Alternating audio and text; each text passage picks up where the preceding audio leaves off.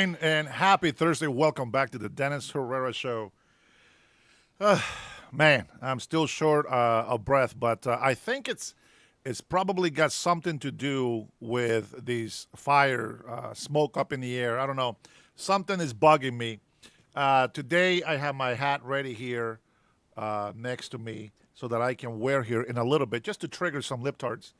But I wanted to show you guys how much hair I am losing because of the lip tarts that come onto my channel. So I want to make sure that you guys know, let you be aware that you are the cause of my hair falling off. With that being said, we just try to get the obvious out of the way. I get, a lot of lip tarts come in here. I aim to please. I don't want to disappoint. So I want to make sure that everybody knows exactly what I look like. And, if you see me on the street, say hello. Don't be shy. It's that simple. Let me go ahead and start off by saying good morning to my man in the house, and Donald. Thank you, Donald, for being here. By the way, Donald, good news. Well, bad and good news. The bad news is that my Samoan brother that I was going to pick up on Friday, it's actually flying to another location on Friday. So I am down for the barbecue if you are still down for it, if the offer still stands. Make sure you let the missus know that I'm coming over and I am going to have some fellowship with you guys. Thank you for opening the doors of your house to me. So thank you so much for that. Let me know if that's still going to work. Brandon 47 in the house.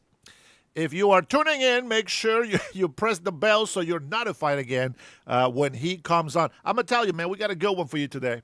We have a good one, and I hope it's good for you as it is for me. You know what I'm saying? Unc Andy in the house. Give him some support from faraway land, from the faraway land. Robert, good morning, sir.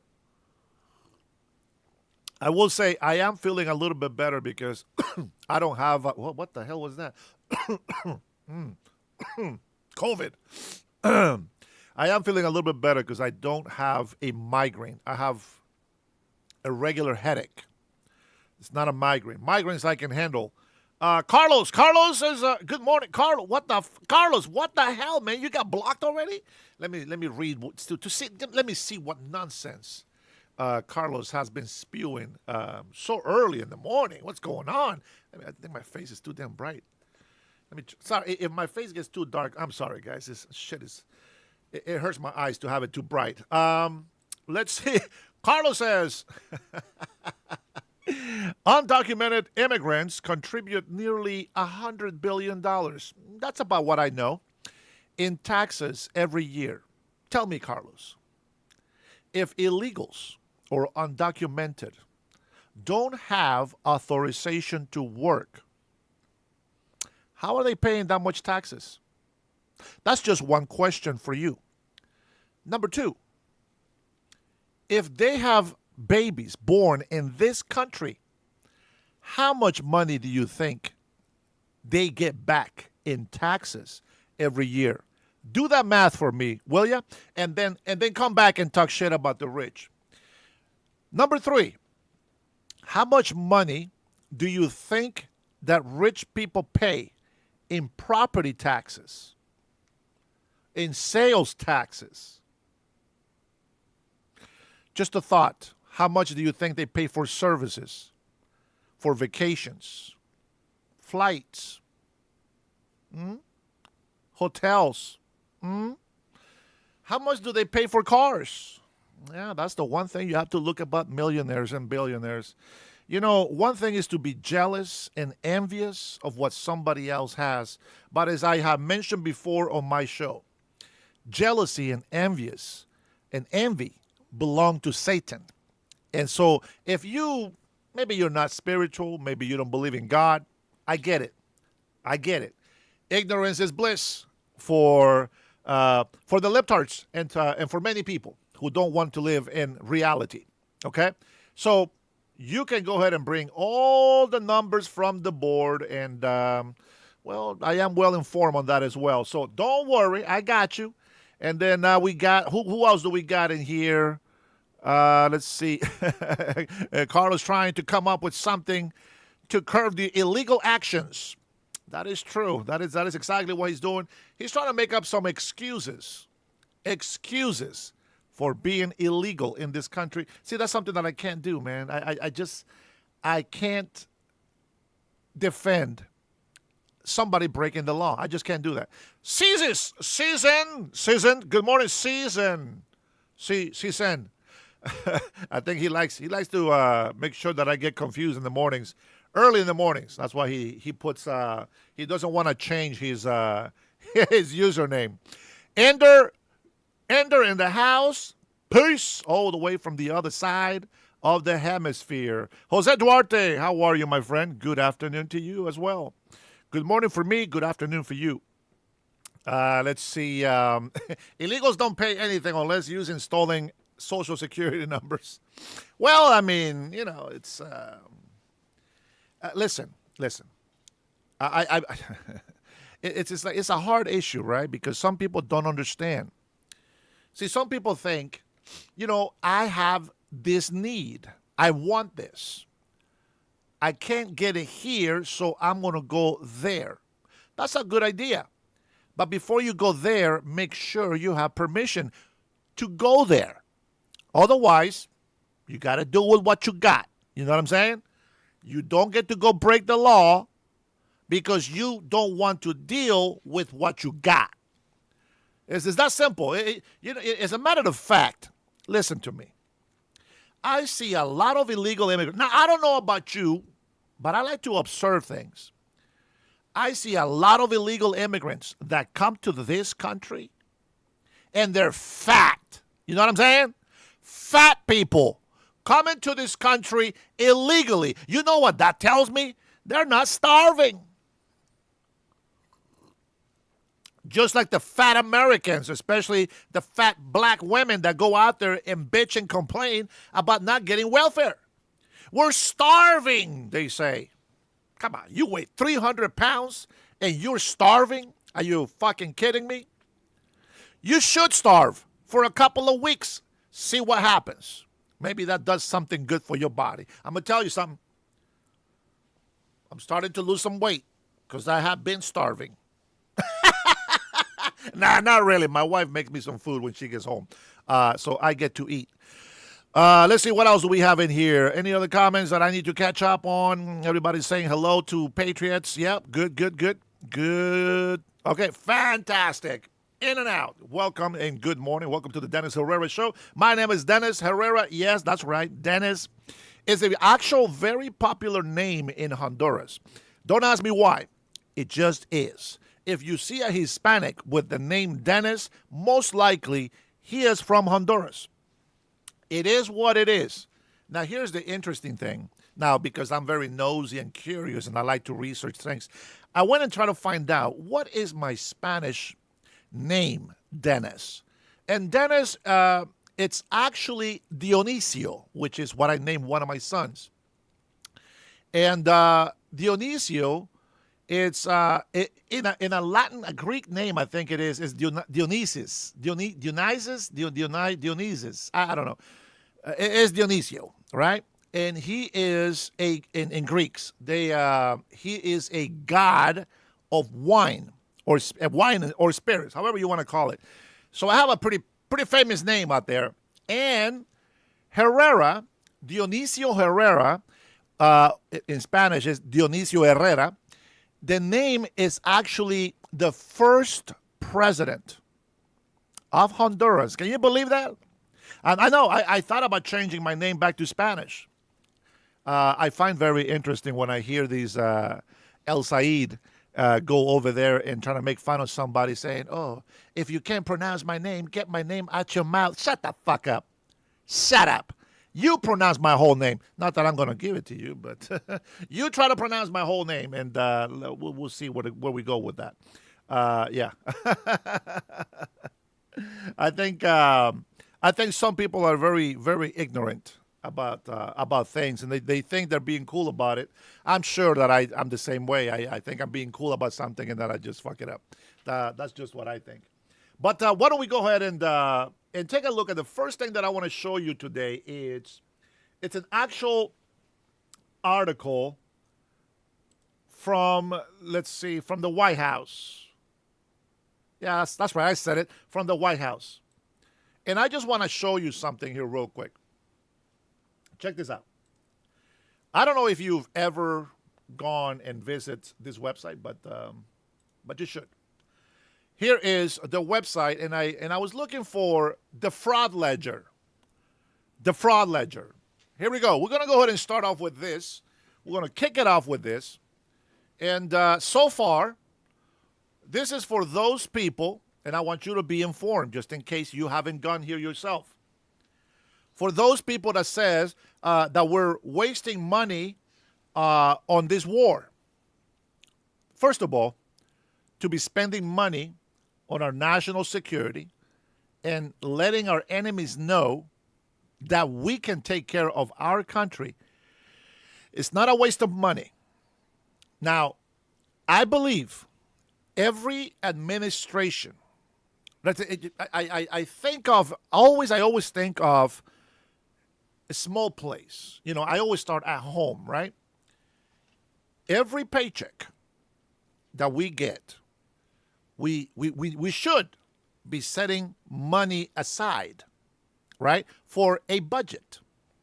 You know, savings, and this is something that's going to come in the budget if it's need to. If it's an emergency comes up, boom, we have the funds. It should be the same in government. Every administration should be adding an extra $1 trillion to the military. The military fund should never dry out. Period. Now that's just what I believe. Because without military, you have no farmers. Without military, you have no independence. Without military, you have no protection on the borders.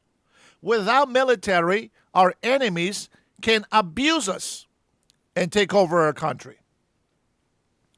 I know military to me goes anywhere from just anything, any department protecting our country. It could be our immigration. It could be Coast Guard. It could be Army, Air Force, anything that has to do with federal government that protects this country. I don't know if that makes sense. I'm trying to find the right words in English. I've been thinking a lot in Spanish lately. But anyway, so we're going to start with this. Now, this is a fraud ledger that they have been started investigating not too long ago. This is something that's supposed to happen all the time. And for some reason, well, it hasn't.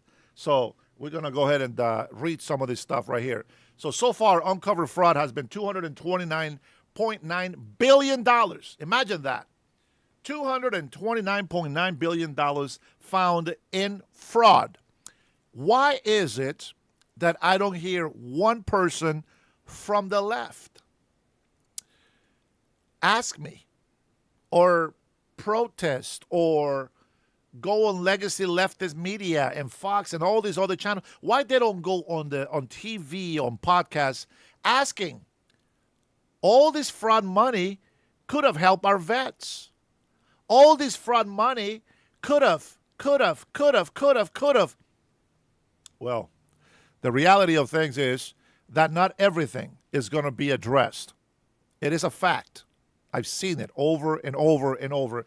And it doesn't matter how much money they get. They're just going to waste it and spend it and ask for more, ask for more, ask for more. You know, they make such a hard time. They give the government the federal government such a hard time when they ask for money to protect our country. That's the stupidest argument that I have ever seen politicians make.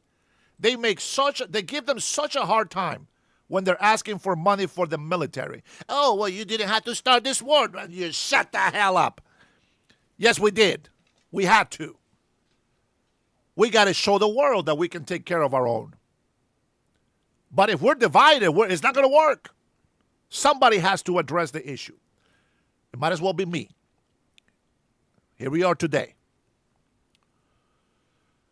Every administration for every state, why is it that only what they think it's important matters? That's not the way the country works. That's not the way it should work.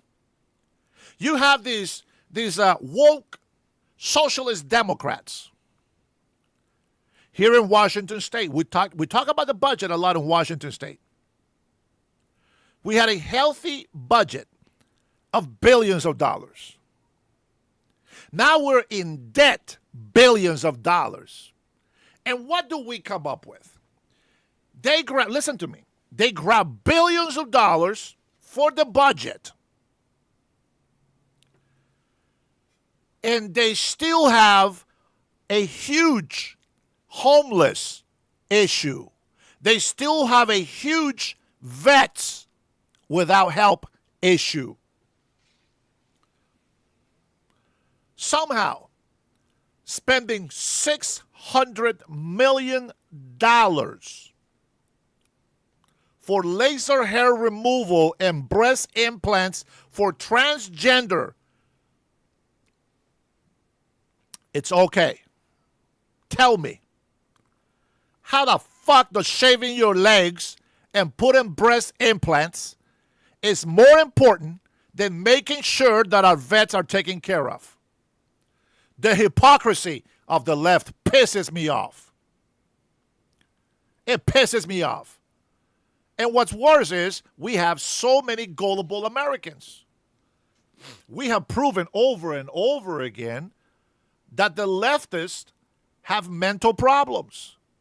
Listen, there is a lot of Democrats out there that are not mental. They're just loyal to the party. But you have to remember what Senator Fetterman said. I'm loyal to my country first, party second. He's still a Democrat, but he's supporting the American people. You see what I'm saying? And we're going to get into this Israel thing. I find this issue very interesting. And you know what's crazy is that I always give you guys an example of the education system in Honduras. How in elementary school, in third grade, I was learning what they teach here in the United States of America in seventh grade. It's crazy.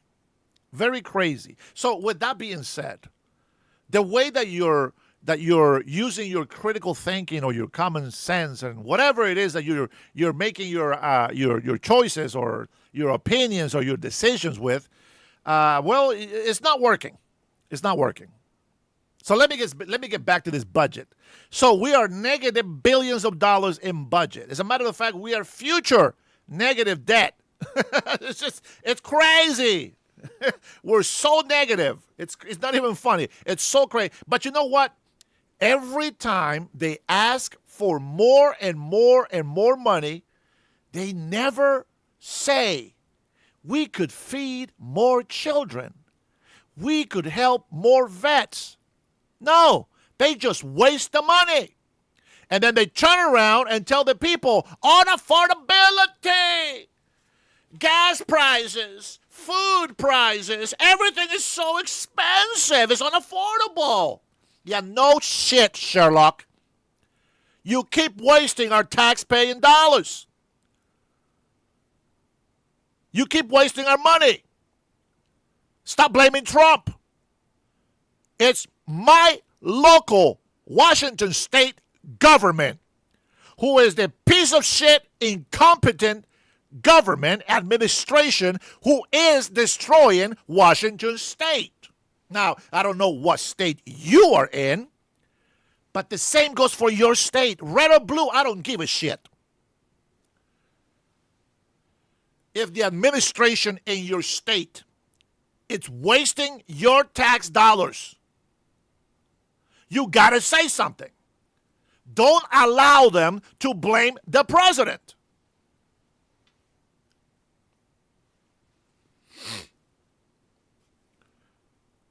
Your governor in your state, that is your president. Did you know that? Every state has 3 branches of government. just like the whole country. Now, there is a reason why we are many states. There is a reason why there is not just one president and everybody else is just a mayor. No, there is governors. Governor is a president of a state. Just like the governor of Puerto Rico can be the president.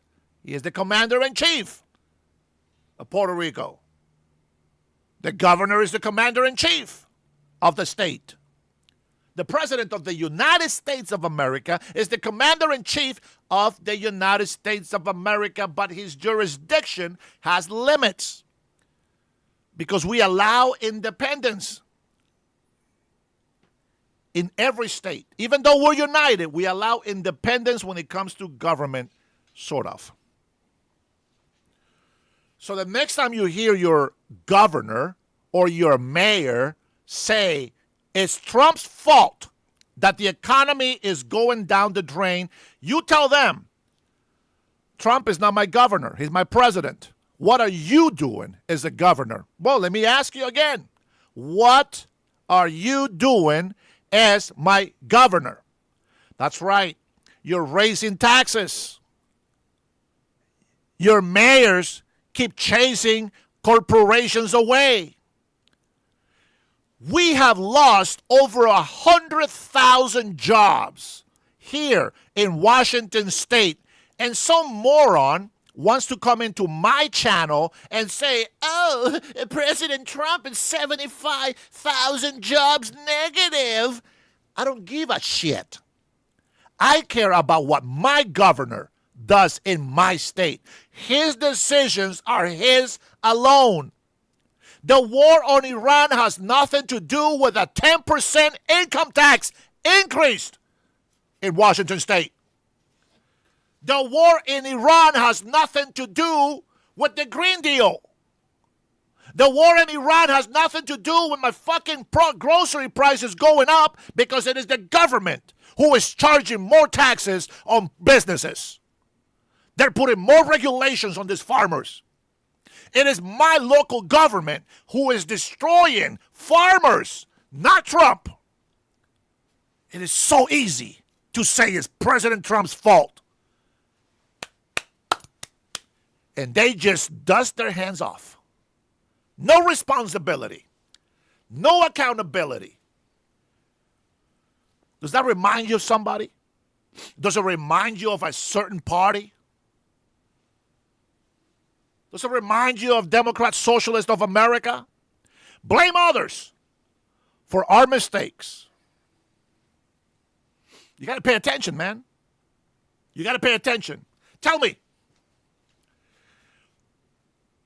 when Microsoft decides to leave Washington State because of taxes, is that President Trump's fault? Tell me, when employees are asking for the minimum wage to be raised twice as much as it was last year, is that President Trump's fault?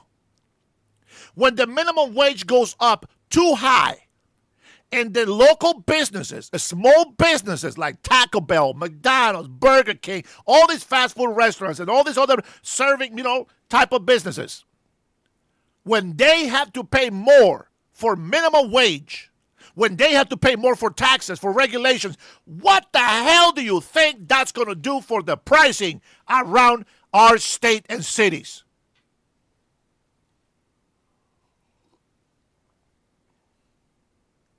Yeah, that's what I thought. No, even if I have my phone lines open, you still don't have an answer. You can deny the truth as long and as much as you want, but the fact remains. Stop blaming the president. Hold your governor and mayors accountable for their incompetence. I argue this issue all the time. People come in and they say gas prices. How much is the barrel of oil? Let's go find out today. What is the barrel of oil price today? What is Brent's oil? 78, okay, almost $79. Under Biden, gas was at $3.21. And the lowest price of the barrel of oil was about $80. We're almost there. So what do you think has changed from the Biden's administration, where the barrel of oil was $80, now under Trump, 2 years later, it's $79. Tell me, why is gas prices so high? It's a good question, isn't it? I always like to go to the source. I always like to go to the source. You know, it used to be, when I was in high school, it used to be that our teachers will tell us, do you guys want to be flipping burgers for minimum wage for the rest of your lives? That will never be a livable wage. Do you understand? Why is it that they used to teach us that? They told us you should have a trade. Learn a trade. Learn a trade. Be independent. Be your own boss. But if you want to work in any industry, this is what the industry of the Microsoft does. Software engineering. This is what the medical industry does. Doctors, nurses. This is what the industry of aviation does. And then you have all these positions. What do you want to be? You want to flip burgers and fries for the rest of your life for $5 an hour? That was the message that we were given in high school, right before we graduated, so that we can have some sort of idea of how we wanted to be living in our country. Do you want to be wealthy? Here is what you can do. Do you want to just live on food stamps? Well, don't do shit. Continue to do what you're doing. Nothing. Whew, man, just the knowledge just drops in there. Just unbelievable. I wish that I can teach you common sense, but I can't. I can only show you the door. I've said this many times. I can only show you the door. You have to walk through it. So again, when the governors and the mayors tell you, and especially legislative branch, Congress and Senate, especially when they tell you unaffordability is President Trump's fault because of this Iran war. You know what's crazy? The Iran war thing that we're fighting right now started in February. Unaffordability has been going on for fucking decades. You can't play that shit with people that pay attention. You can't play that with people that pay attention.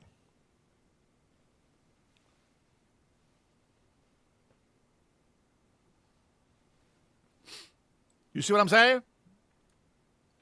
We can't be stupid, man. And listen, even if it was Biden, I still blame my local government. Even if it was Obama, I still blame the local government. Because while the president does have something to do with the pricing and inflation, it is most of the responsibility falls on our local government. How do we make business?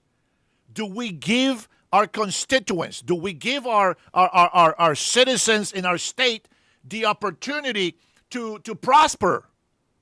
Tell me, what family do you want to live in? I want you to study and learn. If you don't want to go to college, what do you want to do? You want to be a mechanic? Huh? Do you want to be some sort of different kind of tradesman? You want to work with iron? What do you want to do? You want to do construction? You want to do framing? You want to do some roofing? What kind of trade do you want to work on? Do that. But don't sell yourself short. Get educated. Get a skill. I was making this point yesterday with my wife.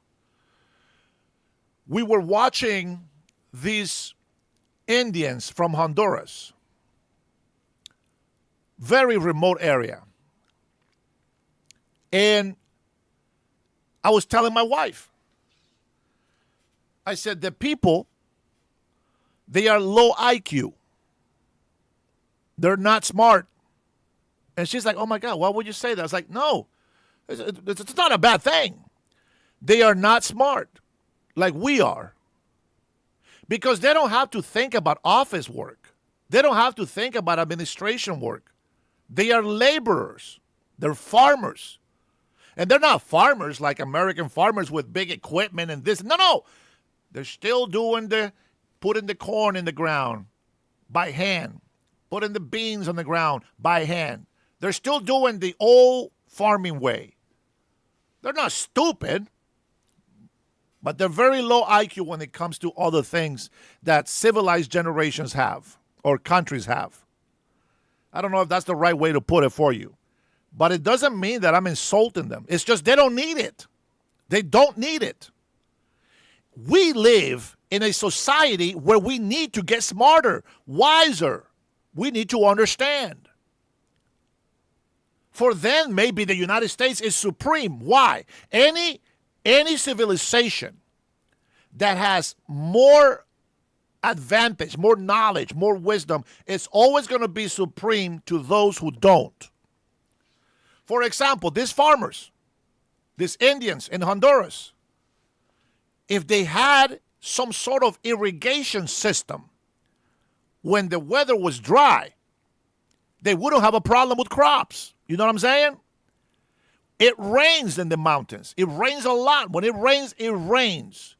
If they were to say, for example, they were to gather, some water tanks up in the mountain, water tanks to catch the rain, to gather some water. During the dry season, they can release some of that water little by little. I'm not an expert, but that is some common sense idea. I'm not a genius. Maybe I am very low IQ because I don't, whatever. But the fact is that these people still live 1,000 years behind. Sort of like socialist Democrats. They are living 1,000 years behind. Their ignorance, it's just unbelievable. But let's go ahead and read this ledger. Remember, before you allow your governor or your mayor to say shit about the president, ask him, what have you done for me lately? What have you done for me lately?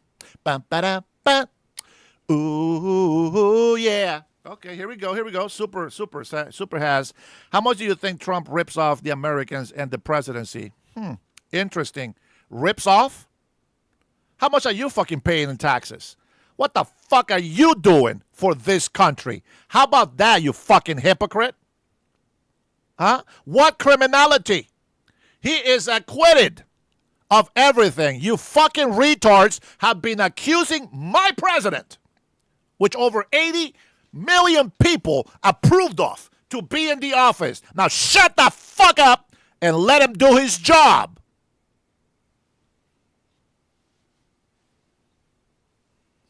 Yeah, fuck you, Super. Go ahead. Anybody else wants to talk shit? Oh, right now is the time. You think Trump doesn't pay any taxes? Sure. Maybe he doesn't. How much money do you think he spends on this property tax? You think he don't pay shit on that? If you have a business, you too don't have to pay the taxes. Just because you don't know how to do your taxes doesn't mean that you're going to get to blame somebody else that knows how to do theirs. They still pay more taxes than your sorry ass. They still pay more taxes than your broke ass. Now shut the fuck up unless you go and become a millionaire, then you can say something. Until then, shut up. It is that simple. Oh, 77 million. I'm sorry. 77 million. I was off by 3 million. Yeah, that was that. You're right. that makes a big difference. Thank you for that. If we only have 77 million people voting for President Trump, how many did you morons lose by? Give me that number. $229.9 billion.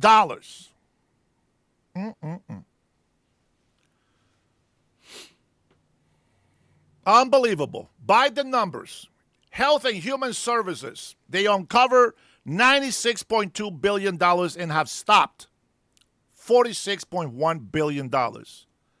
They've been able to enforce since January 2025 about $30.5 billion. Where's your outrage for that, libtards? Where's your outrage for that? On the agriculture or SNAP, USDA, $6.7 million has been uncovered. And they have stopped over $507 million. Where's your outrage for that? DOL for labor, $7 billion. They stopped 2.5 and have enforced 1.6. Where is your outrage for that? Housing and urban development, $329 million uncovered. 83.8 has been stopped. Where is your outrage for that? This is nothing to do with the president, is it? $226 billion. Nothing to do with the president, does it? It has everything to do with your fucking local government. Argue with me with some common sense. Don't be petty, Jimmy. Don't be petty.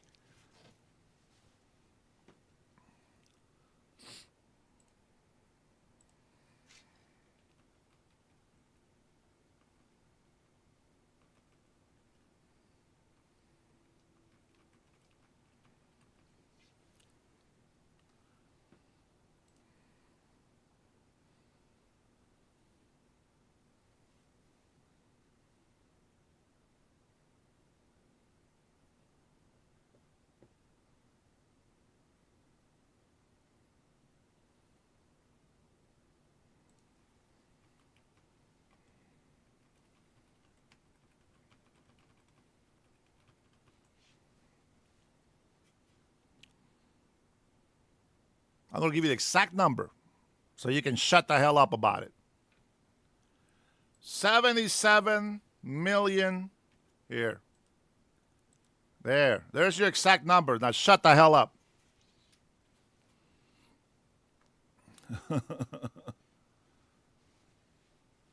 Here we go. SBA, Small Business Administrations, $122 billion. No outrage from the left. The educational system, $2 billion. No outrage from the left. Veteran Affairs, $135 million. No outrage from the left. DHS, 1.3. Homeland Security, $1.3 billion, and still no outrage from the left. These are all frauds. This is the fraud ledger. These are all frauds that have been uncovered and what is being taken place. 25 charges so far. And most of these people were being protected by Democrats. Imagine that. I think it's time to trigger some libtards.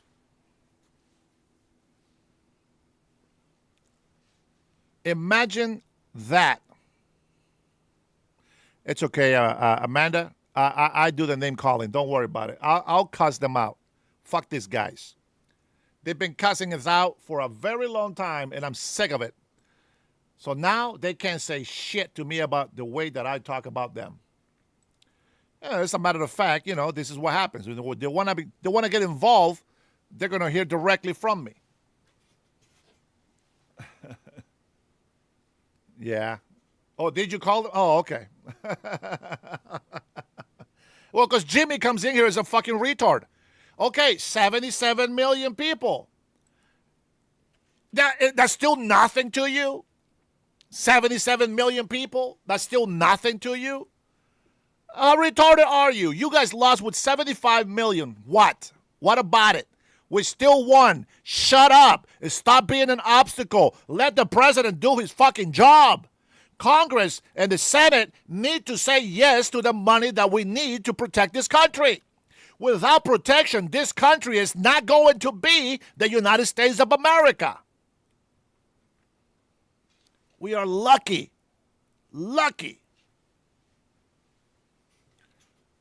that we have the administration in office that we have right now. Unbelievably lucky. But you libtards, you people, you retarded, naive, gullible people on the left want to support Muslims in office? You want to support communists in office? You wonder why I'm pissed? You shouldn't wonder. You should know why I'm pissed. I am pissed that a lot of dumb-ass entitled Americans are allowing commies to take over our fucking country. As if all the people that have died for it means nothing. Socialists and communists has done nothing to create this the wealth and the power that this country has today. Why would you allow a stupid ideology that has failed over and over and over and continues to fail today? Why would you support that? It just pisses me off. You should at least accept the insults. Allow me to express myself on my channel. How about that? Allow me to enrage of the stupidity of the people that we are still defending today. Allow me some freedom. Let me tell you something. When I am giving you information and you spam my chat with a bunch of bullshit, you are disrupting my channel. So I will call you out. If you didn't know, that's how that works. If I don't want to address your issues, I'm just going to make a pre-recorded message and put it out there. And then you can knock yourself out talking shit to the air. But I am live. Take advantage. Ask some serious questions. Don't be stupid. Don't act like you're my enemy. Don't act like you're against me. Because otherwise I'm going to fucking tear you apart. It's that simple. I'm very competitive. Very competitive. And yes, very vindictive as well. But I can also be your best friend. I can also be your most loyal friend. If you know how to talk to me. It's kind of like President Trump. You know how to talk to him. You get on his good side. You look for favors. You will get it. But you got to know how to talk. Anywho, let me go ahead and let's go ahead and start going through some clips. Brian is here, right? Brian's still here. Green Substance, how are you, my friend? Oh, man, I felt like shit yesterday, but thank you, Green Substance. I appreciate you, brother. I appreciate how my patrons here with me. Let me make a quick update on this thing. Why is it? I want you guys to be able to stay. Yeah.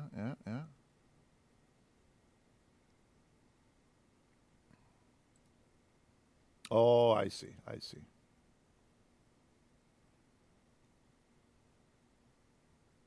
Hold on, give me a second. I have to do something here.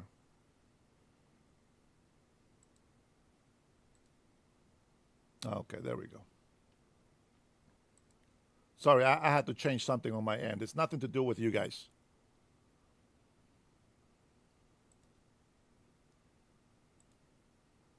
All right.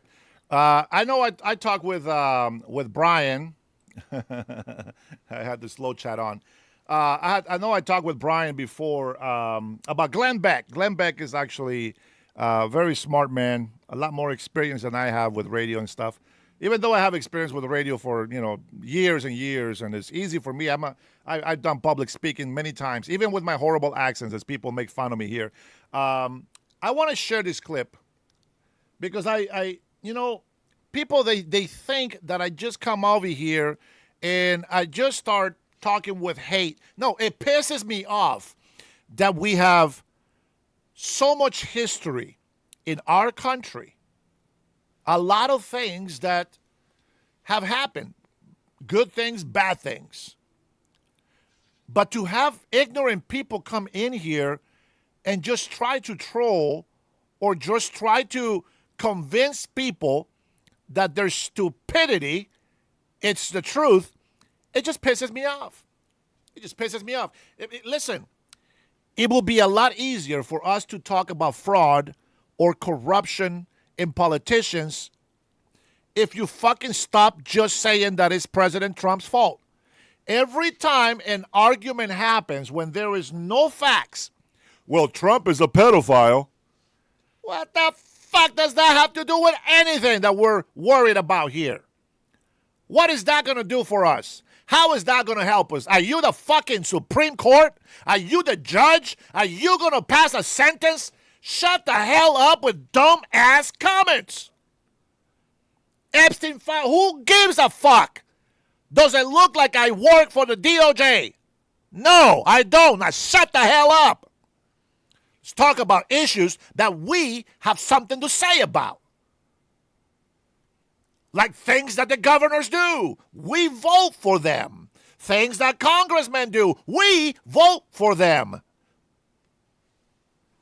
Those are the issues that you have to address. No, Bob Ferguson slept with his neighbor's wife. Who gives a shit? What I care about is that Bob Ferguson screwing me up with taxes. That's what I care about. Does that make sense? You know what I'm saying? It's unbelievable. You know, ever since this Iran thing happened, I have heard all the arguments for many years. Years. I want you to understand why there is a frustration in my voice. Listen to me. What pisses me off, even if you intend well with your comments, listen, what pisses me off, it's that these issues have been happening before Iran.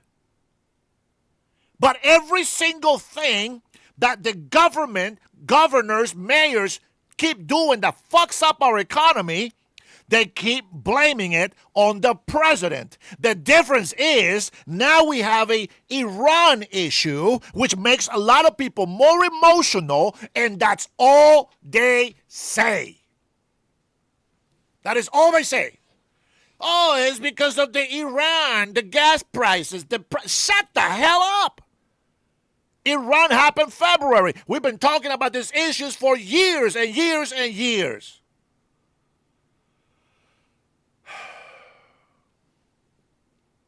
It's frustrating. It's frustrating. I'm not a very patient man. I like to get things done. I like accountability. I like people to work hard. If I can clean toilets, doggone it, you can clean toilets. Matter of fact, man, I think I was having a dream about this. By the way, I took 2 pills of the what do you call that sleeping thing? Melamatol, I forget the name. I took 2 pills, and I woke up about that I can remember about 10 times last night. I am feeling better because I don't have a migraine. I just have a slight headache. Listen, I'm not a quitter, and I am not a pussy, and most importantly, I am nobody's bitch. So I give mass respect to people who can take a beating from me verbally and continue to talk with me. Mad respect. Melatonin. I just don't want to confuse it with the skin thing, the melanin. English is my second language. After 4 decades, it still bothers me. But anywho, we have, I hate it when people make excuses for their incompetence. Iran. That's all they say now. That's all they say. Nothing else. You talk and you uncover the truth about what these terrorist Muslims are doing in our government, how they've been scamming us, how they've been frauding us, how they've been stealing money from the taxpayers. And just when we unmask them, they say, fuck Donald Trump. And they, oh, yeah, that's right. Yeah, we hate Trump. Forget about the Muslims taking over our government. Forget about the Muslims over here terrorizing Christian neighborhoods. Forget about it. We hate Trump. That is my problem. So I'm going to share a part of Glenn Beck's video. Man. Listen to this so that we can continue, okay? Listen to this. This is Glenn Beck. I think he posted this morning or yesterday. I can't remember. But anyways, take a listen to this, and then we'll continue. And I want you to watch this because he found the clip very interesting. Okay, watch this. Oh, we'll get into it, Jose. Check this out. Let me go to Nate Friedman, independent journalist. He is also very concerned about the Islamic takeover of Michigan. He spent a lot of time up in Michigan. Been watching your videos. The host of the Nate Friedman Show. Nate, how are you? I'm good. How are you doing? I'm good. What do you make of all of this in Michigan? I mean, I find this good news that it wasn't a runaway.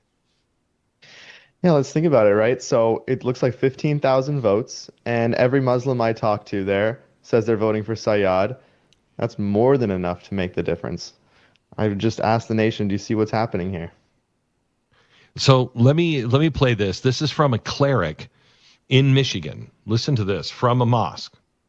On the 4th of August, there is a very important election, and I see one of the mandatory things, one of our responsibility that to support brother Abdul Sayyid. Abdul Sayyid, he's running for the Senate, and the other candidate, they supporting Israel, they supporting the Zionists, and all the Muslims, all the believers, men and women, it is responsibility. It's mandatory to go and to elect brother Abdul Sayyid, because at least we know he is a Muslim. He will support the Muslim issues here in this country.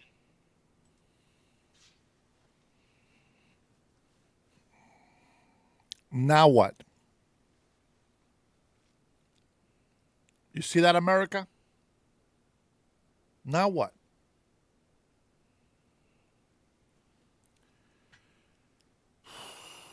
There's always the same dilemma.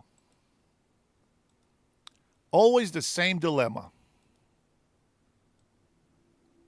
People hating on Israel, people condemning Israel,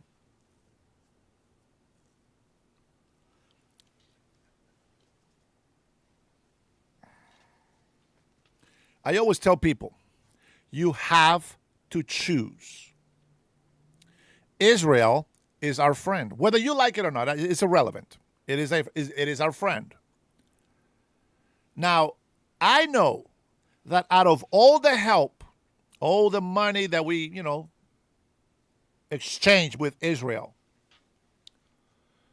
not once have they said death to America. Iran has been killing Americans for 47 years. 2006, we put a stop to money going to Iran. We put a stop. Barack Obama comes in, negotiates with terrorists, and says, okay, we're going to give you $1.7 billion.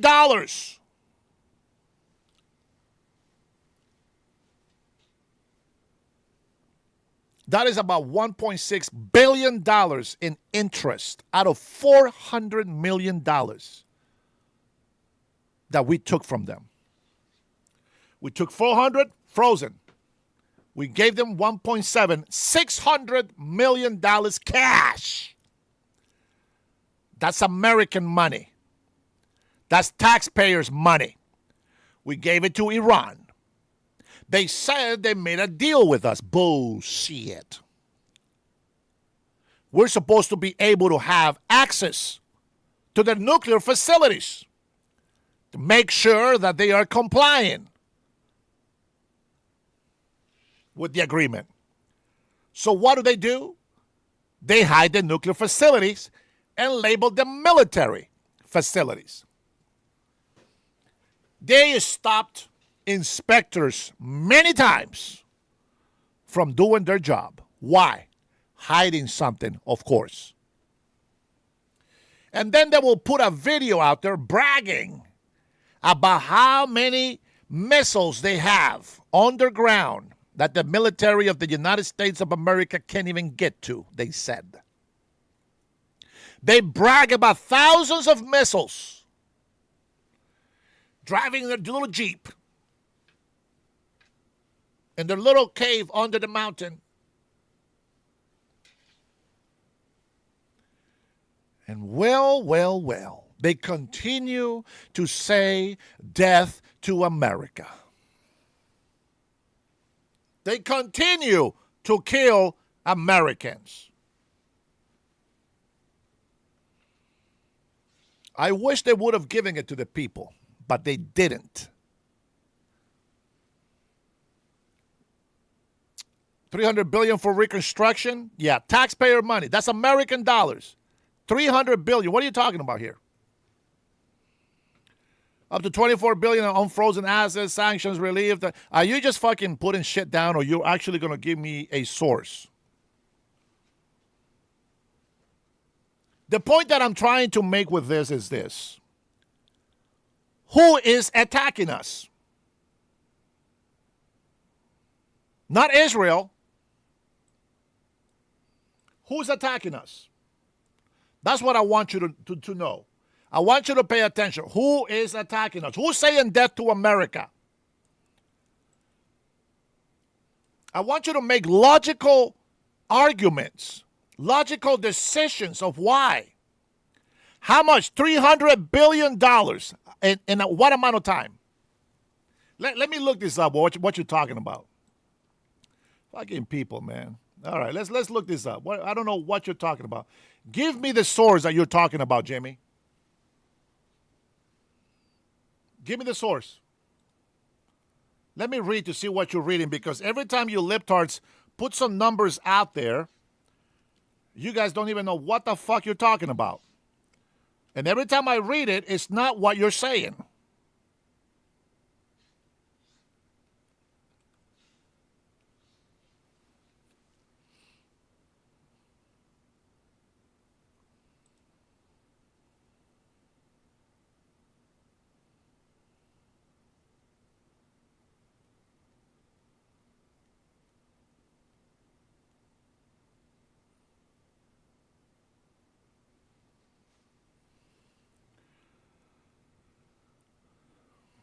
Geopolitical discussions regarding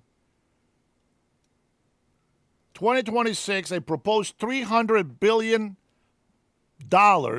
private reconstruction and investment fund for Iran.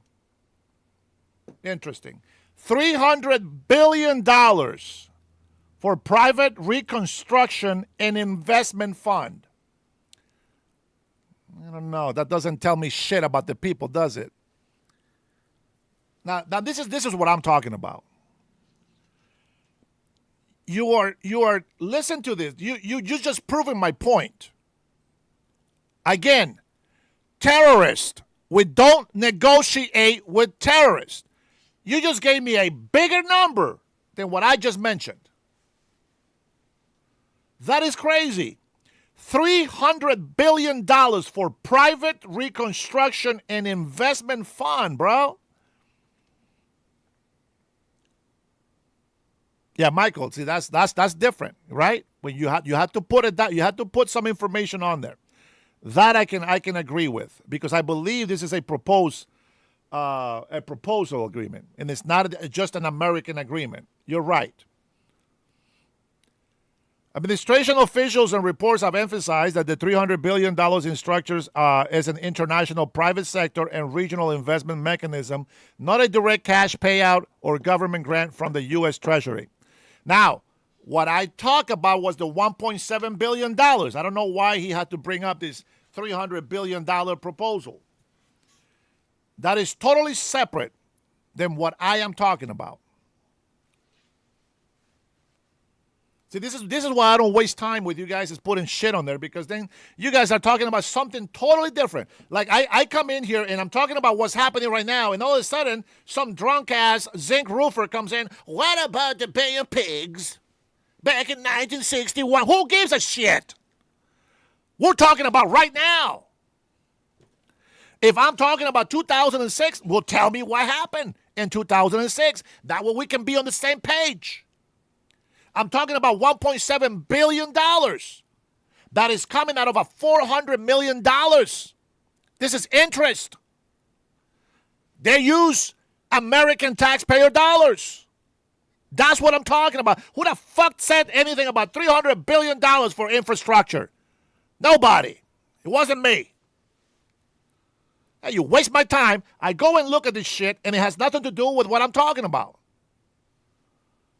This is what I say. Stay on subject, for Pete's sakes. I'm fucking believable. Whew, man. Still trying to catch my breath from yesterday, man. Still trying to catch my breath from yesterday. But don't worry, we'll go to our next clip. We'll go ahead and leave this right there. If you're coming into my channel, don't forget to hit that like button, will you? Appreciate y'all. Appreciate you. All right, let's go ahead and get to our next clip. Man, Glenn is a very smart man, very wise. Yes, he supports President Trump. But that's not why I like him. I like him because he uses common sense.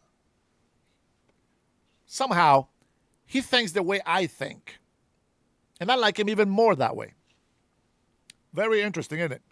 All right, here we go. Let's go ahead and, let's talk about... What was his name? All I know is his name is Saeed. Let's talk about Saeed, the new guy that's just beat the other Democrat loser. Oh man, I can't even get real with these people, man. I can't even make real comments about these people. I just don't trust Muslims. I just don't trust them at all. And it's not because, I'm a Christian and their religion is not mine. It's not because of that. It's because of history. Because of history. I'm going to give you one last attention. Let me see what you're saying here, Jimmy. Oh, Jimmy. You're trying to say because Obama gave Iran back $1.7 billion of their own money. It's not their money. $400 million is their money. Is a bad thing. Yes, you don't negotiate with terrorists. I think you missed the beginning of my argument. You don't negotiate with terrorists. Now, the people, the naive Americans, they believe that Obama made a great deal. It was a shit deal. And if you're going to argue with me, Lord, please give me the wisdom to talk to these retards. If you're going to give me the argument that Iran went nuclear because President Trump canceled the Barack Obama deal, you are more retarded than I thought. It takes decades to build the nuclear facility that Iran had, that we obliterated. Oh, man, I wish I had more patience. Tanya, this is why sometimes I try to force myself to slow down and try to give the benefit of doubt to people. But sometimes it just pisses me off when they don't think the way I do. And I know maybe that's unfair because I see different things and they don't see. I'm not a good teacher. I'm a leader, not a teacher. It's a big difference. I can tell that you do a good job here. I'm going to put you here. I can tell you're good at this. I'm going to make you do that. But I can't teach you. I just don't have the patience. It is what it is. But again, the idea that Iran went nuclear because President Trump destroyed the dumbass Obama deal with Iran. All he did was two things: negotiated with terrorists and allow them to have $1.7 billion. $600 million cash in pallets. That's taxpayer money, baby. That's taxpayer. You're talking about something else. You're talking about something else. That's not what I'm talking about. That's not what I'm talking about. They were able to fund the Houthis, Hezbollah, all these other little, what do you call those? Escapes my mind right now in English. Cells. I don't know. What's it called? I don't know why I lost the word. Proxies that they have in place. That's the word. I think it's proxies is what they call it. Anyway, that's it, Jimmy. I can't give you more attention. You're on the retarded side of the conversation. I'm not even talking about that money yet. No. Tanya, I'm not a good teacher. I'm a horrible teacher because I have no patience. I'm too violent when I teach. Oh man. Thank you, Brian. You're too late on the chat, man. There's too much delay on the chat. All right, let's go ahead and take a listen to these. You guys probably already heard this. It's pretty redundant by now, but we have to continue to play it so that everybody can see it. Here we go. Race that split the party. Far-left progressive Abdul El Sayed is now urging Democrats to unite after defeating Congresswoman Haley Stevens in Michigan's Senate primary. We as a party have to come together. You know, we had a hard-fought battle. There were some disagreements, but I also know that the things that unite us are so much bigger than whatever it is that divides us. We have an opportunity right now to You know I love you, Patriots. This is why you're my family, man. I love you. Even though I could be wrong about some things, you guys correct me with love. You give me stats. You give me facts. And sometimes you disagree with me, but that's what I love you, because you know how to love me and support me, and I appreciate that. I know that you guys know I'm not perfect. You guys know I will apologize if I make a mistake. But I will definitely tear somebody up that comes in here calling me names and shit. Come together to embrace the idea that we can have an America that is affordable, because Michiganders right now are suffering. Mike Rogers is exactly the opposite of that, and we have an opportunity to come together to defeat him, defeat Trumpism, hold him accountable, and start actually addressing the challenges that people. That right there is what I want you to pay attention. Defeat Trumpism. That's it. That's all you got. And then it's not free health care for Americans. I want you to understand that. It's not free health care for American citizens. It's free health care for all. That's socialism for you. How did that work out in Europe? They are deporting people. Massive deportations. They are massively removing people from food stamps, from health care benefits, housing benefits. They are removing all of those things, and now they're going to look like jackasses because they allow it to happen. It's crazy. Pay attention. It's always about Trump with his fucking losers. Hold your government accountable for it. Who's in control of the laws? Legislative. Not the president. Who is in control of your local taxes? Not the president. Who is in control of regulations in your state? Not the president. Unbelievable. I just don't see it. I just don't see it. I believe, listen, I want to make this clear. I believe every single American citizen should have free health care. 100%. Here's the warning. Prepare to have the shittiest health care ever. Canadians have free health care. Guess where they go to get health care? That's right. Here to the United States of fucking America. Because universal health care is shit. Nobody wants to wait 6 months to be able to see a fucking doctor.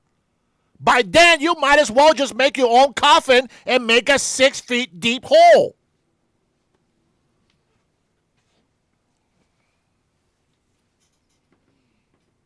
Michigan are facing. Former Obama fundraiser and Silicon Valley tech pioneer Allison Wen joins me now. Allison, great to have you back on the program. And as has been well documented, when you've been here, you were heavily entrenched in that Democrat. Manuel Correa, call me. Call the phone number. Call the phone number. Let's find out who the fucking idiot is. You fucking pussy. Go smoke your joint. That will make you feel better. Maybe man, if I didn't hate the smell of marijuana, I'd probably be smoking a joint right now. Calm my nerves. Go ahead, call me, you pussy. There's the phone number right there. I want to see Manuel Correa call me. I want to hear this pussy talk out loud. And let's see who the idiot is. Oh, I take a challenge. Let's go. First of all, let me do a quick disclaimer. This Asian woman that now is a Republican, not the sharpest tool on the shed. Now, this is just my own opinion. I'm just saying. Omar knows about Muslims. Omar Slayman, not to put you in the spot there, but Omar Slayman used to be a Muslim, and there is a reason why he is not longer a Muslim. He knows we don't hate Muslims, the people. We just don't accept that religion is demonic. It really is. Party ecosystem. I'm sure you have a lot of friends still there. So what are those friends saying this morning about what this means, this win by El Sayed means for the future of their party? Well, they can't have their cake. You know, you can't have their cake and eat it too. You have to decide what side you're on. Is this the party of Michigan auto workers, or is this the party of socialism, Mandami, and AOC? And so there is a split down the middle right now. And so they need to decide. And if it's going to be socialism, they're going to lose a lot of people like me. I know I used to be a big Democrat, and then I was forced to become a Republican, happily Republican now. So Pennsylvania Senator John Fetterman is issuing this challenge to El Sayed over the course of the next 3 months. Listen. And I just want to issue a dare. Continue to campaign with Hassan Piker right now. You're in a general election now. I dare you. Keep campaigning with someone like Hassan Piker, the guy that, on the 25th anniversary of 9/11, my best friend says America deserved 9/11, and you're going to try to win a general election. So that's, how can he reconcile the outlandish thing that he said? Okay, so that's the question, Allison. We heard in the introductory soundbite that I played that El Sayed wants to bring everybody together, bring the Democrat Party together. But what does El Sayed actually campaign on? Is he going to do things that maybe disavow some of his previous positions to bring more independents back in and bring more sort of center-left Democrats back in? Or does he continue campaigning with Hassan Piker and the like and say, this is me, I'm going to double down on this?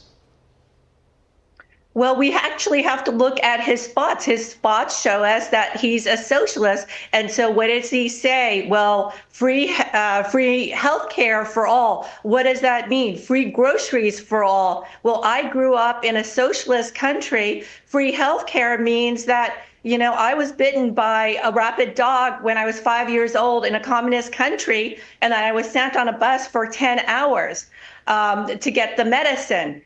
And for groceries, we stood in line for 10 hours with my mother. That's the harsh reality of socialism. So do you want that or do you want growth? And then double whammy with California, it became the Socialist Republic of California, our beautiful, great, innovative state. Succumbed to the socialist mayors like Karen Bass, as well as the catch and release district attorney of Chesapeake Boudin and George Gascon, that made our streets very unsafe. Bad schools, they outlaw algebra here in San Francisco. So I want to hear real policies from Abdul El Sayed and hear what he has to bring people together. People at the end of the day, they want grocery, they want safety on the streets. I know I have three young adults, and that's what I care for about the streets in San Francisco and Los Angeles,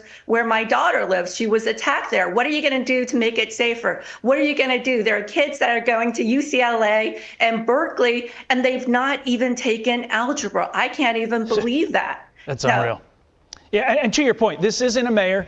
This isn't a representative. This is a senator with national implications that will touch you there in California, will touch us here in New York, will touch the entire country if he's elected. And we need to pay attention to that. Allison, it's always a pleasure. Thank you, my friend.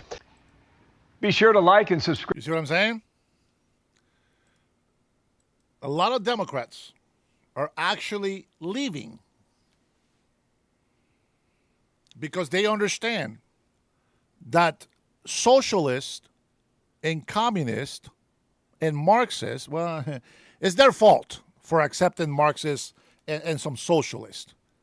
Now they're starting to see that there is really no way out for them anymore. They have allowed a big tent. They stopped using regulation to continue their path. They have gotten rid of rules, laws, policies. Everybody can come in here now. And look what happens. It has destroyed the Democratic Party. It is the same thing that's going to happen to this country. When you allow no borders and no laws to be enforced, everybody and the mama from around the world are going to come to this country and try to mooch off the free health care, try to mooch up of the free welfare, of all of these little things that they get for free. That's why people come here. There was a lot of people, you heard of this invasion in Spain, right? Well, it happened here, obviously, during the Biden administration. It was massive. Listen to this. The migrants that were coming in illegally, they were promised food, shelter, and work, money. And the moment that they saw that those things were no longer being given or offered to them, they said, well, there's no need for us to migrate anymore. Why are we going to go there? They're just going to deport us. Deterrent. We're just going to be homeless. Deterrent. We're not going to get free food stamps. Deterrent. We're not going to get free health care. Deterrent. It makes illegal immigrants not want to come to our country because we are a country of law and order. Free health care, sure, but fight for the American people. Not free health care for all. Are you fucking retarded? Common sense. Common sense. Free health care. Fight for that. Go ahead. Free health care for all Americans. Fight for that. But don't fight for free health care for everybody. Because all you are doing is incentivizing criminals and all the people that keep their country poor to come to this country and take our wealth away. Do you understand that? You want to be a charity to the world.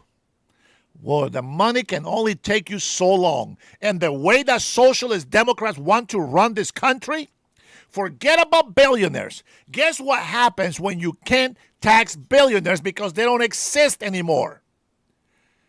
Put it on the chat. Give me an answer. What happens when there is no more billionaires or millionaires to tax? Because your socialist, communist way does not give me an incentive to be rich. Does not give me an incentive to create wealth. For what? So lazy motherfuckers can get the money that I'm working hard to get? Where is my incentive? Where do you stand with that socialist? How do you put somebody to work with no incentive? Nobody fucking goes to work to say, I just love working. Don't worry. Don't pay me. I'm just going to work because I love working. Nobody's that stupid. Nobody is that stupid. Do you understand what I'm saying? Do you understand what I am saying?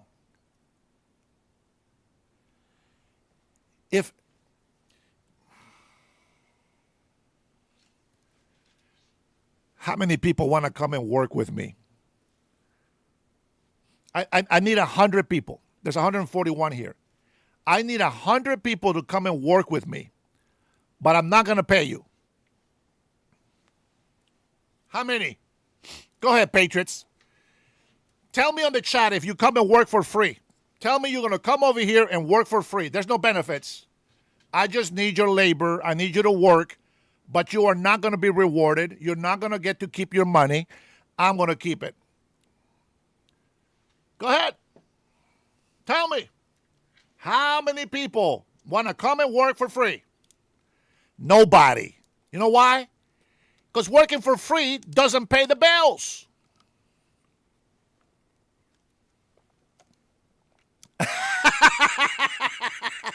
That's right, Magic. That's right, baby. That's right. I'm busy that day as well. Absolutely.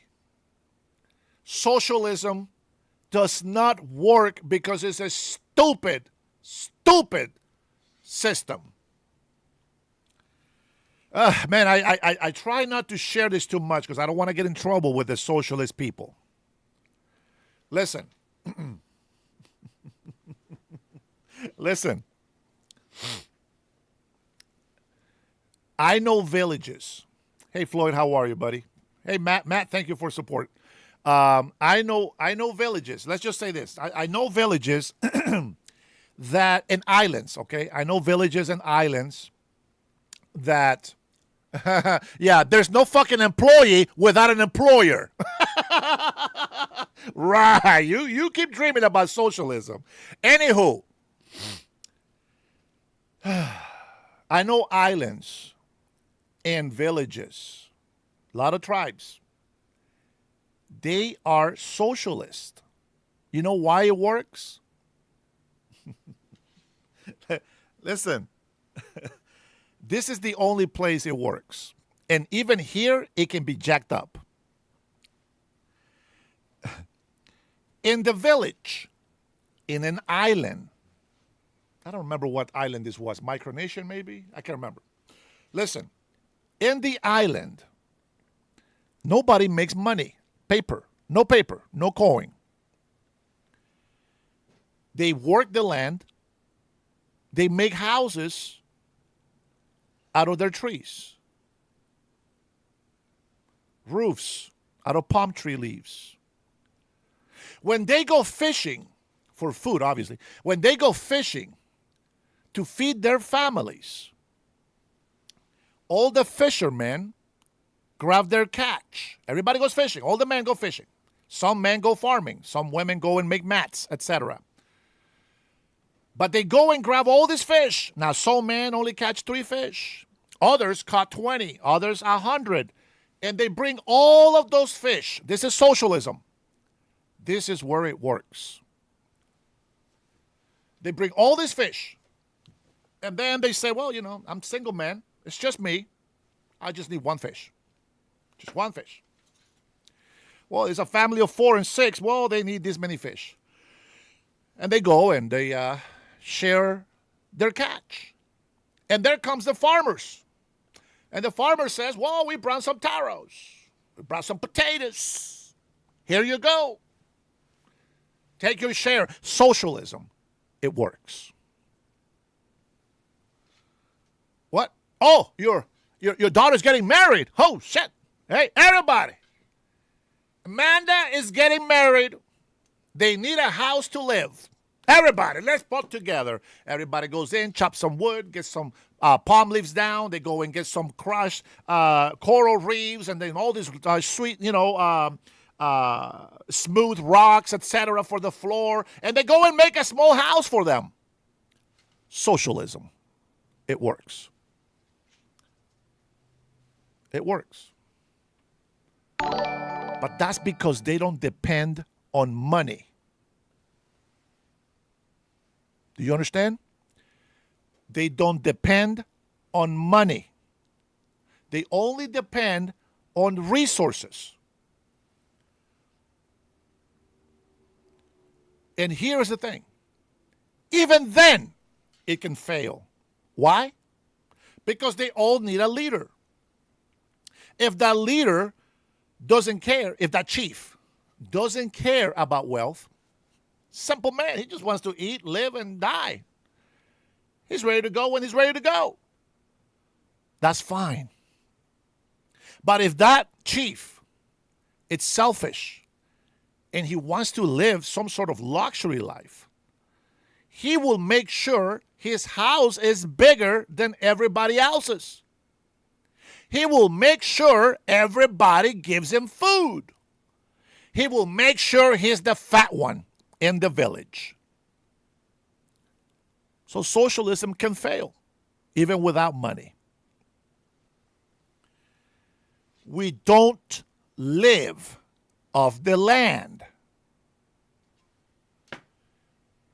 Indian tribe in Honduras. I mentioned this a little bit earlier. Indian tribe in Honduras. They still trade. If they like your shirts, if they like your clothing, they'll offer you a couple of pounds of corn, beans. They still do trading.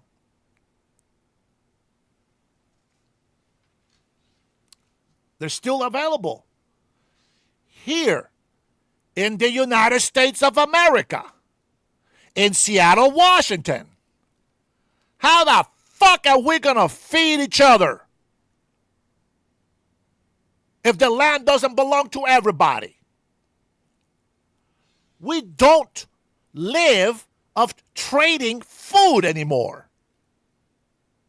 We're not free to go and catch and feed everybody. Shit, even the Native Americans, they have their own fishing grounds. They abuse it. They take all the fish and nobody else can have food. Socialism doesn't work. It can't, because the world is built on capitalism. Money makes the world go round. So what do? You trade your labor for money. That's what you do. And if you don't want to trade your labor for money and you want to be your own boss, you go and be your own boss. That is capitalism. Individualism, the freedom for you to privately own a business and make as much money as you can. If you want to make money, you're going to start your business. If you want to make more work because the demand is getting higher, then you hire somebody. You offer that wage. If they agree to work with that wage, then you pay them that wage. If they don't agree to work for that wage, then they don't fucking work. And then you are stuck by yourself. So what do you have to do? do? Do I want to make more money on my business? Then I got to pay that wage. So I'm going to offer him more money, and then he's going to work for me. But now I'm going to make more money because I'm going to have more productivity. But guess what? That's not enough. I want to be able to own my house. So I want to produce more work. So I'm going to hire somebody else, and I'm going to make the investment. I'm going to lose money right now, and these two employees, they're going to be able to feed their families while I suffer for a little bit. But in the end, I'm going to collect my reward. I'm going to pay for the building, buy the machinery. I'm going to make the investments. I'm going to buy the insurance. I'm going to make sure I take 100% all of the stress that comes with the business. Socialists, they don't want to do shit. Matt Parenti has a great idea. I don't. Fuck him. I don't want to work. Fuck Matt. Fuck Matt Parenti. But Matt Parenti has this idea. And well, fuck him. I don't want to help him. It's a stupid idea. But Matt Parenti says, hey, I really believe in this idea. So I'm going to make the investment. I'm going to get a loan out. And I'm going to see if I can make this happen. I'm going to go ahead and grab a couple of people. And I'm going to pay them this money. I'm not going to make any money right now. But I have a loan. And this loan is going to help me pay my bills for this long. So I'm going to be able to make the investment. And I say, Matt Parenti, you're a fucking dumbass. Stupid ass idea. And then before I know it, Matt Parenti's business fucking takes off. Oh, hey, Matt Parenti, never doubted it, man. Hey, let me tell you how to run your company now. And Matt Parenti's going to come back and say, fuck no. Hell no. As he should. Socialism doesn't work. Socialism doesn't work. But the billionaires, yeah, okay. How did they get there? They inherited the money. How?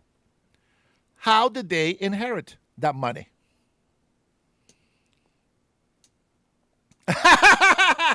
You're a fucking retard, Jimmy. That's what you understood from that story?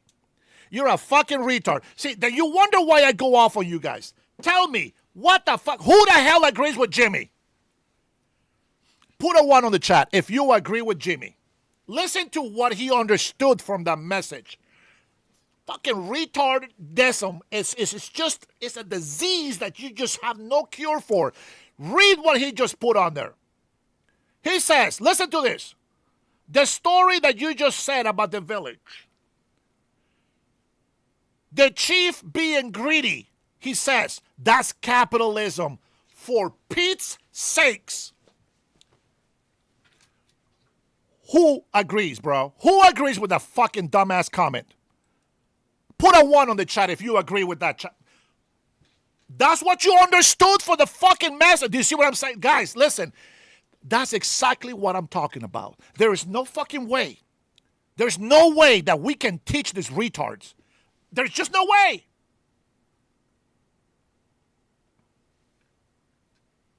That's what you understood from it.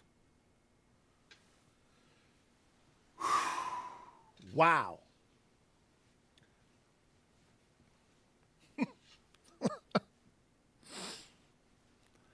I'm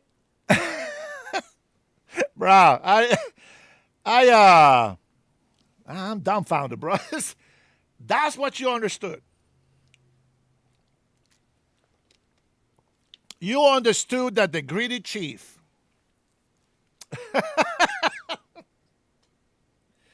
let me tell you what happens to the greedy chief. He will be fucked. Let me tell you why.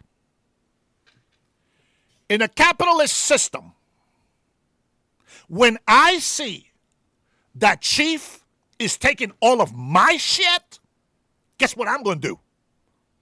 Fuck him. He don't get nothing from me no more. I'm going to create my own wealth. Hey, Roberto, create your own wealth. Fuck that guy. You go get your own business. I'll get my own business. You get your Roberto's fishery. I'll get my Dennis fishery. And you get your Juan fishery. And then you get your Daniel fishery. Fuck the high chief.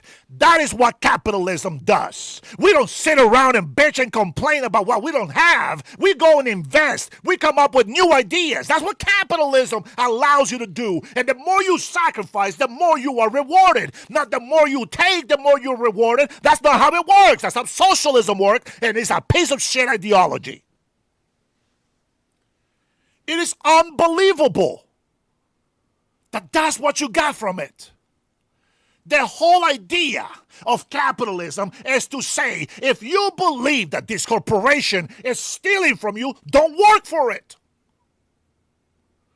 Don't work for it. Socialism tells you there's no choice. You have to work for it. And you don't get shit.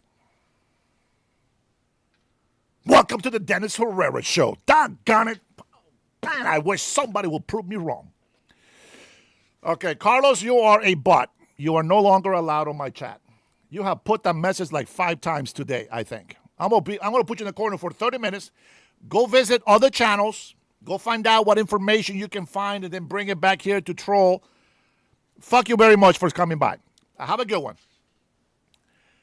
That is crazy. Tanya, I gave an example of socialism in a village. There is a chief. Everybody goes fishing. Everybody brings all of their fish to the people. All the farmers go to the farm and bring all this food. And then they split it amongst themselves. But when there is a bad chief in the village, he takes more from everybody. He wants to have the bigger house. He wants to have everything. And the one thing that he understood out of all of that was, that's capitalism. The greedy chief is capitalism. And he just ignored that everybody is forced to bring all of their shit put together to divide amongst others, even if they don't work, including the greedy chief. And he says that's capitalism. Nothing in his little brain said, well, we need to stop giving to the chief. Nothing in that little brain of his said, maybe I should be independent. Maybe I don't want to be a socialist. What a crazy idea. To be my own boss. Unbelievable. Crazy, right? Juan de Jesus, what is your question? Put it in the chat. Yeah, go ahead. I'll look for your answer. I'll look for your question. Thank you, Matt. Oh, my God. Oh, XK, bro. This. You see what I had to deal with, guys? Unbelievable. Oh, I'm sorry. Luhawk, you think the internet runs under socialism? It's free? Is that right? Is that right? You think I don't fucking pay my dues? I gotta pay my fucking dues for you to see this. You're the lazy motherfucker that doesn't put chats on my channel. That's a big difference. It's not free. I'm paying for this shit. See, that's the difference. You're a socialist. I'm a capitalist. Right now, I'm putting my money in. I'm paying for all of this shit. None of the stuff that you are seeing for free right now is free because I'm fucking paying for it. Now, Jesus, what is your question? Why? I thought that you were going to have a real question. Guys.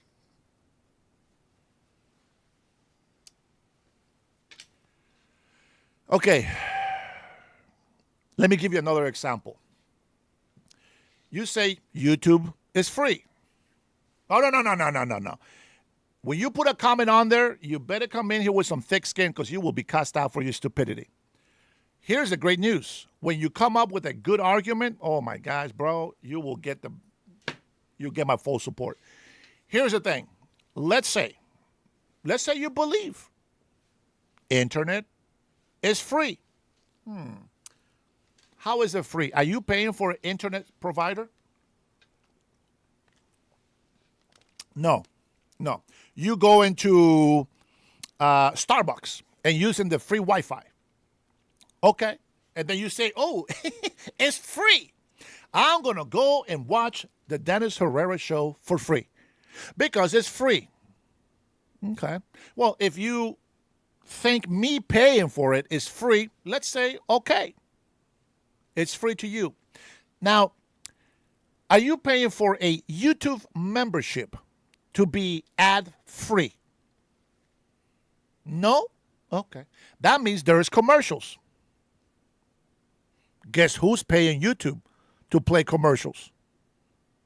The companies. So it's not free. Somebody's paying for it. You're not, but somebody is paying for it. Once in a while, I get a super chat thrown in here. It doesn't cover my bills at all. But it helps. It tells me that people appreciate me. And that's okay. You see why I got members? They go above and beyond. You see the subscribers? They at least hit the like button. Okay, so it's not money, but it's still support. And I give you entertainment and news and my opinion. But it's not free. It's not free. And that is exactly why socialism doesn't work. As long as people keep getting things for free, they will never appreciate what they have, and they will never go and work and get better. Socialism takes every incentive to go to work. Communism is even worse because the government takes full control and takes your private-owned businesses away from you. Look at New York, Mandani. I don't have to say much yet. You just go look at it. Just take a look at it. Watching an ad, yeah, somebody's paying for the air. That's right. No, without internet provider, there's no YouTube, my friend. If your cell phone has no internet service, you have no YouTube. So somebody is paying, aren't they? It doesn't matter, 5 cents, $10, $1 million, it doesn't matter. Somebody's paying. Somebody's paying. All right, let's go ahead and get some Maria. Maria has, oh my goodness, China strikes back on the USA tech. Scott Bezin drops the bombshell evidence on China, says Maria. Let's take a listen and see what Maria has discovered. Man, I love Fox Channel, man. You know what? I pay a membership, and I have Fox News. Fox 1, Live Fox, Fox Business, Fox That, Fox You, Fox Everybody that is lazy, Fox for all. Some are pay Fox, some are free Fox.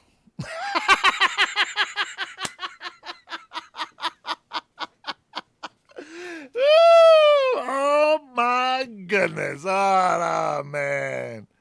Oh man, I love Fox, man. You guys love Fox? I love Fox, man. Who gives a Fox?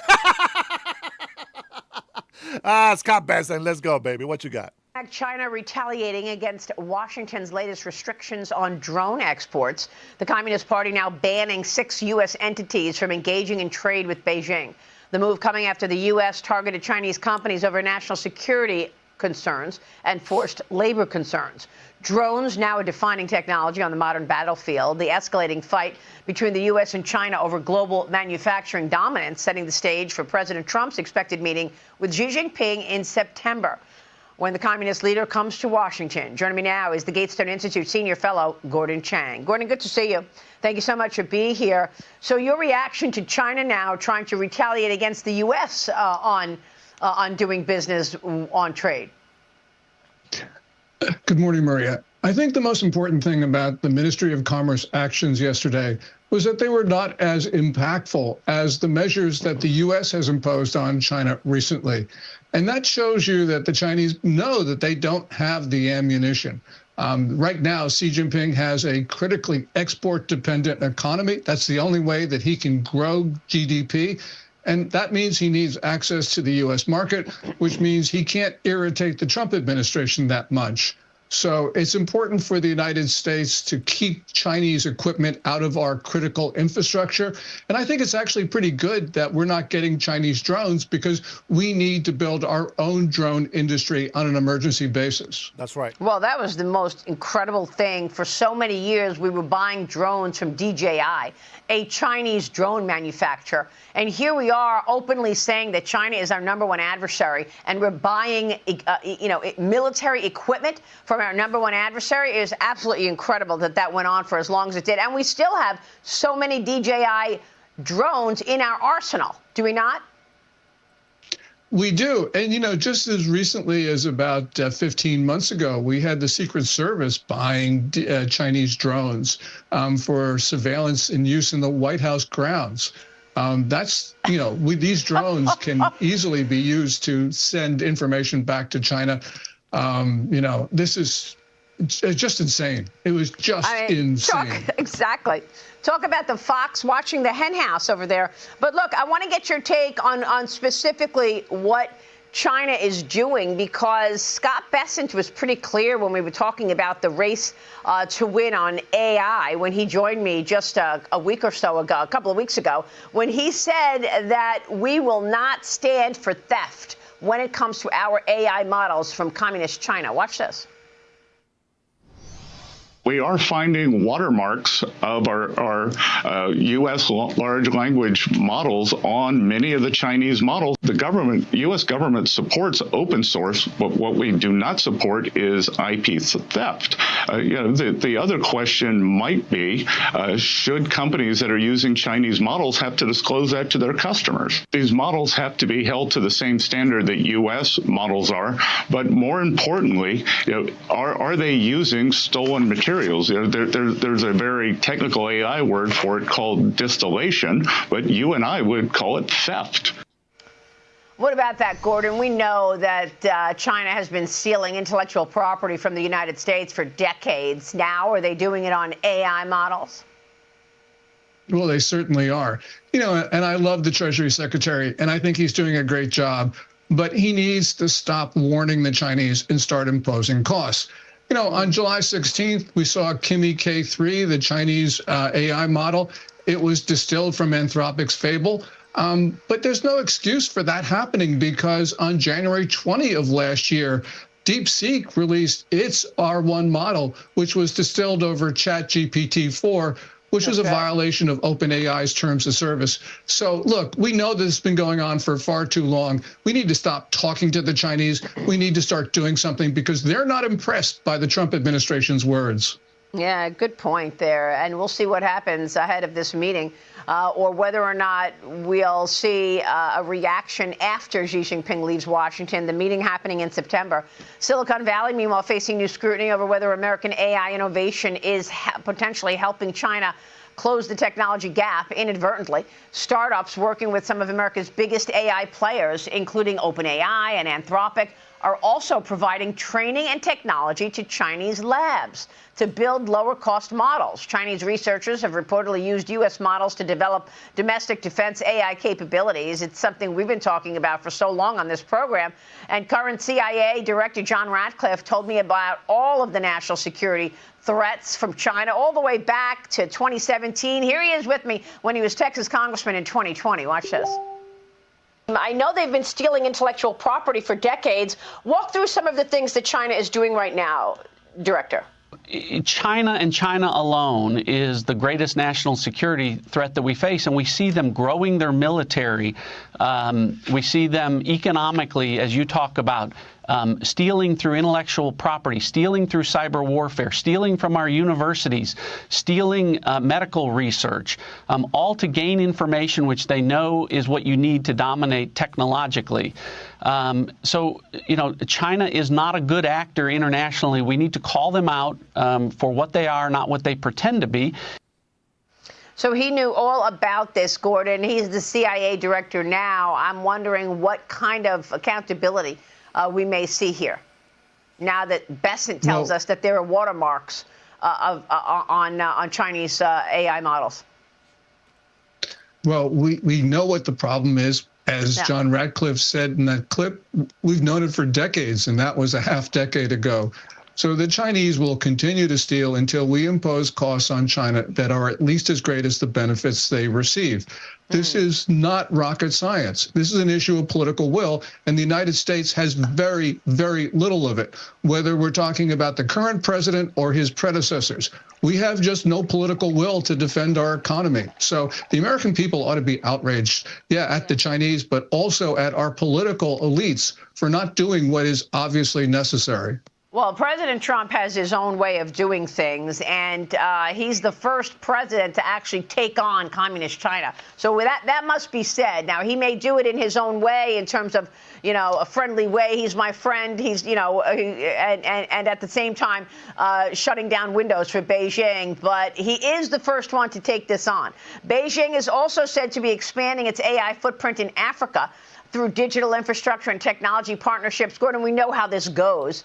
Explain the significance of this push, because we've seen the CCP over and over again lend money to countries that need it, particularly countries in Africa. And then when they can't pay up, they'll take a port, they'll take, land, whatever, to actually become dominant in that region. Explain the significance of this push in Africa. Yeah, the important thing here is that the country that gets others to adopt its AI will dominate the AI race and the 21st century. And China is, with its open weight models, and very low prices or no prices, is getting other countries to adopt its AI.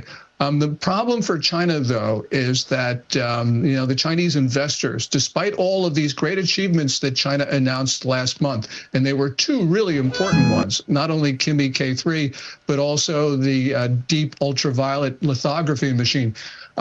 These are really important advantages, but investors are fleeing the Chinese tech stocks because Xi Jinping has made it clear that Chinese companies aren't going to make money. And what they're going to do is flood the world and hope to get everybody to adopt their AI and then raise prices later on. They did this with solar panels. They're doing it now with EVs. The United States, we need to just have a reassessment of this. And this probably involves President Trump sitting down and talking to AI companies about how to get the world to adopt American AI. And perhaps high prices are not the way to do it. Which is what I think he's trying to do. Gordon, they did the same thing with dominating the supply chain, right? They basically, the CCP said to America, well, it's cheaper to do it here, we'll do it cheaply here.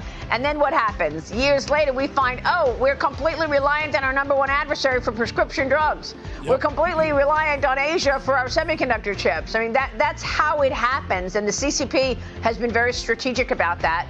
Yep. Obviously, they're looking to do that on other things as well. Gordon, good to see you. Thank you. We will keep watch on all of that. Gordon Chang joining us. Stay with us. That is true. And I think I mentioned that before, probably many times. It's how we have, thought, let's go ahead and work with our enemies, pretend that we're good friends, and then be totally dependent on them. If you didn't see this happening during COVID, which, by the way, the biggest ripoff that Democrats have made to the United States of America. We saw containers and containers full of masks and COVID-19 protection equipment. In California, fields of them. Unbelievable. I'm telling you, Democrats have lost every type of respect that I ever did have for them at one point. All of it. And if you have been coming to the Dennis Herrera show long enough, you will know I am very vindicative. I hope that's a word in English. I don't forget easy, especially when people continue to do the same thing over and over again. Now, just to take a quick, brief pause of all this information that I'm giving you, I want to show you what libtards that come into my channel look like. I hope that you guys appreciate this. I'm probably going to have to cut off the audio later on. But these are the libtards. This is who's typing, "You are an extremist." Look at this woman. This woman has a sign saying, "Man in the making." All right. Enjoy this clip.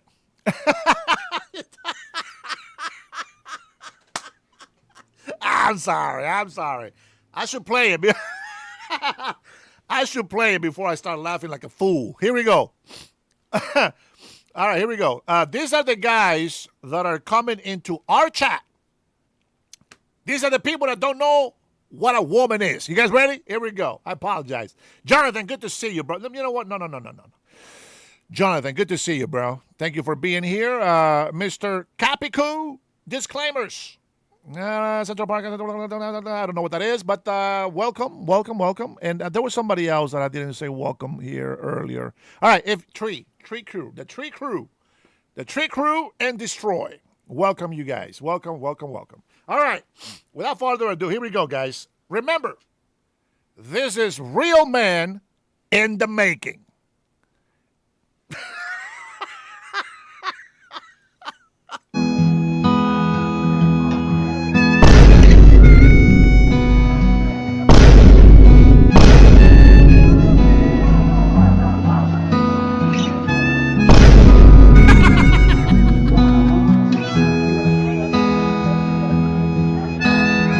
This is the most radical experiment that I know of, really, in history.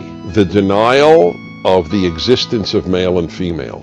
Part of the reason is people need causes. A lot of people need a cause as deeply as they need food. Food is a biological need, and a cause is a psychological need. Without a cause, people feel life is meaningless. Thank you, Prager. Bruh. Real man in the making. Real man in the making.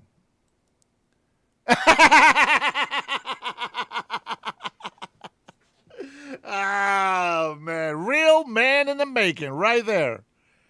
Capico, don't spam. Wakala. Real man in the making. Unbelievable.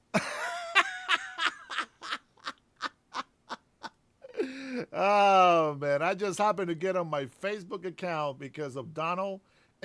And that is exactly what came through. Let me see. There was another clip here that I saw earlier. Nah, we don't want to play that one. No, don't want to play that one. That's funny, bro. That is funny. All right, here we go. Let me read a Truth Social here for you. I try to gather all this information that you guys can, be with me on this journey. Here, let's see if I can. I think this is about as big as I can make this. Hopefully, this is enough for you guys to read. But here we go.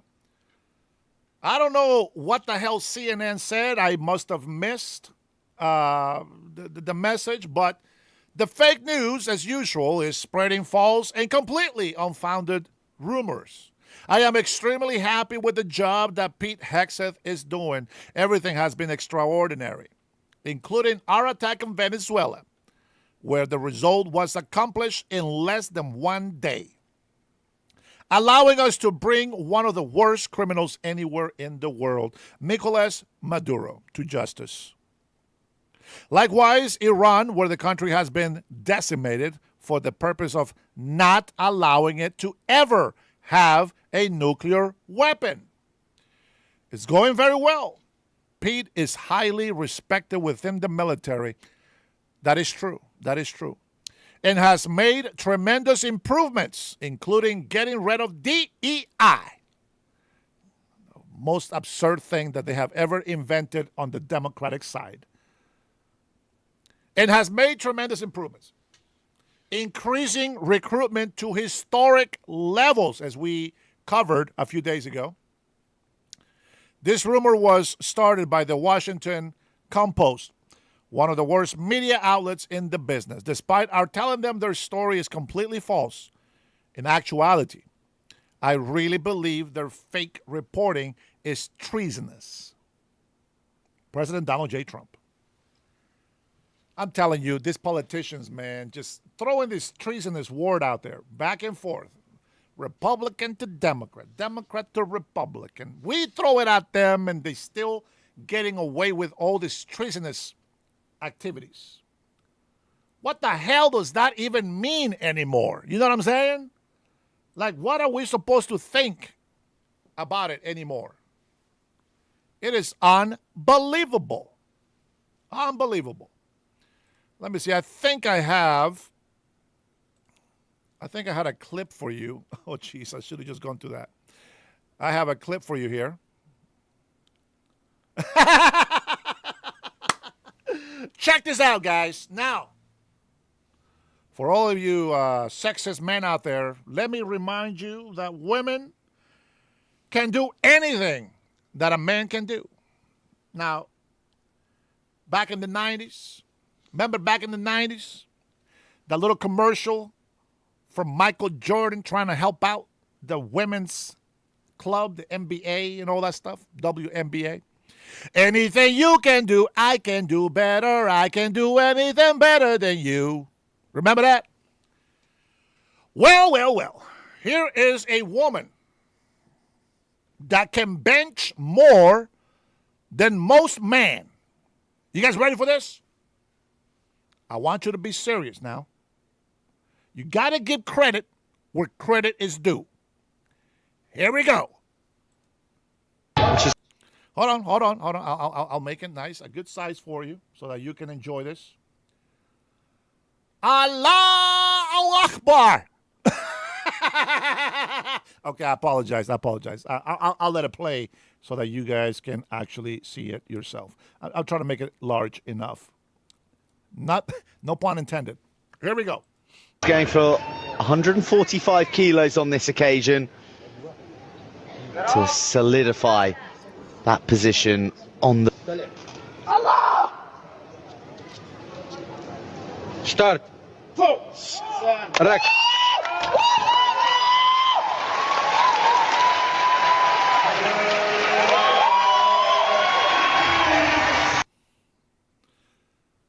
What the fuck just happened?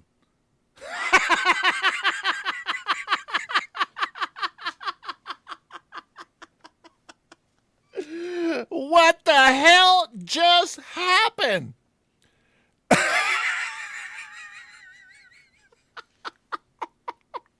I'm sorry. Here. She's going for 145 kilos on this occasion. Here we go. To solidify that position on the... Allah! Start.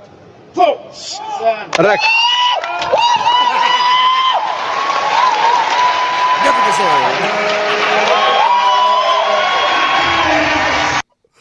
Bruh.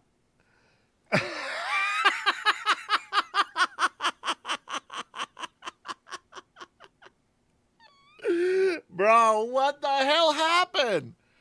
What? She's going for 145 kilos on this occasion to solidify that position on the...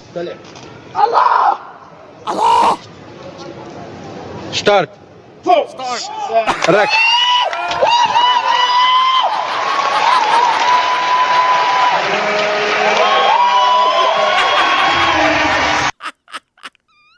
Listen, what finished the joke for me is that she needs help getting up.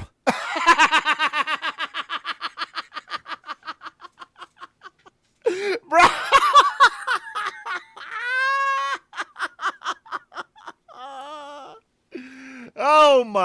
goodness. If it was that easy.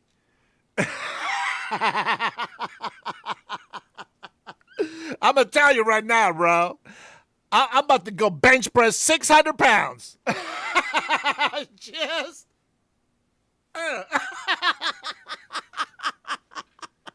Oh, my God, bro. Oh, my gosh, bro. I wish that she would have bent the arms enough.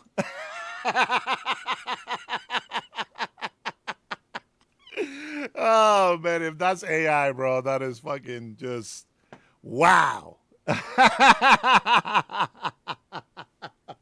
Now, she's supposed to bench press. She's supposed to hit that chest and boom, bend the arms. Oh, man, if that's some AI, bro, that's hella funny, bro. Oh, my goodness. Unbelievable. That's funny, bro. That's funny. Here is another leptard. Just, what do you guys call this haircut, bro? What is this shit? Is that AI as well? Oh, man. Please, ladies, listen. Ladies, I appreciate it if you want to shave your head, if you want to do some funky haircuts. But when you have a light bulb shaped head, I don't think that this is what you want to cut your hair like. I'm sorry. Hey, listen, I wear a hat because I don't like my head. Sure, whatever. I don't wear hats all the time anyway. But still, just want to throw it out there. Okay, come on now, come on. Do yourself a favor, will you?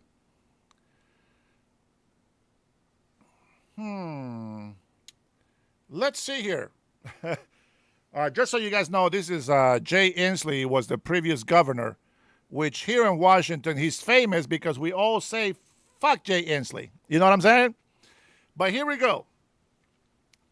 When you hear suspected arson, it's easy to think that while has nothing to do with the climate change. While severe drought, low snowpack, and heat didn't ignite this fire, they are why it's so big, destructive, and fast. Yeah. Climate change. These libtards think that we're still going to bite into that shit. This is why your gas is so expensive. This is one of the reasons why your unaffordability is happening right now. They would like to convince you that it's not, but it is. This guy. Oh, here we go. Protest. A group of females went to the Capitol and brought pictures of all of the people that have lost their lives by the hands of ICE. They were immediately put in handcuffs and arrested, even though they were there being peaceful, exercising their Second Amendment right to free speech. Oh, man. ICE kills. Abolish illegal immigrants. Illegal immigrants kill. How's that? You see that double standard there? It doesn't sound nice when I say it that way, does it? It doesn't sound nice when I say illegal immigrants kill, does it? It doesn't sound nice when we say abolish all illegal immigrants. My freedom of speech. Get rid of these clowns. Put their ass in real jail with just water and bread. No TV, no cell phones, no 3 good meals. Water and bread. Prisoners. That's what jail should be like. Just saying. There should be some malnutrition in jails. Everybody should be afraid of going to jail. Pretty sure the right one. They are all drowning. You can only save one. Who would you save? Pick one, people. Where are my dog lovers at? Pick one to save. Oh, it's very clear, very clear. Juan de Jesus, you are one of the illegal immigrants, aren't you? Unbelievable. What the fuck does January 6ers have to do with it? Huh? What do they have to do with it? That officer they say they killed, he's alive. But the woman, one of the officers killed, she's not alive. Let that sink in for a second. Everybody will say, oh, look how cute he is. The dog, of course. Of course, the dog. Very easy. Easy. C. Today I sent a letter to President Trump. Let's read this. What's going on here? Dear Mr. President, thank you for taking time to speak with me about the devastating fires in Washington State. I deeply appreciate how quickly you granted our request for emergency assistance for 6 counties and 3 tribal nations in eastern Washington. Your team has been nothing but helpful and quick to respond during these extremely challenging times. I welcome you or any member of your administration to witness the devastation firsthand. Meet Washingtonians who have lost so much, and join me in thanking our heroic first responders. Thank you again for approving the emergency declaration to assist the residents of my state. Well, that's commendable. That is honorable. Well done. Well done. What is this? I don't know if somebody edit this text. Let's see what this one says. Thank you for taking time to speak with me about the devastating fires in Washington State. I deeply appreciate how quickly you granted our request for emergency assistance for 6 counties and 3 tribal nations in eastern Washington, especially after years of my administration refusing to clear the overgrown dead forest that turned routine conditions into catastrophe. Your team has been nothing but helpful and quick to respond during this entirely preventable mess of our own making. I welcome you or any member of your administration to witness the devastation firsthand. Meet Washingtonians who have lost so much because of the waste, fraud, and neglect I allowed instead of using federal funding to actually protect residents, and join me in thanking our heroic first responders. All while I raise millions pushing fake climate change fears that have nothing to do with the natural end of an ice age. Thank you again for approving the emergency declaration to assist the residents of my state and for showing the kind of decisive, no-nonsense leadership that actually gets results.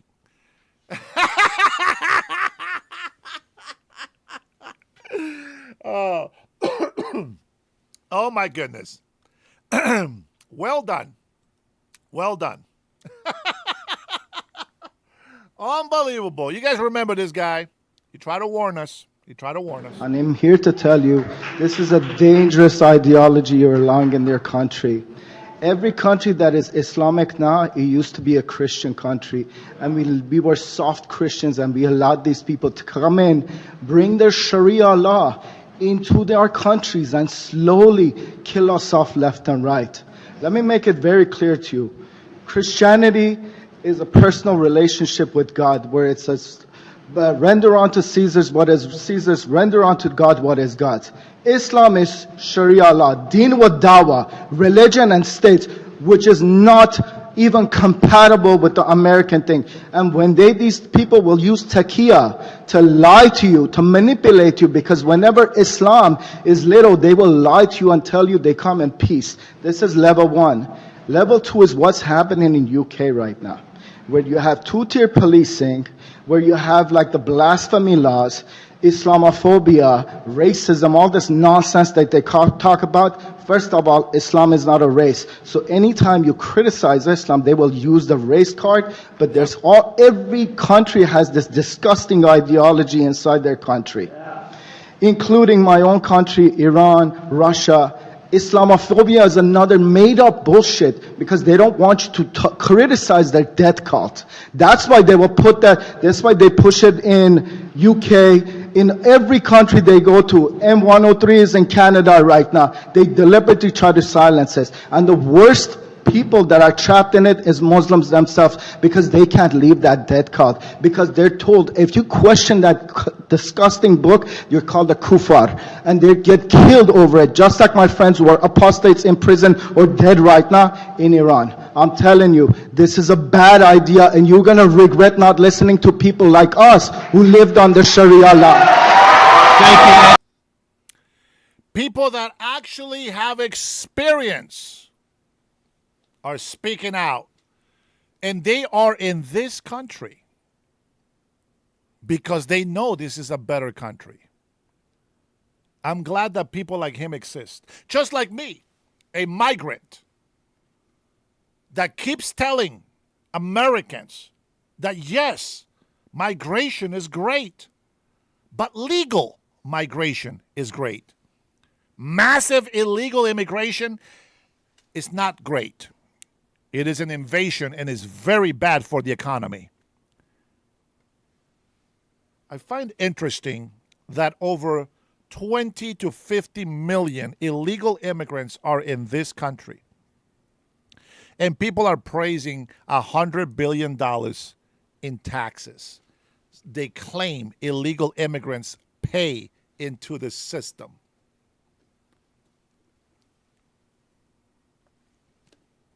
Every time they lie, it just makes me want to go get some tacos at the taqueria. I'm just saying. It happens. Good clip. Oh, here we go. A warning to Australians. Hi, if you don't know me, I'm Bobby. I'm a transgender woman, and I fled the United States under Donald Trump and their anti-trans, anti-queer, anti-woman bodily autonomy, anti-female in general policies, and moved to Australia with my Australian spouse. And I'm seeing some things that have me a little bit alarmed I want to share with you. Now, in America, it's a very divisive country, mostly because of Fox News, owned by Murdoch. They actually had to admit in court that they are not an actual news organization. They are an entertainment venue, and no one should expect accurate, truthful information from them.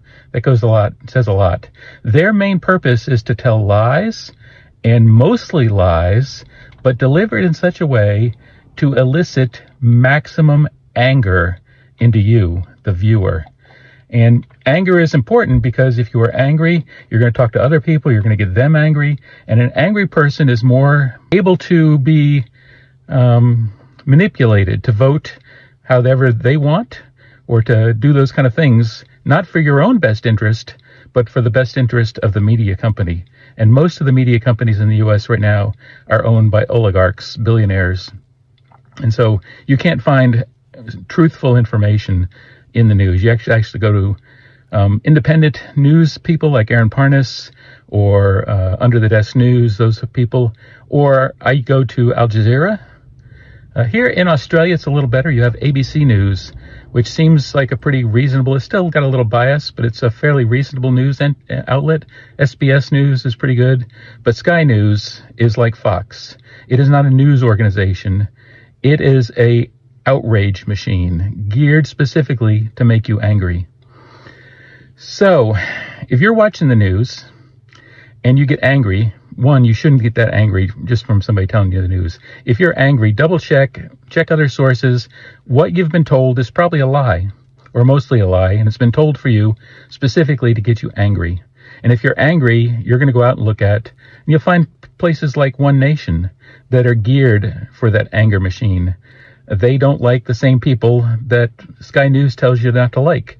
You know, trans people, immigrants, Muslims, you name it. They're telling you not to like those people and to be angry at them and scared.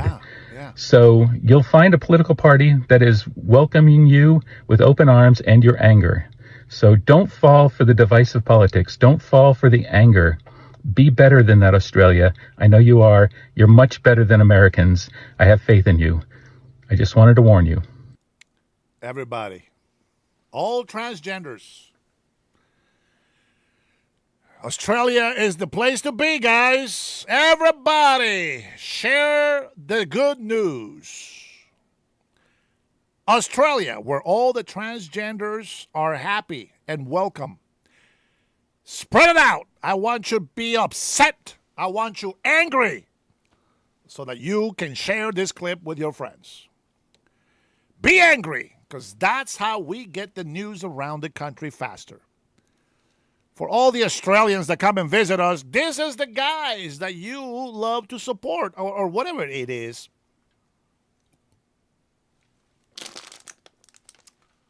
But don't forget it. You heard it here first in the Dennis Herrera Show that Australia is the place for the transgenders. All the LGBTQs that are looking for freedom should go right now. Move to Australia.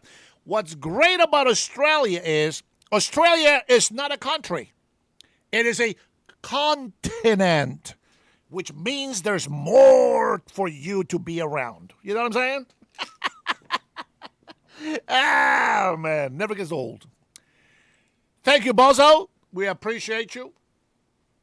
It's all about the clowns, guys. It's all about the clowns. Here we go. Oh, Tree Crew got slapped, got a spanking by Streamlabs. Let's see, what else do we have here? Congresswoman Susie Lee. Nevada Democrats have been fighting for tipped workers longer than Donald Trump has been on the scene. Let's take a listen to this one. Let's take a listen. Been fighting for tipped workers long before he ever came on the scene.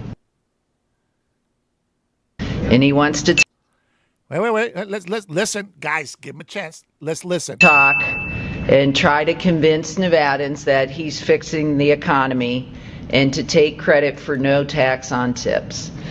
Well, we know that Nevada Democrats, the 3 Congress members here, our senators, have been fighting for tipped workers long before he ever came on the scene. Interesting. Did you guys see that? Now I got to go find that clip. Now I have to go find the clip.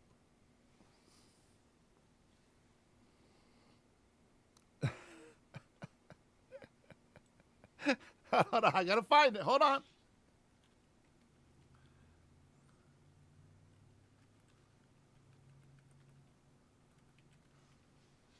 I got to find the clip. I'll give you a clip.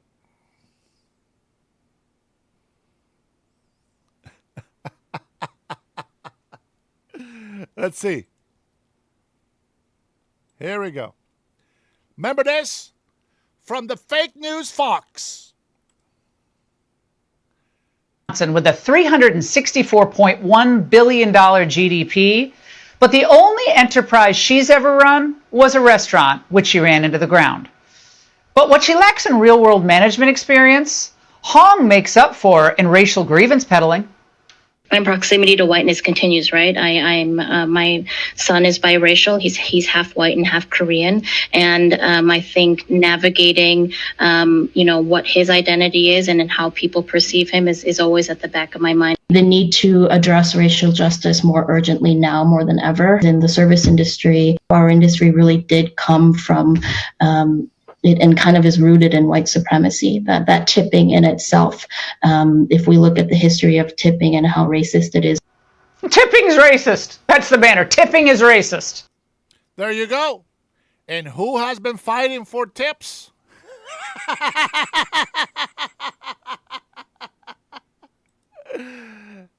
She says she's been fighting.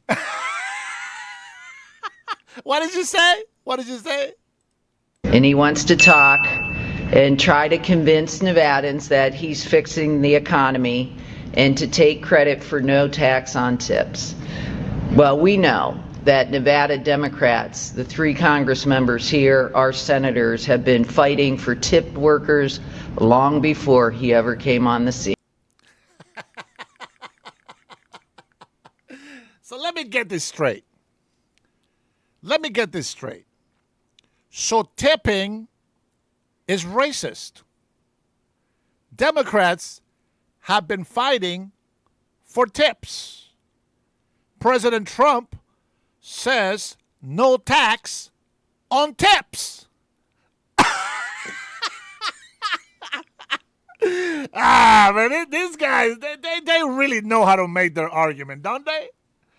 They really know how to make their argument. Oh, man. That's yeah, well, thank you for clarifying. We know that Democrats are the party of racism.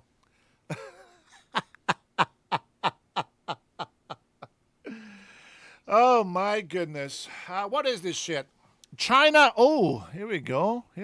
China owns 277,336 acres of U.S. farmland. Well. Let's talk about this real quick. Let's see. No, I'm not signing up for shit. All right, close that. Let's talk about this. Interestingly enough, Democrats like to blame farm issues on President Donald J. Trump. Yeah, every chance the Democrats get, they always say the farmers are struggling, but they don't say which ones. They always leave that part out, don't they?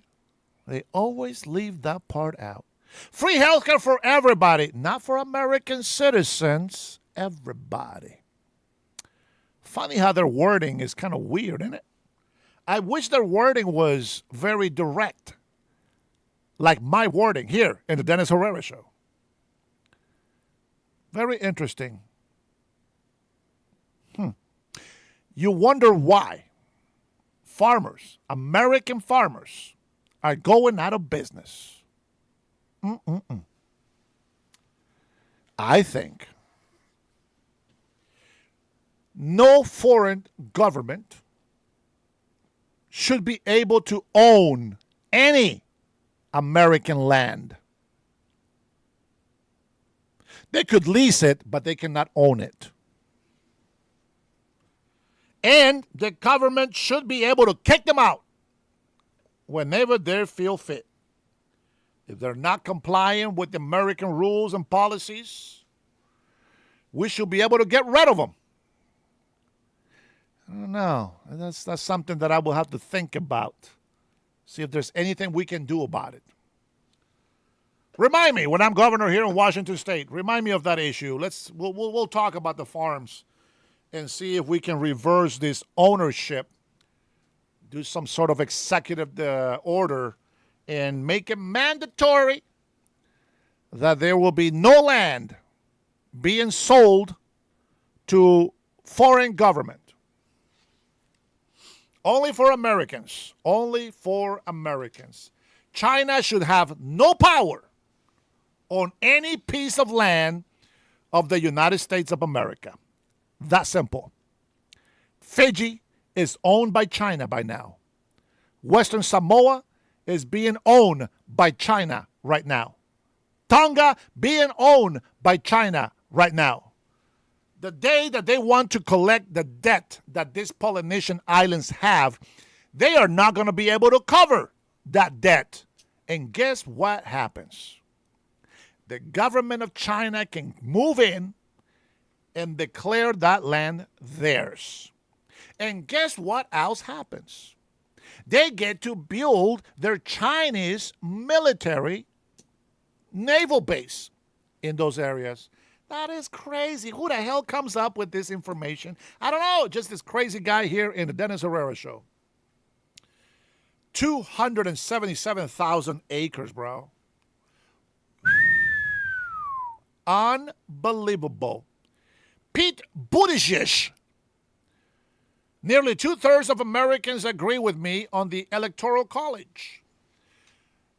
What a crazy idea. Democrats talk a lot about representation. I don't think they know what electoral colleges are for.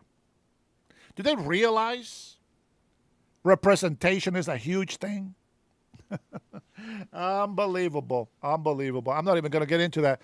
I try to give us some common sense arguments, and the libtards just got lost. Let's just go to basic news that they understand. Hi, what would you like today? Hi, can I get a double cheeseburger and a large fry? Sure, I'll need your ID, please. Sorry, I left it at home, but I'm the mayor of New York City. Sir, anyone can say that. Everyone knows who I am. Recognition isn't verification. This is absurd for a burger. No ID, no food. Hurry up, you fat ass! Look, I've been coming here for years. Then you'll have no trouble producing documentation. What's taking so long? This is ridiculous. I have been coming here for 11 years. I am the mayor of New York, and you will not sell me a $6 ID. Fuck! Let's see. White father and son being harassed by a feral group of black people accusing one of them of saying the bad word. I don't know what word that is. Let's take a look. Stop hiding, Pop.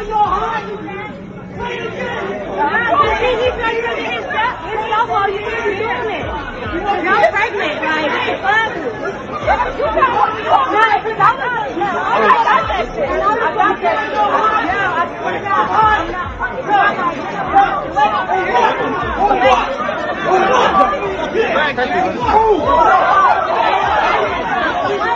Fuck him up. Oh shit! Oh shit! He's back! Fuck him up. They taking me pussy!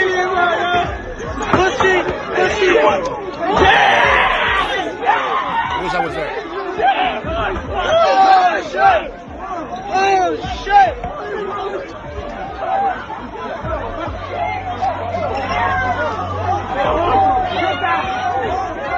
Yeah, it's a one. It's a one. Yeah, it's a one. It's a one. It's a one. It's a one. It's a one. I think I good.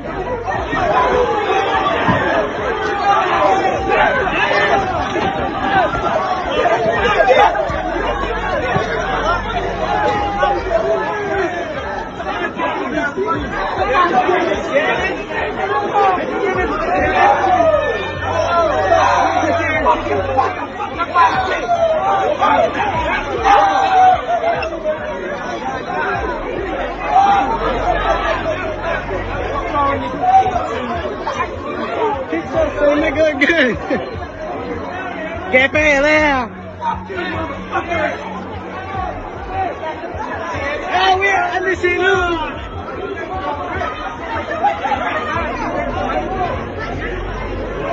I didn't tickle my voice like that, man. He didn't start.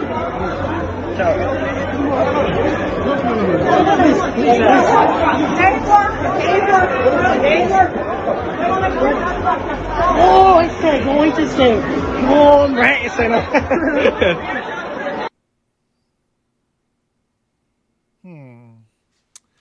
Let me, let's see. Does anybody on the left agree with that behavior? Do you think that if somebody calls a black person a nigger, that they should go and be violent and try to beat them up? Somebody go ahead and put in the comment if it's okay to go beat somebody up for saying words.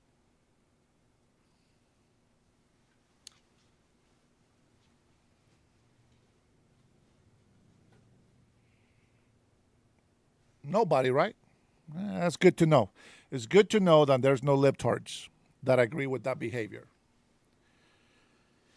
All I know it's, I don't know, maybe now with this, arthritis coming onto my joints once in a while, maybe I just can't do it anymore. But I'm going to tell you something. I used to fight better when there was more than one person. It's just more targets to not miss. You just land that punch right on that chin. That's it. I don't know about you, but that angers me. That somebody, even if he did use the word,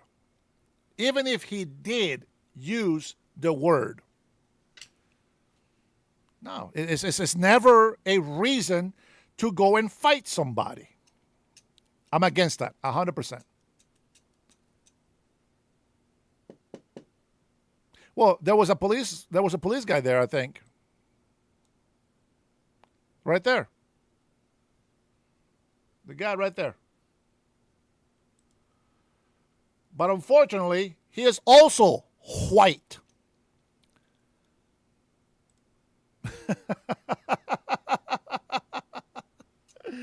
I'm just saying, man. We see it. We see it all the time, guys. We see it all the time. You know, if you cuss at me and I cuss you out, and we can just go off cussing, and we just curse each other out until nobody. The first one to throw a punch loses. Now, I will tell you this: just putting your hands behind and coming towards me does not mean that you are not being aggressive towards me, and you will get knocked the fuck out. Don't invade my space. That's all I ask. Don't touch me. Even if you put your hands behind you, moving forward and touching me with your chest, that's enough for me to knock your lights out. Just saying. Just saying. Notice I didn't say I'm going to pull my gun on you or my can opener, or my box cutter. I don't do that. Notice I say I will punch the shit out of you. I will punch your lights out. But I agree. I will walk away and tell you, don't let me walk away. Just saying, I didn't say I'm going to open my box cutter or show you my 9mm. I said I will punch your lights out. With that being said, let's see if anything else interesting happens here. Oh, man. Well. Let's see what this racist, white racist man is saying now. The spiritual battle is coming to the West. And the enemies are wokeism or Marxism combining with Islamism to go after what we call the American way of life. And the American way of life is very simple. I want to be able to get married, buy a home, have kids, allow them to ride their bike till the sun goes down, send them to a good school, have a low-crime neighborhood, not to have my kid be taught the lesbian, gay, transgender garbage in their school, while also not having them have to hear the Muslim call to prayer 5 times a day. That's important. We want the American way of life, which is, by the way, Christendom. Christians, our sacrifice, our toil, our vision, the outgrowth of the scriptures gave us Western civilization. The spirit. Facts. 100%. 100%. I'm telling you, you can practice any religion you want in your house. But this country, Western civilization, what you and I know, the suit and the T-shirts and the chanclas, the shorts, Western civilization.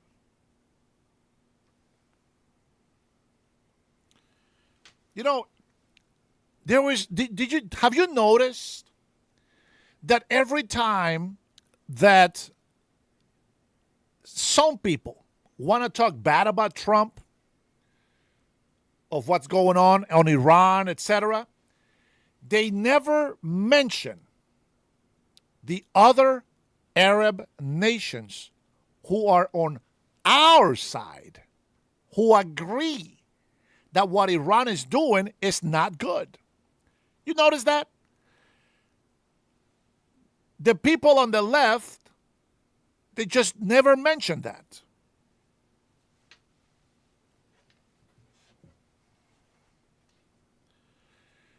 XK, listen, man. I know you're a troll, but I feel so sorry for your stupidity. I said practice whatever religion you want, and you understood that I don't believe on freedom of religion. How fucking moronic are you? I have witnesses. I said that. Even if it's a Muslim religion, Tanya, I said practice that in your house. But you don't put that shit on my schools. You don't teach that shit to my children. You want to come into a Western civilization country? Don't bring your fucking Muslim ideology. And let's be clear. Muslim or Islam is not a race. It's a religion. So it's not racist to speak against it. Yes, freedom of religion. Inside your house. Practice whatever religion you want. You don't impose that religion on our religion. This is a Christian nation. Whether you like it or not, I don't give a fuck if you don't like that. It is a Christian nation. Constitution under Christianity. We live under God, a Christian God, not a fucking Muslim or a Buddha. Very clear. You can practice whatever religion you want. You're free to do that. But you don't fucking impose it on our country. There's a big difference. We are not going to give up our Christianity for Islam. Period. I don't give a shit what anybody says. You don't have to believe in God. You don't have to even like Christians. But because of that, you have the country that you have today. How many times do I have to say it? 250 years proven that Christianity, even with all these defects and all these hypocrites and all these liars and all these people that have used the name of God in vain to do atrocities, Christianity has built this country. It's what made this country what it is today. Why should we change it? It is stupid to even think that we should. Goes the same for capitalism. What makes you think that we should be socialist communists? Are you fucking retarded? Unbelievable that there's stupid ass people out there, especially illegal immigrants that come over here and tell us what to do. Fuck you guys. Want to be a migrant? Be a migrant, but respect the law. Respect the American people. Americans have a culture, doggone it. And if you don't like it, get the fuck out, is what they say. Unbelievable. Thank you, Charlie Kirk. May you live on forever, my friend.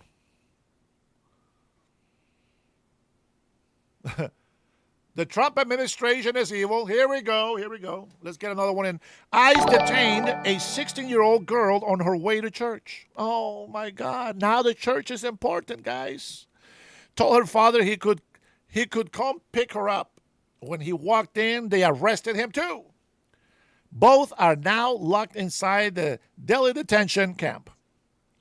Now, why is ICE evil? Why? If they're here illegally, they're doing their job. Oh, she's not a criminal, she's not a rapist, or we don't know that, but even if they're not, if they're illegal, they gotta go. They gotta go. I believe in the God of the earth. Marvin, shut the fuck up. You believe in Satan. Get the fuck out of here. Sick of your dumbass bullshit comments. I'm sorry, guys. This guy has been pissing me off for a while now. I've been giving him a chance. But he come over here and talk about Lucifer and Satan and shit. That's not the guy that I want. La migra! That's right. Run, bitches. Run. You know, there is people that truly want to help. And I was talking to my wife because, remember I told you I was watching this, a friend of mine, he went with this pastor and the church to bring tons of food and supplies to an Indian tribe who has been hit with some fires and drought. And I told my wife, I said, you know what? That's not the government. That is Christians doing that. See, there's a lot of people, especially in this country, that says, oh my God, we got to help illegal immigrants. They're poor in their country. They should be here illegally. No. If you really want to help them, go to their country. Go help them over there. But you won't. You only bitch and complain because it's not your money. Hey, Chad, good to see you, bro. Thanks for stopping by. It's not your money. It's not your house being affected. You don't give a shit because you don't care. You don't care about illegal immigrants because you think it doesn't affect us, but it does. It's funny how the government were arresting people for smoking marijuana.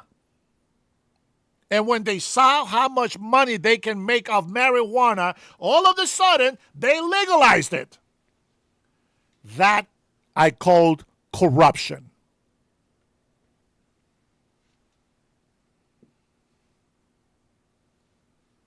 I call it corruption. They didn't legalize marijuana so that people can sell freely and openly. No.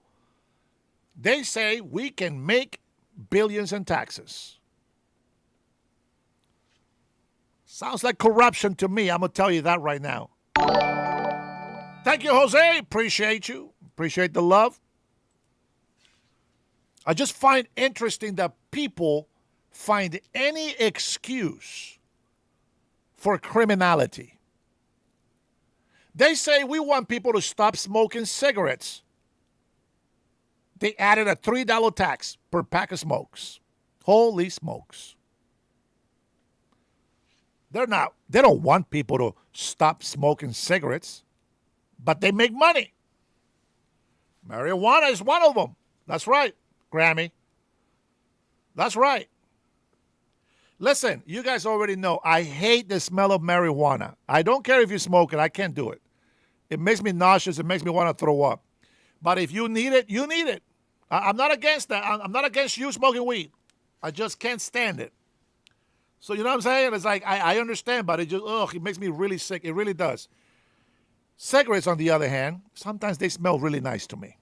But nobody likes to smell ashtrays. And yes, I know my cigars are also stinky. But again, I respect people, what they do. They can do whatever they want. I'm sorry. I just can't. Let's see. What else we have in here? Oh, here's the Middle East. Oh, no, it's not the Middle East. This is Dearborn, Michigan.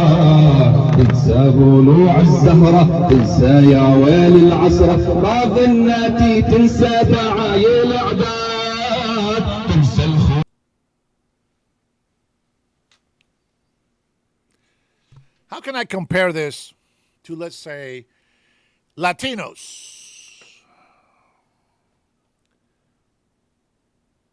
Most Latinos are Christian based. Even the ones that don't really believe in it, they're still Christian based. This is not just Arabs living in our country.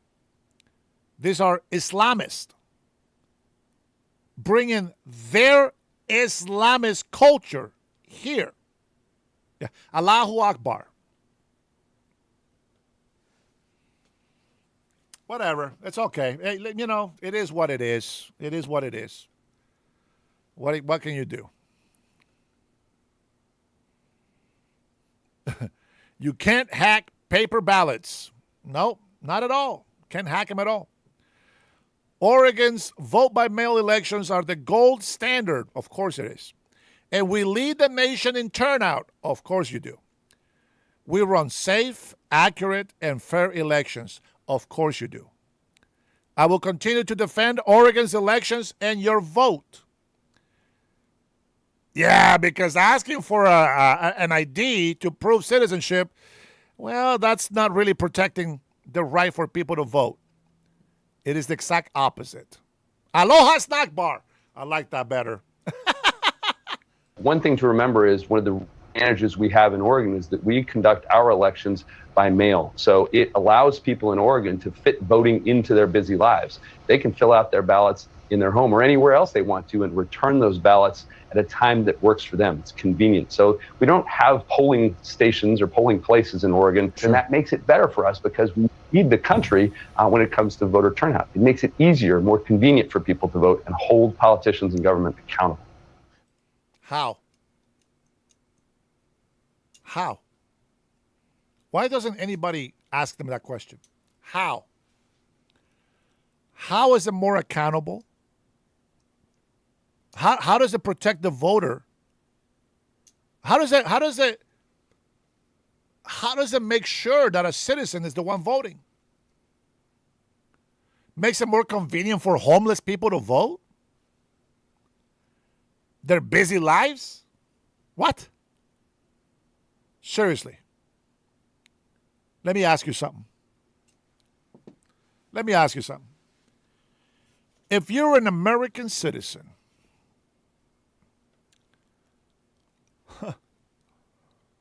what happens when you get called for jury duty? How much money you make? Is it mandatory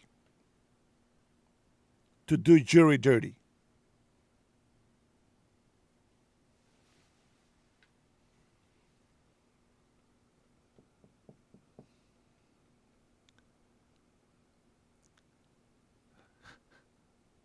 Martinez.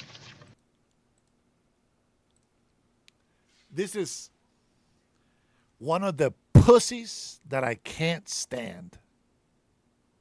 I can't stand this pussy of a man right here.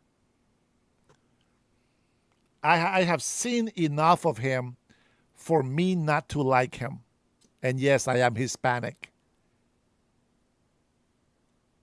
This is what a pussy looks like on the left. Let me see what he's going to say about ICE agents now. Let me repeat their names. Alex Preddy, Renee Nicole Good, Lincoln Riley, Ruben Ray Martinez, Silverio Villegas Gonzalez, Lorenzo Salgado Araujo, Juan Sebastián Guerrero. God, I pray there's not more to come. How many more?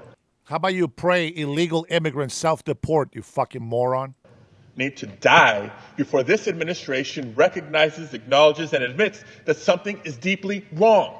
Yes, you fucking libtards are allowing illegal immigrants to come to this country. Just come in no matter what.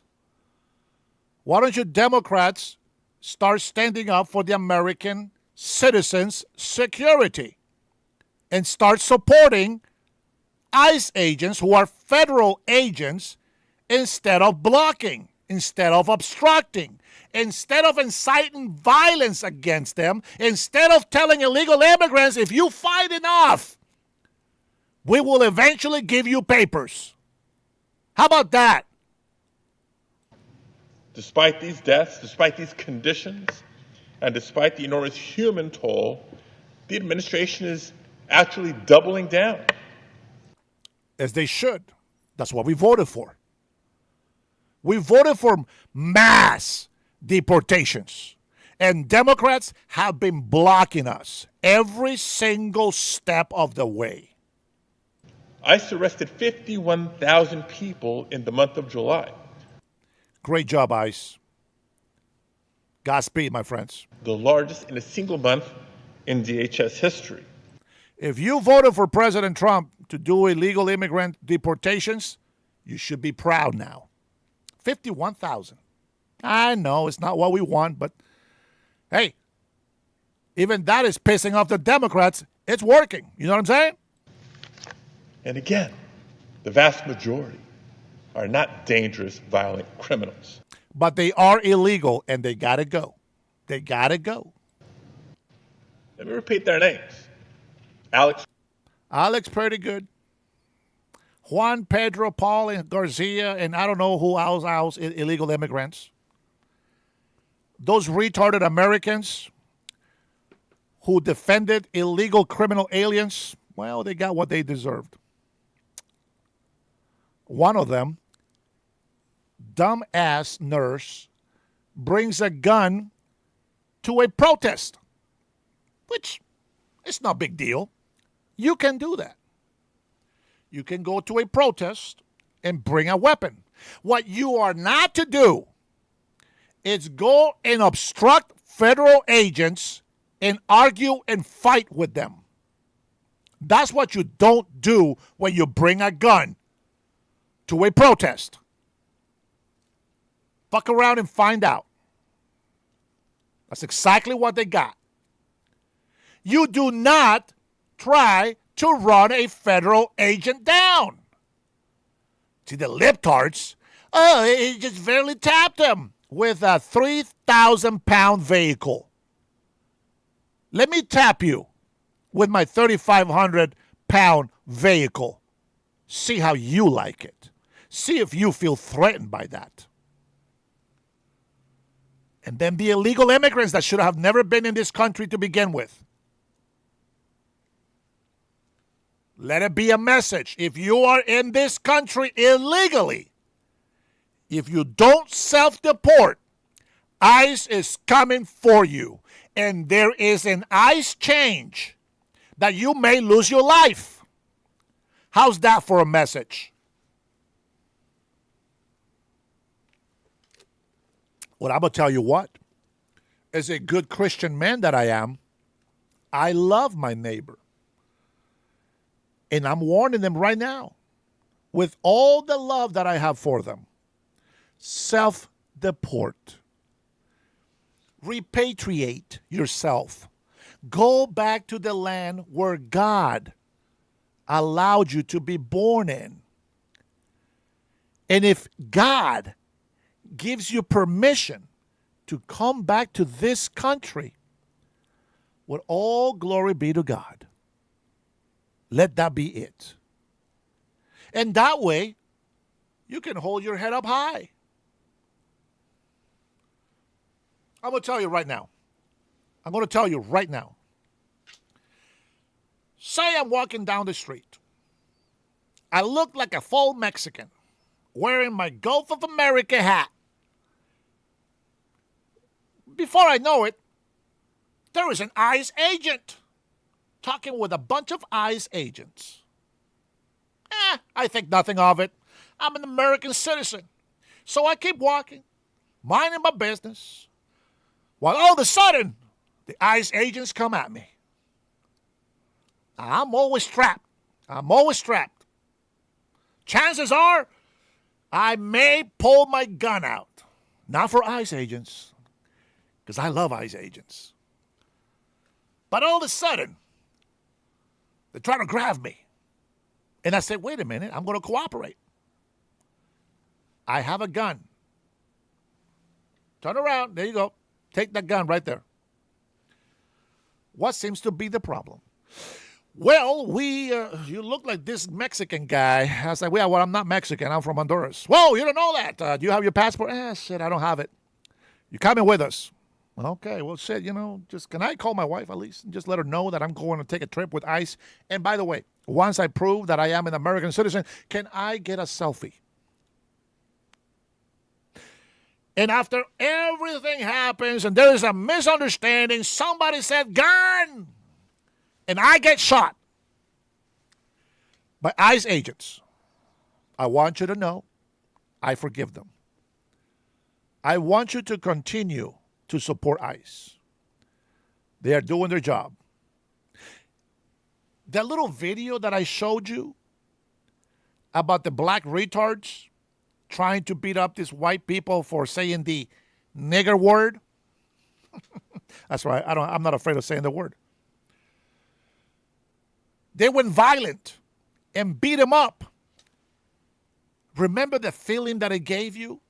You want to jump in. You want to kick some ass, right? That's what you call a little bit of an adrenaline rush. Imagine ICE agents every single day being attacked. Noise, insults, being enraged by dumb-ass people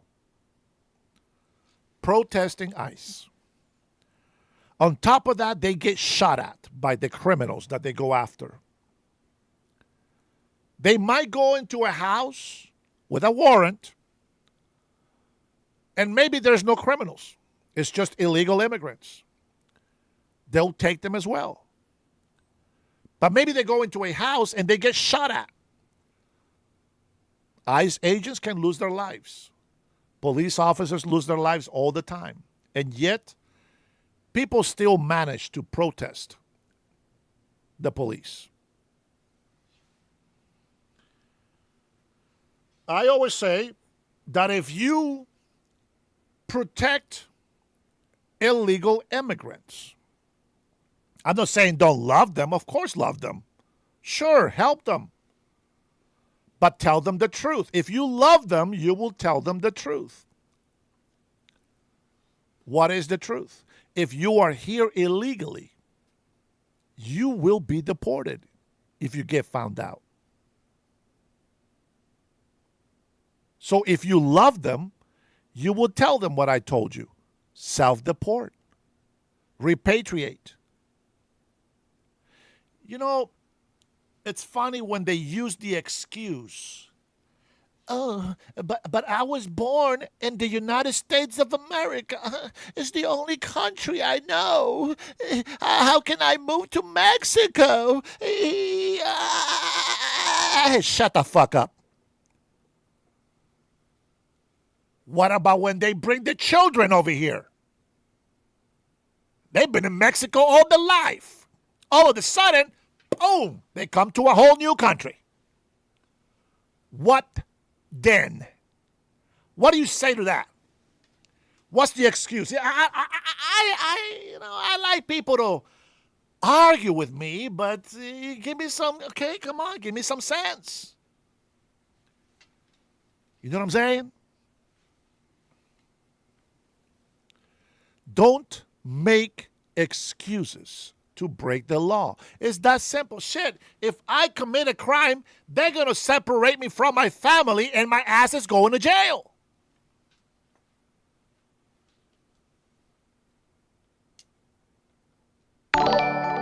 If the government told me, I'm sorry, Dennis, but you have to move to Mexico. I'm going to tell you something, bro. Listen, if you're Mexican, I'm going to tell you something right now. If I was forced to live in Mexico, now I don't know about the cartels and all that shit, right?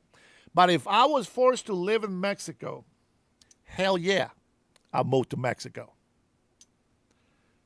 Mexico is not just one area. Mexico is huge. I'm sure you can find a place in Mexico where you can thrive. What would Jesus do? I'm doing it. That's what he would do. I'm doing it. That's what Jesus would do. Jesus is actually telling you right now, through me. Jesus is telling you through me. Because I'm telling you the truth. And Jesus is truth, life, and the only way. That's why I love it when people try to be religious with me on my channel. They just can never win. Be a voice for truth. What a perfect timing. I wish I could tell you it's going to get better, but it hasn't for us 18 months later, and I'm not going to lie to you. You have a very long, painful road ahead of you. This fire, as bad as it is, will be out of the news by the weekend, so just be mentally prepared for the world to forget about you and move on very soon. You have a very small window of opportunity to leverage the social Spencer.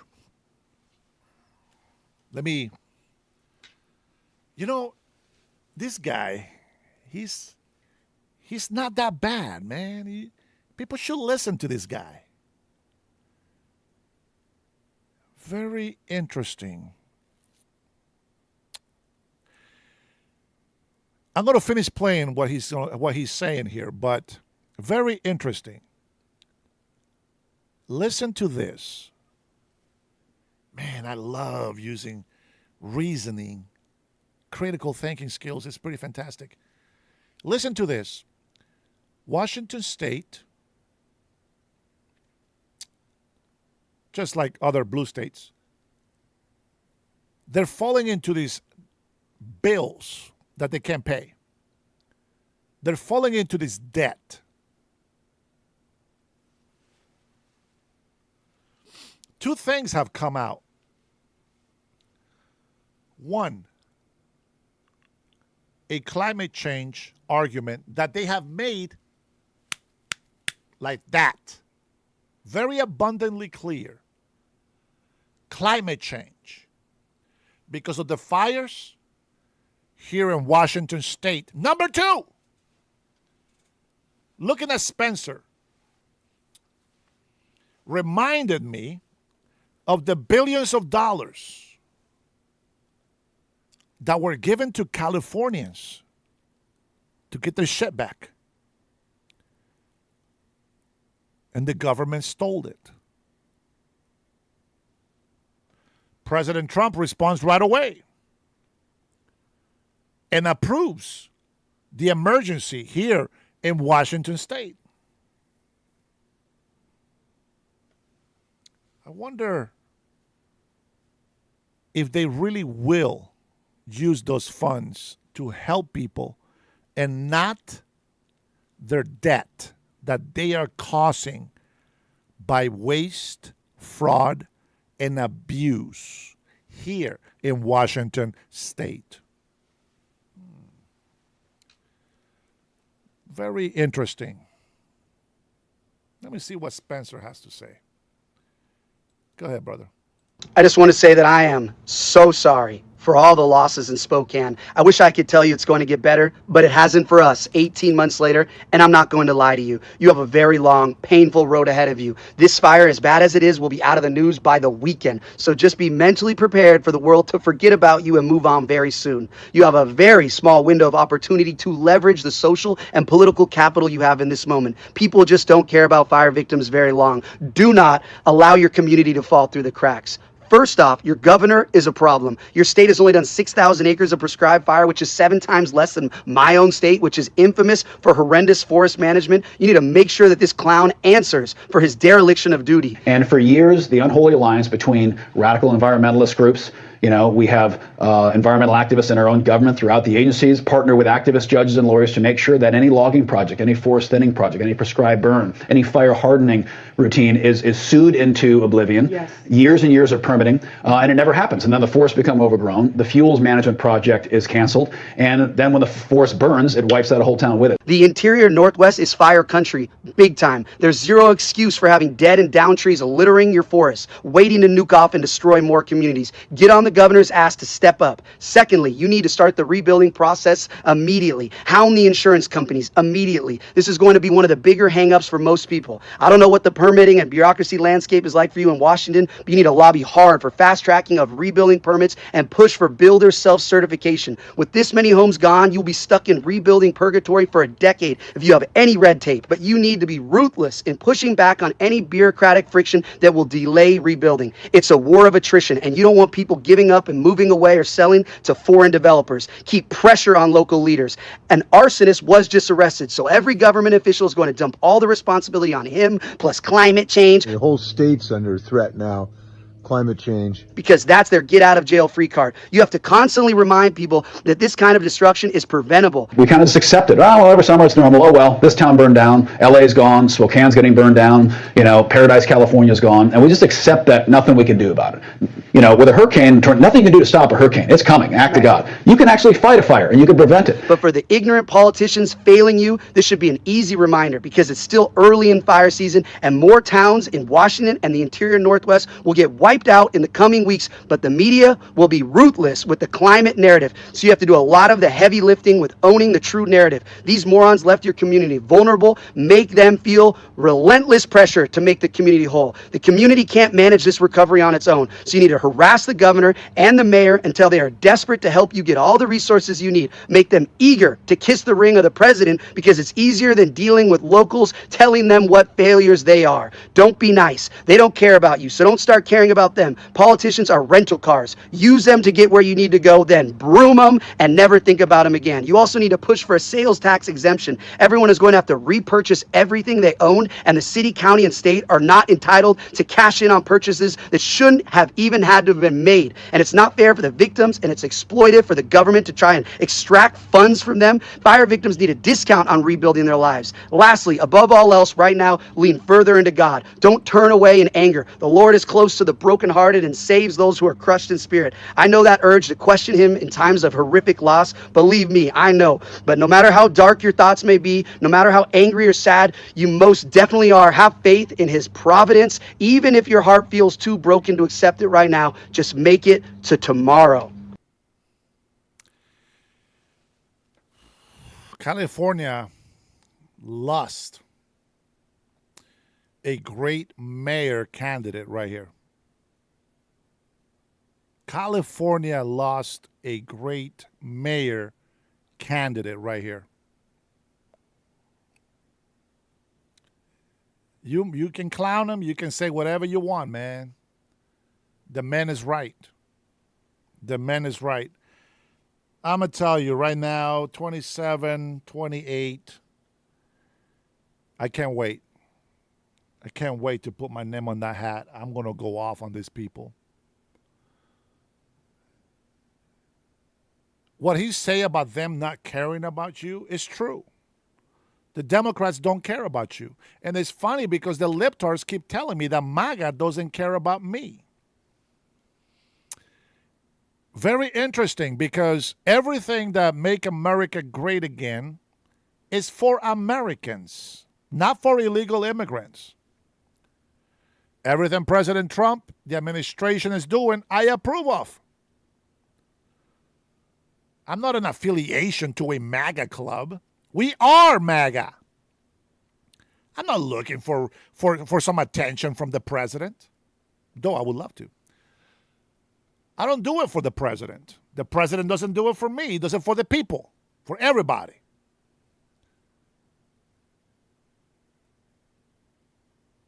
Patriots, we got to stand together, man. Well, Ellipsy, listen, I know you're an ISIS guy. Listen, you either stand with Israel or with the terrorist Muslims. It's that simple of a choice. But you got to make a choice. You know why? Because nobody gives a fuck about Israel on the left side.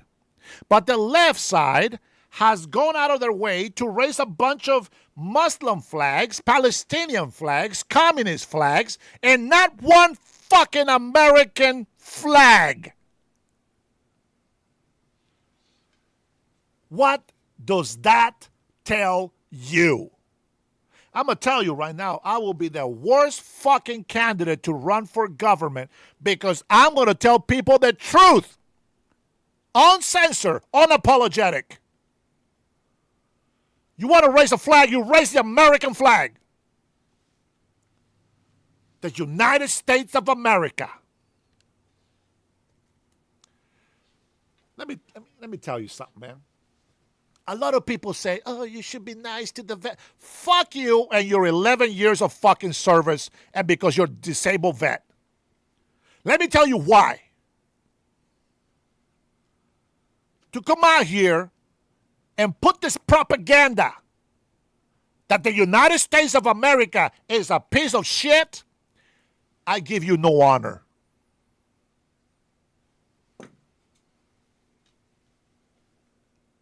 You get no honor from me. You're a disgrace. 11 years of wasted service. How dare you come in here and insult every other American citizen who has served in the military. Those who died to acquire victory for the United States of America. And you're going to sit here and say that we start wars and we lose all of them? Get the fuck out of here. Shit, I will die for this country. And I wouldn't do it for money. I wouldn't do it for attention. I wouldn't do it for an education or a career. I fucking die for this country because I love this country. Something you know nothing about. Spencer Pratt, man. The only thing I didn't like about him was his dumbass music videos. But the message was real. And I stand with that. I stand with that. Let me tell you something, man. Times are changing. Times are changing. That's right. That's all you have is emotions. That's what you have. Mr. Reed, somebody corrected me. It's actually 77,333,000 Americans. It's not 80 million. Those are the ones who voted. Anyway. I have so many vets that are members, are subscribers to my channel, people that I know, people in my family that are military.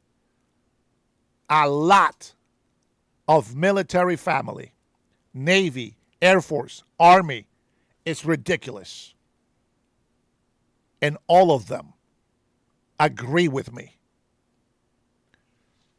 Just like I am a migrant who believes on coming to this country legally, there is migrants who believe that they can break the law to come here illegally. There is Americans who love this country, and there is Americans that don't appreciate this country. There is service people who serve because they love this country and their countrymen. And there's those who serve for a selfish reason. Like pointing out, I gave 20 years of my life serving the military and I got this and that, and who gives a fuck? I've seen Purple Star generals saying I don't deserve this.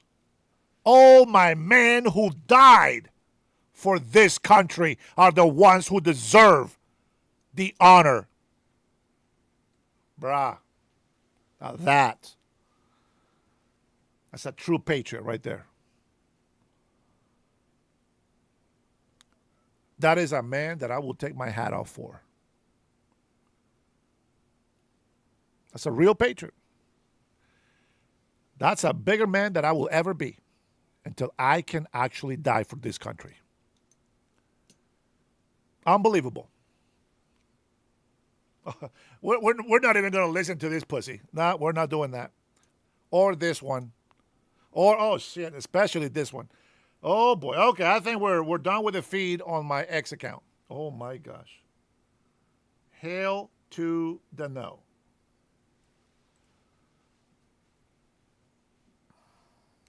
What is this, Don?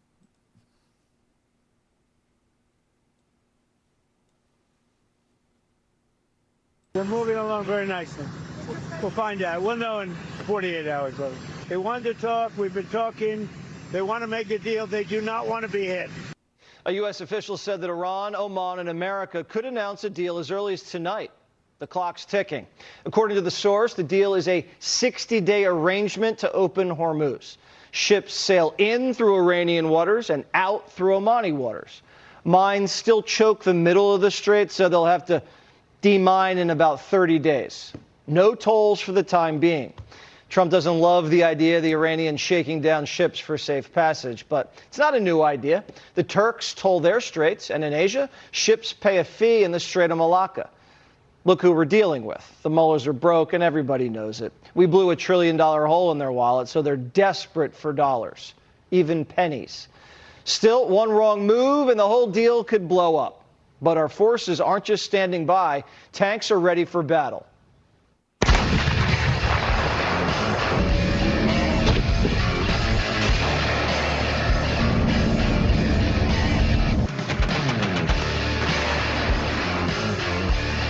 And the Marines, they're itching for a little FaceTime with the gay Ayatollah.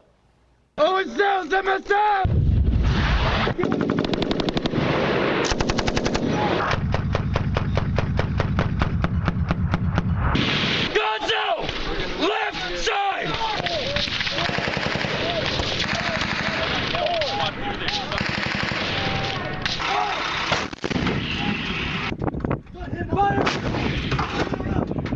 And we've seen them back out before, but Trump sticking to his promise.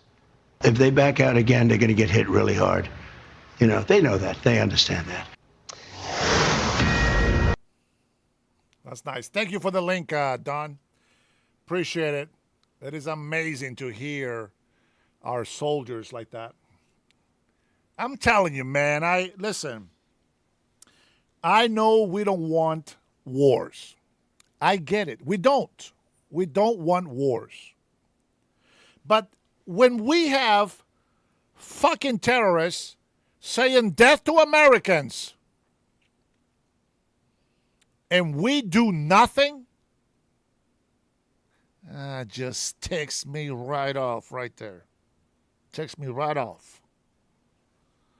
Thousands of Americans have died by the Iranian regime. How many of you guys have watched Faces of Death?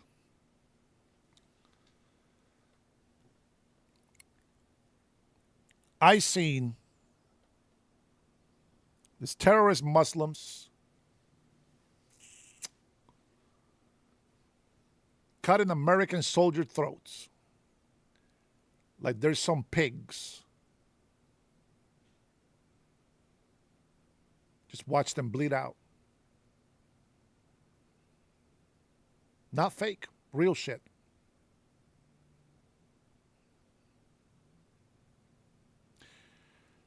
I watched these soldiers, these Marines, shooting. And I can't help but to know that there is a chance that they won't come back if they go to war. But I admire and I support them 100%. And their sacrifices will never be in vain. You have to understand something. Not everybody can serve in the military. I'm going to tell you that right now. Not with honor, anyway.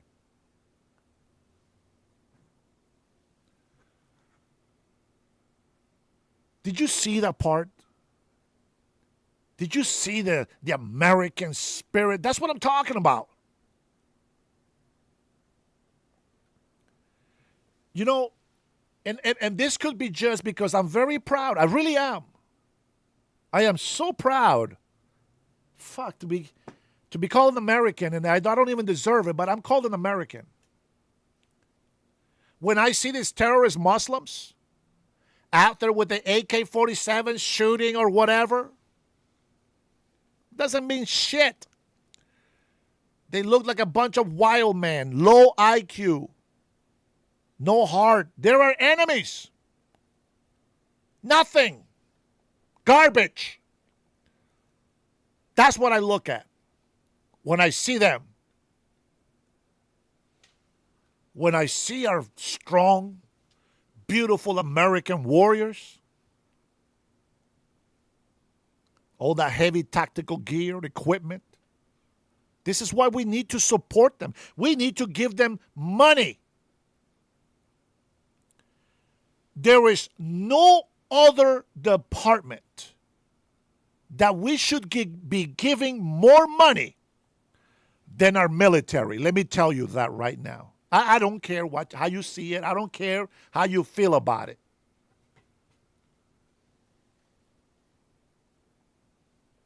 $1 trillion. Fucking pathetic. They should have minimum $2 trillion in that budget.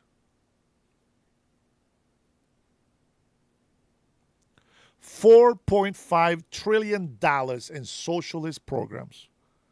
Some of them are needed. Granted, they're needed. Some of them, we don't. People should work for their food.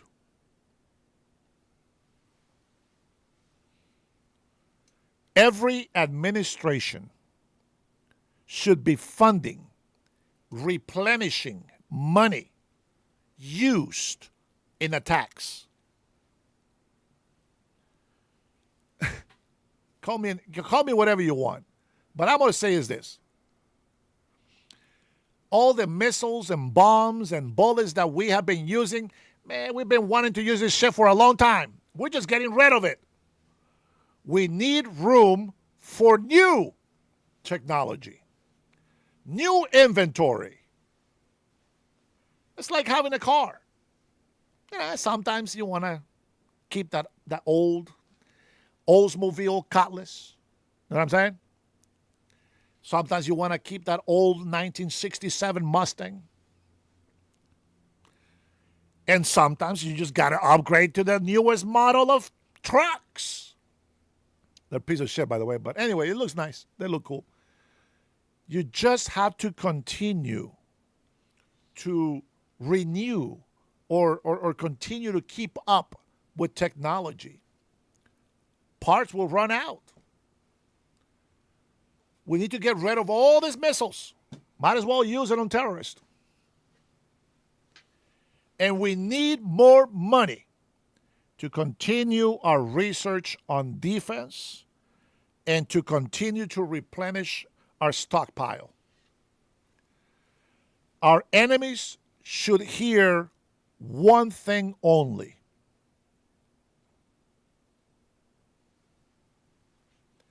The United States of America stands united against terrorism.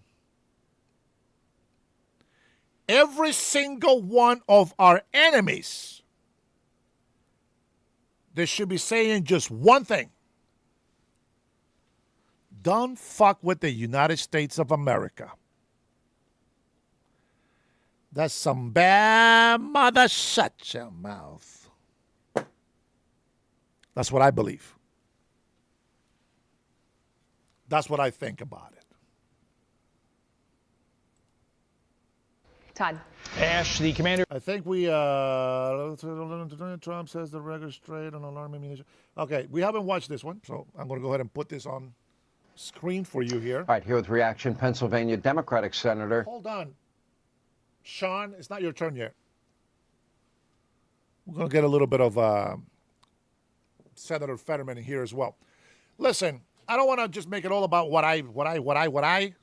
We need to make sure that we get all this information out there so everybody stays on point. So when we say that we have won this war, it's we have our enemy at our mercy. All Iran's regime is getting is mercy. What would you call it? They have no navy, gone. No Air Force, gone. Would you say you won the war? You have your enemy at your mercy. I will call that a win. I will call that a win. We have beaten Iran at their war. Not our war, their war. If we declare war then let's talk. Because if we declare war, we got boots on the ground and we're going to fuck everybody up in Iran. That's war. And there is a lot of collateral damage, a lot of innocent lives in wars that get lost.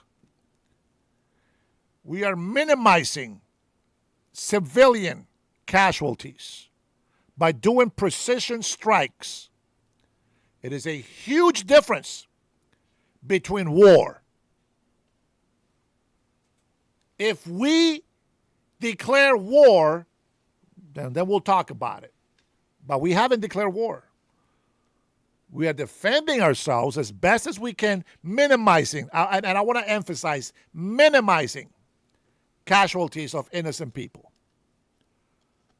Don't listen to the legacy media and our enemies telling you that we're killed innocent children. Our terrorist enemies, they dress like doctors, nurses, press reporters. Children, 7 years old, with AK-47. They already hate Americans. They already hate Jews. Women hiding AK-47s under all of that garment that they carry. We're not stupid. They can make us look evil, but we're not stupid.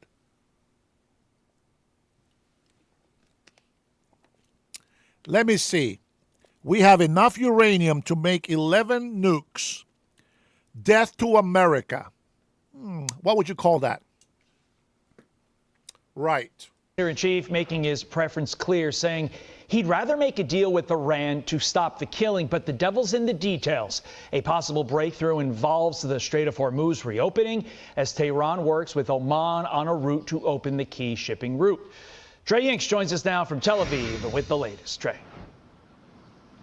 Yeah, hey, Todd, good morning. The Middle East is waiting to see if a deal can be reached on the Strait of Hormuz to avoid a return to conflict. The president spoke last night from Las Vegas about the Iranian regime.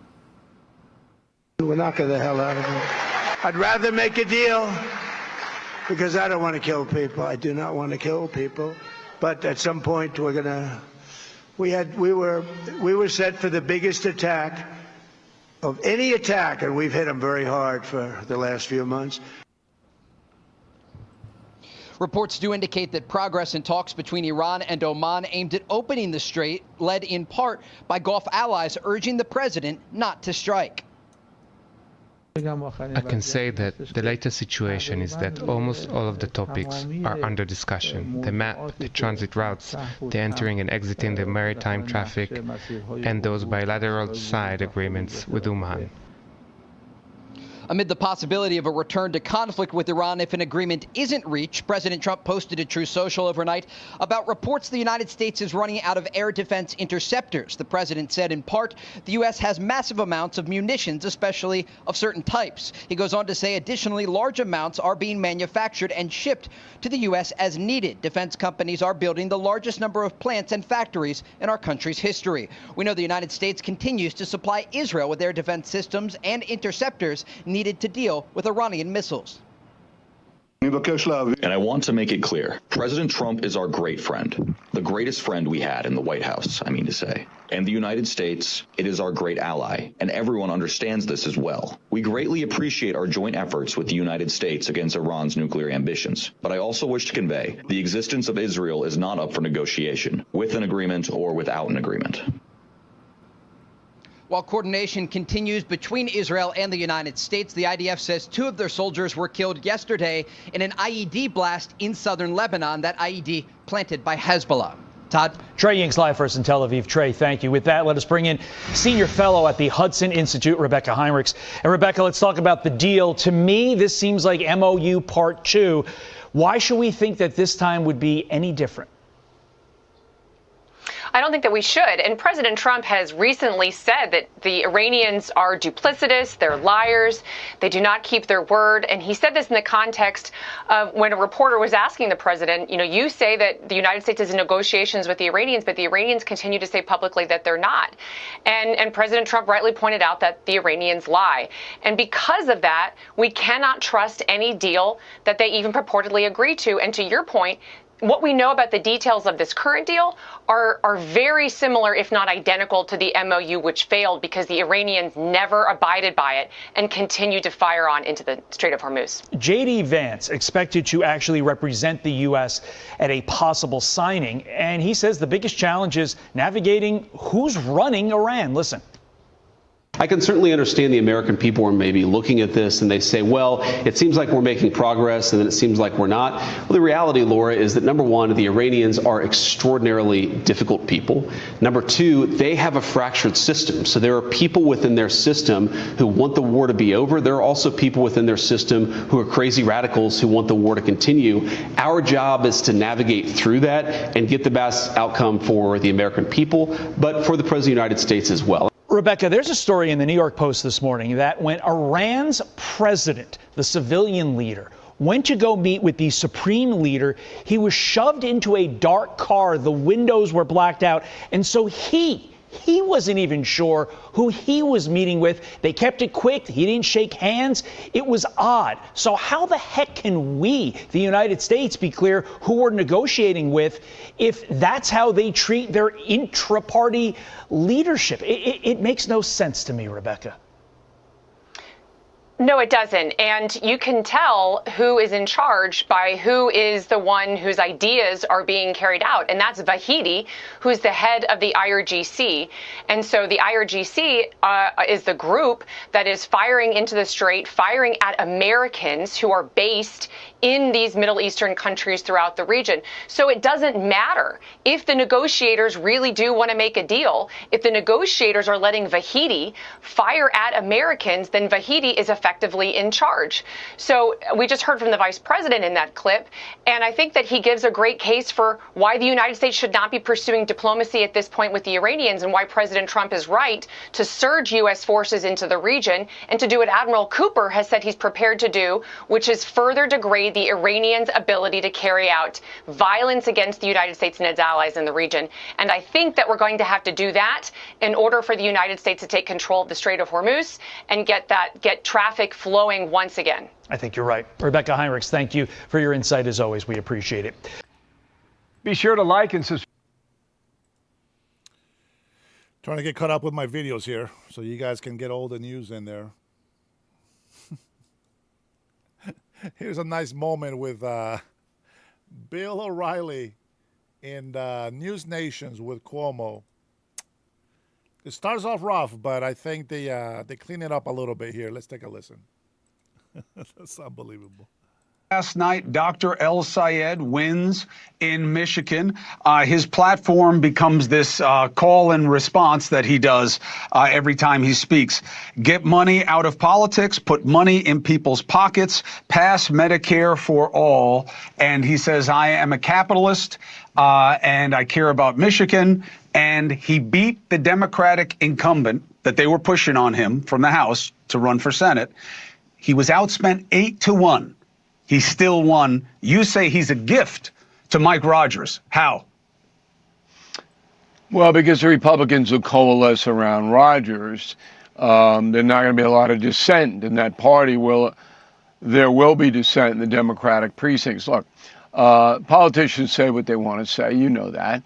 If you look back at El Sayed's previous statements about the border, about the police, it's clear the man is a radical progressive. Now, whether he's a communist or a socialist, doesn't matter much to me. He's a danger, in my opinion, to public safety. I don't care what he says. You can say anything you want if you're a politician. But what he has put out there is certainly as radical as it gets. Open borders, my God. Did he not see the Spanish thing?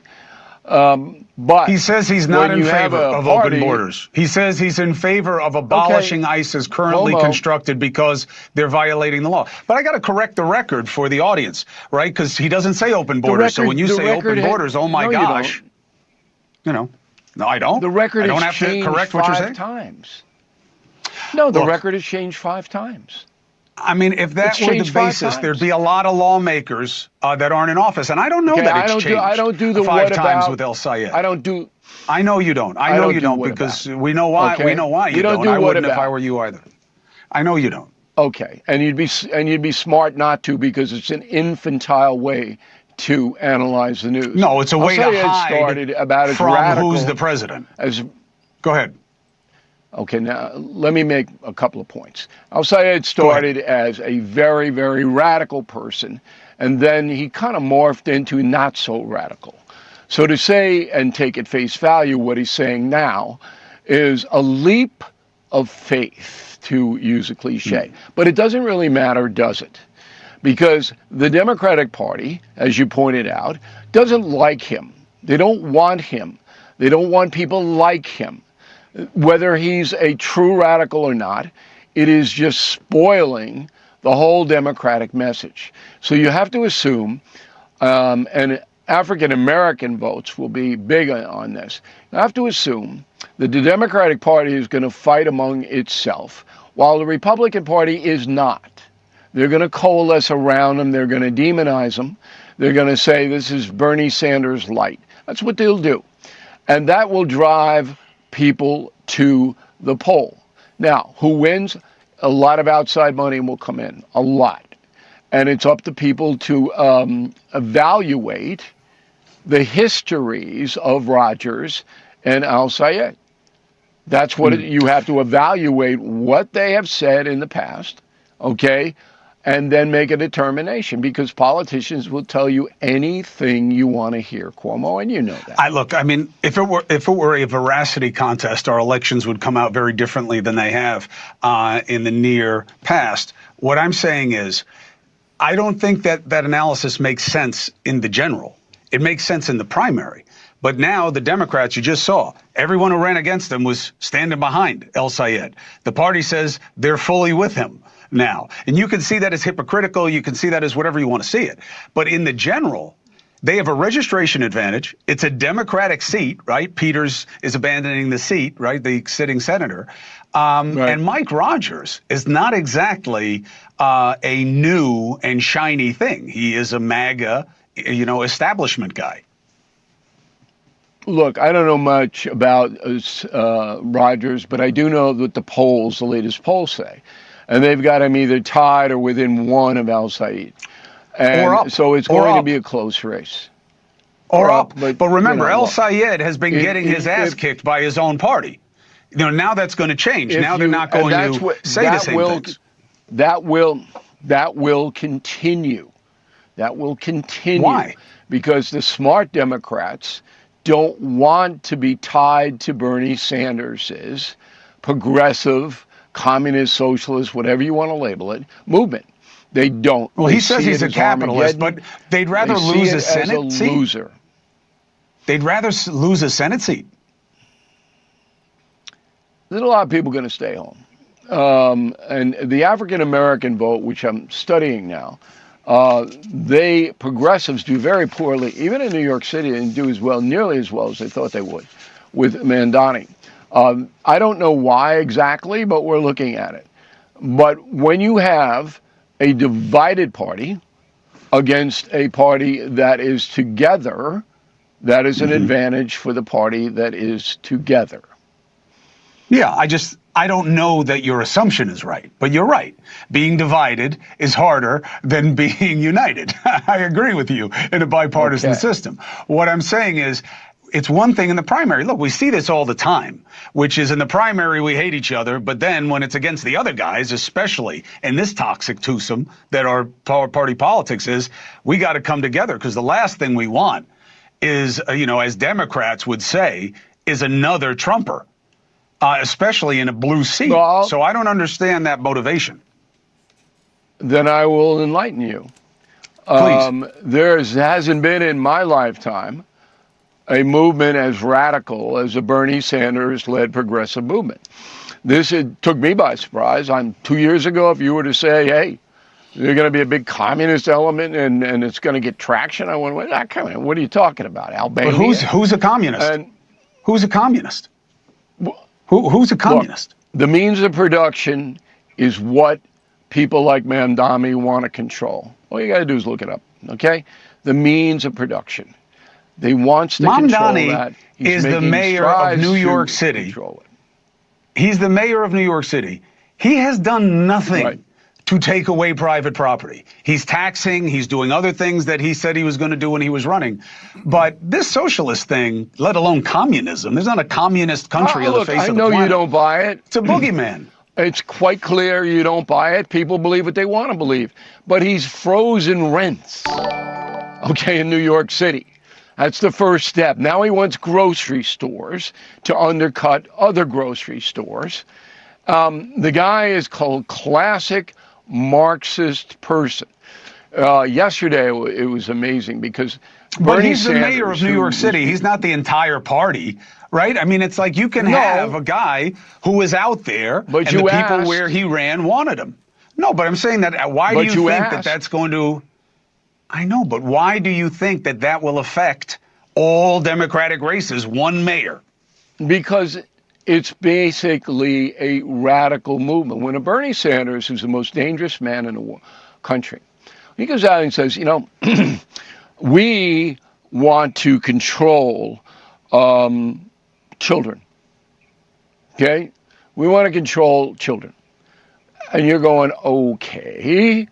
What does that that's mean? what they do in every communist country. So they want what that means. When did Bernie Sanders say we want to control? Yeah. He said it yesterday. Universal child care. Okay? Yeah. What universal child care is you take the tyke at age 4 or 5. He goes through a system of left-wing academia. He comes out into Columbia University, and presto, you've got a little replicant running around spouting Bernie Sanders stuff.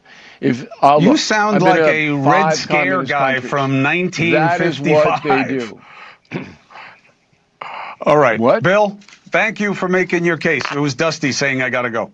But look, I get your theory of the case. We'll see how it plays out, and we'll see it together. Thank you for being with us.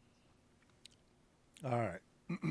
Here's the thing that what Cuomo doesn't understand is, okay, first of all, what Cuomo said about Mamdani not taking property from landlords or whatever. First of all, he's already threatening landlords. He's already said that he's going to remove the property from the landlords and keep it for the government. He's already trying to make privately owned grocery stores go out of business. He's creating his own government-owned grocery stores where he can monopolize what is sold and control the pricing of it. You're not going to see everything all at once. Socialism sounds like a good idea because you haven't lived it. I'm going to give you again the example that I shared a day or two ago. In Honduras, when we were more on the capitalist side, our coin value was 75 cents to $1. They moved from a capitalist view to a socialist communist government. And now our coin is 26 to 1. We went negative $26.75. You understand? That's socialism. That's what it did for Honduras. Socialism does not create wealth. Socialism takes wealth away from the people. The only reason why some countries have had some success of socialism is because of the amount of wealth that they acquired through capitalism.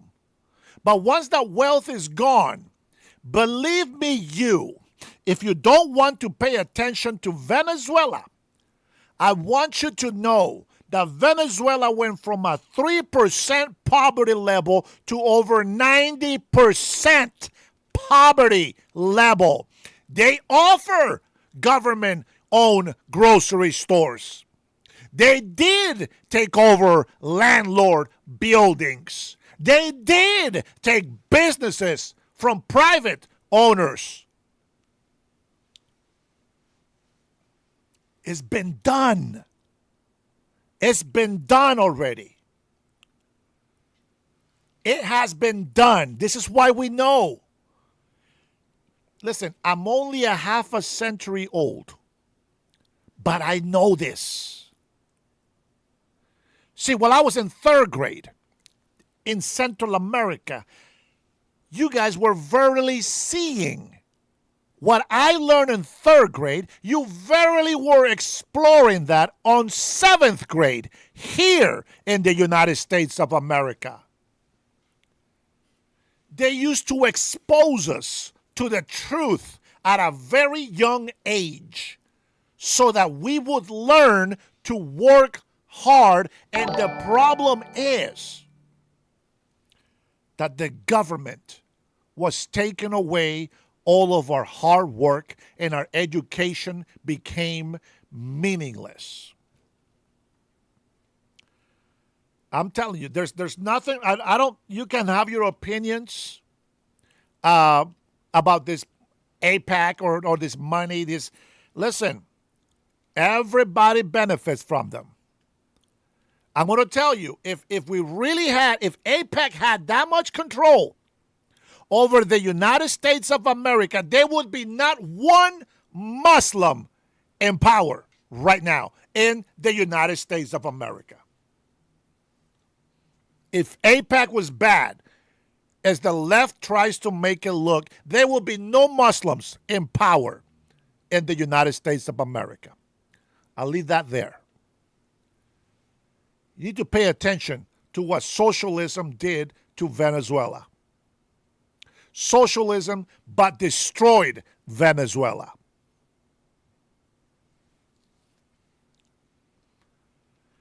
You don't have to believe me, but it's facts, and it's now part of history. Now, after watching the video, of course, now you have to watch Mr. Fetterman, Senator Fetterman. I listened to a clip from, I forgot what this comedian's name is. I can see his face, but I forget his name. Used to be a talk host. What's his name? I watched a clip from him and the ignorance on the subject of this communists taking over New York, Michigan, and other states like Washington State, California, Oregon. They have no idea.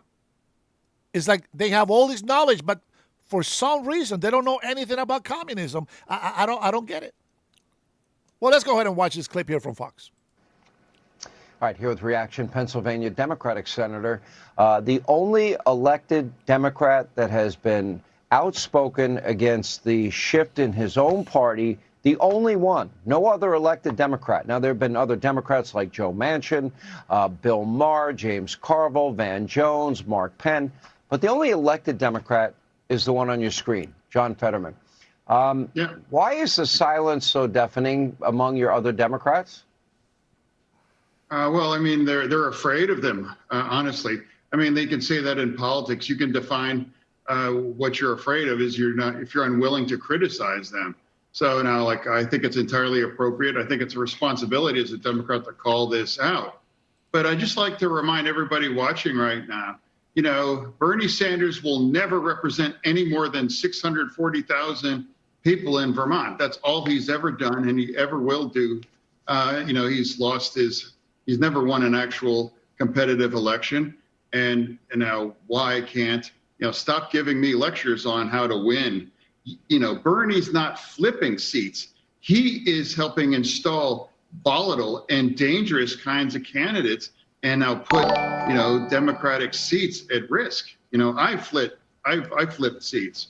Now, he's never done that thing. I'm tired of his lectures, overall. And now he claims that he's not a member of the Democratic Party. Why can't the DSA people just, they should just run and there's their own party. And now I think it's important to remind people, who is driving a lot of this conversation. And now, I see that Chris Rabb's coming up, later. He represents literally the bluest district in the country now. And he's going to have extreme views that he couldn't go anywhere beyond just this district there. Well, let me ask you about this. One thing more about Bernie Sanders. I mean, you cannot deny his endorsement, AOC's endorsement, has been the most successful of any Democrat that has been out there endorsing this election season. I think he is definitely consciously, by going on the Fight the Oligarchy tour, he's passing his communist socialist mantle, if you will, to AOC. And now it's showing up in that New Hampshire poll where she would be the leading 2028 presidential candidate. It seems like Bernie's having an impact on these primaries in a major way. Well, that's one thing to win a primary, but what about a general election? Can these people win? Well, but my point is he's not flipping seats. And it's not that long ago that he got, Plattner shoved up his say it. Don't worry about it. You can't say it. No. But, he really had the Plattner disaster, and he's responsible for these kind of things. He's not flipping seats. He's installing unstable and these kinds of people that put Democratic seats at risk now in Michigan. Now it's undeniable. So it's like he's giving advice, how do you can't flip seats. Well, what would you like to see as the future for your Democratic Party? And I know, a lot of people said that the line in the sand that you've drawn as it relates to Israel, that is your line, that the party, but there is an anti-Semitic wing that has emerged within the Democratic ranks. There's even one on the new right, if you want to be honest.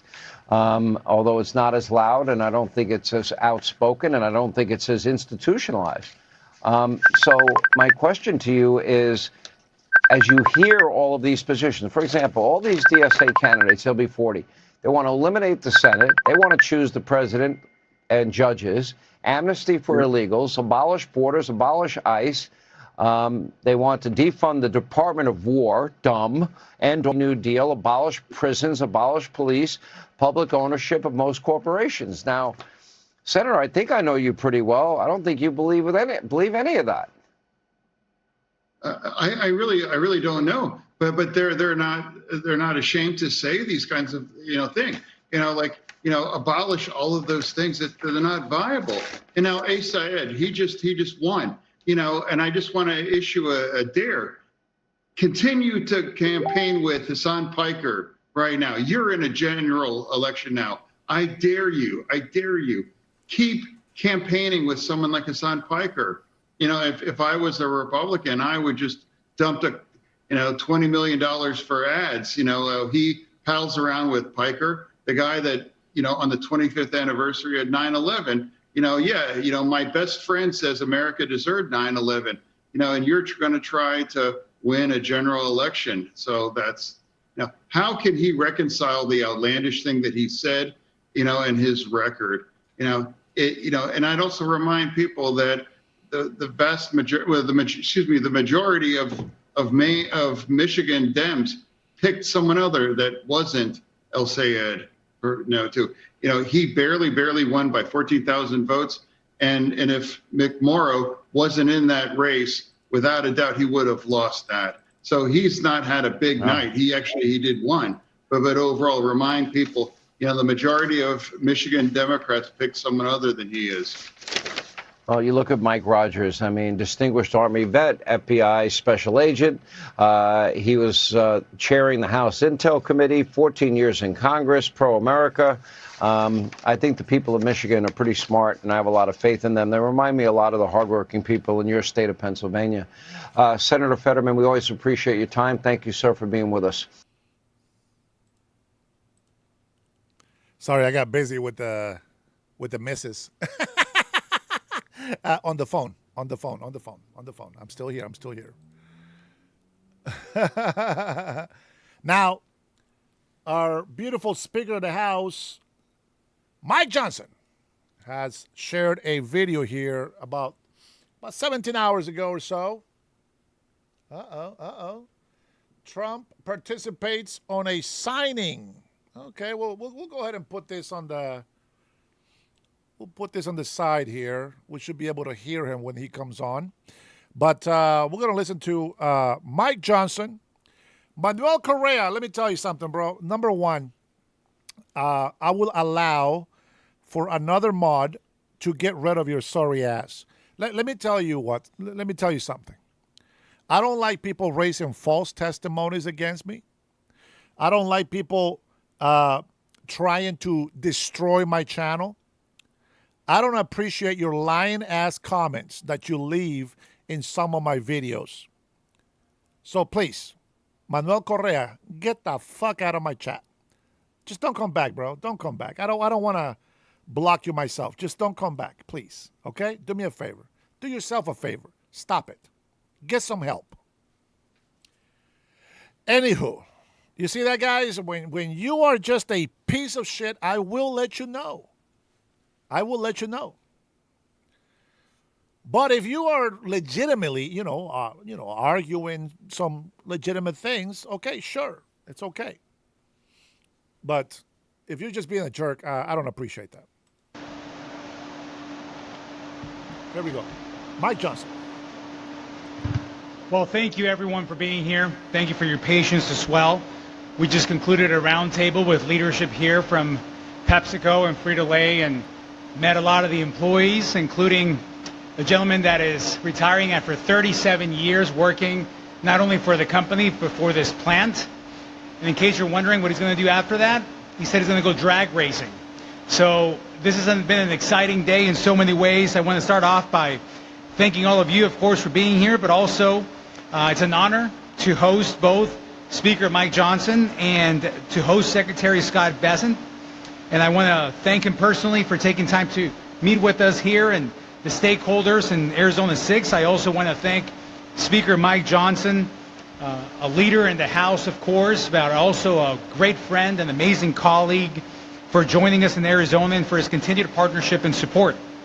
Having our national leaders here in our district means everything, so that we can hear from the administration directly on key issues and also share our own priorities. We always say that making these kind of visits is not just about sharing what we're working on, but it's also about learning and walking away from this place knowing that we are better informed and better suited to do our jobs.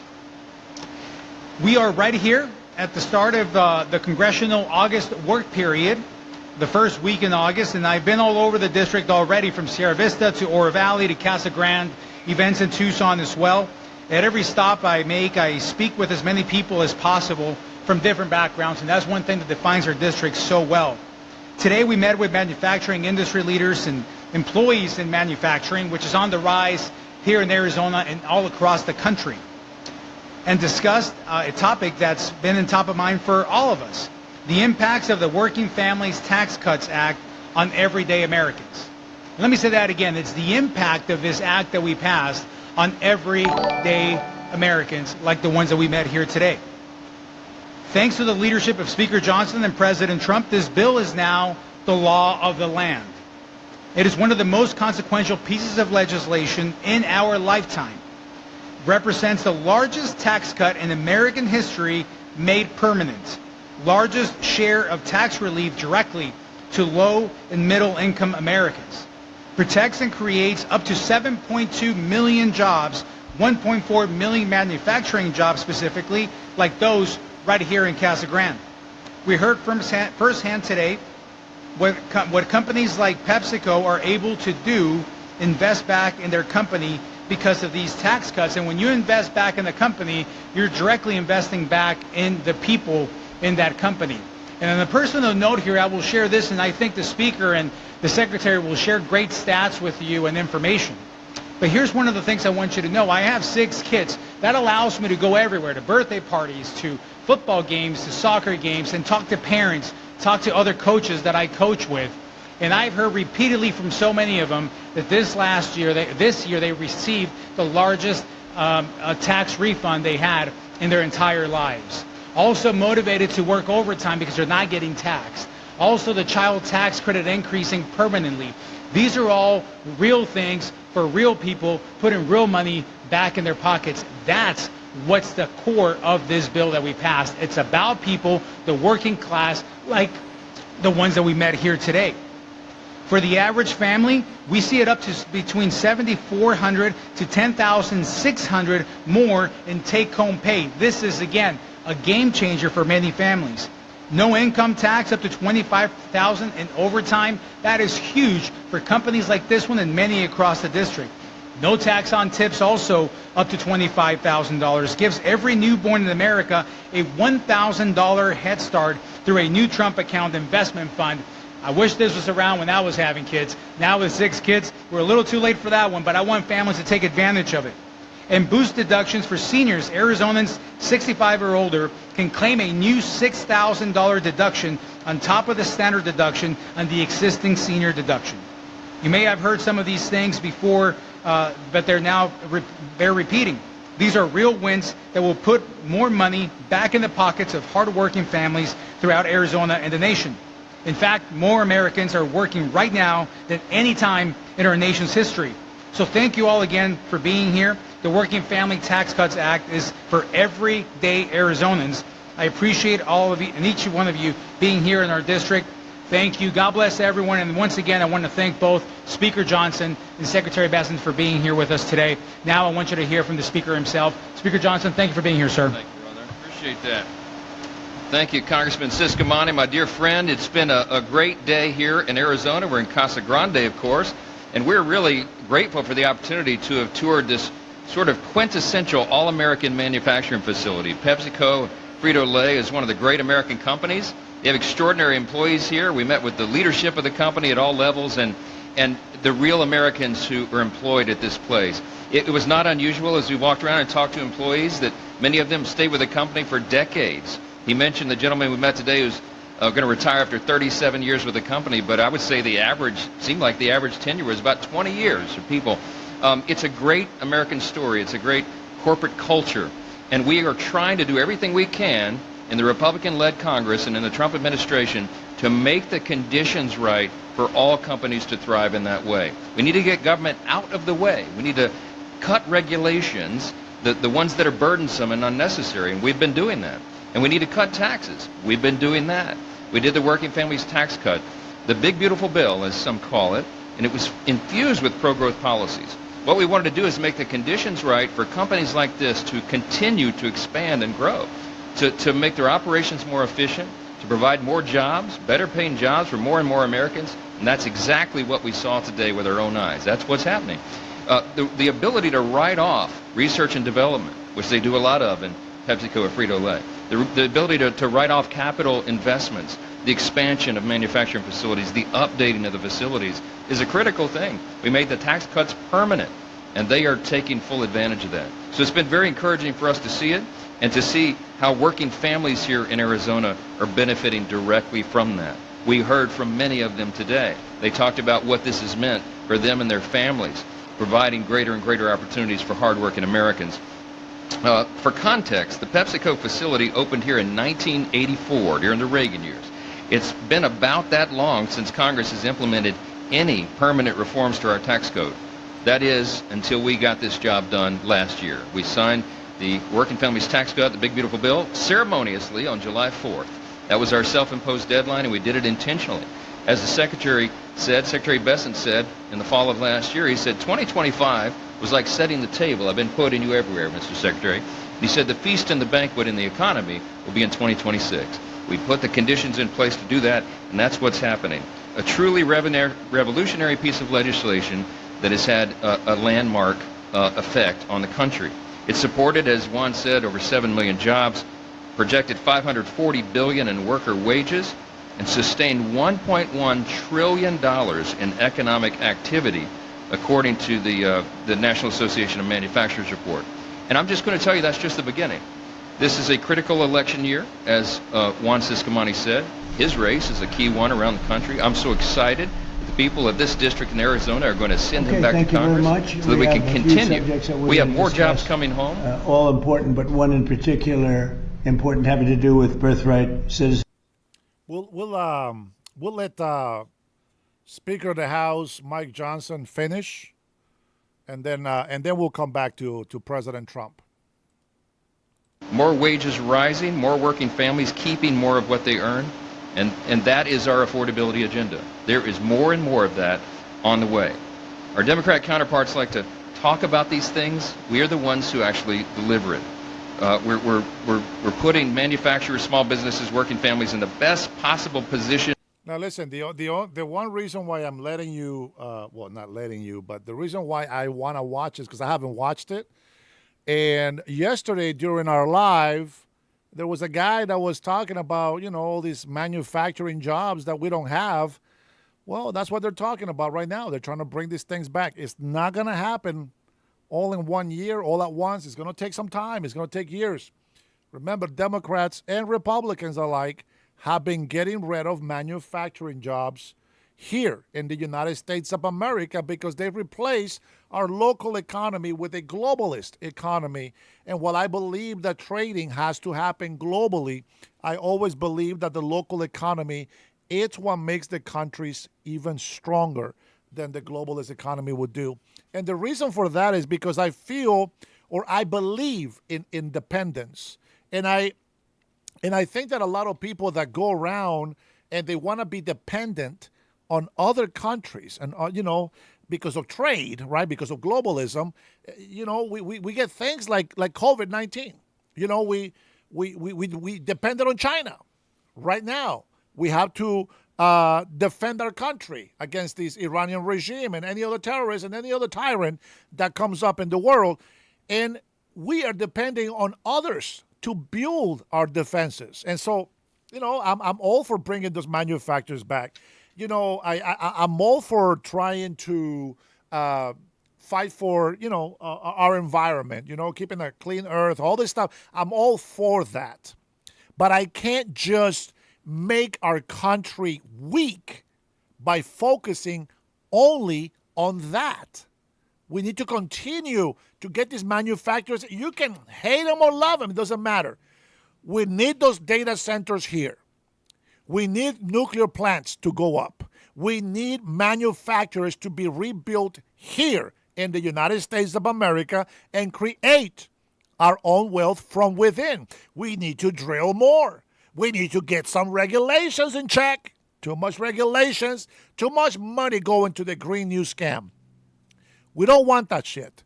We have Toyota coming from Mexico. They're starting to build. That's not going to happen within a month or two. It takes a while for that to work. So that is just one of the examples. There's many others coming in right now, but we have to wait.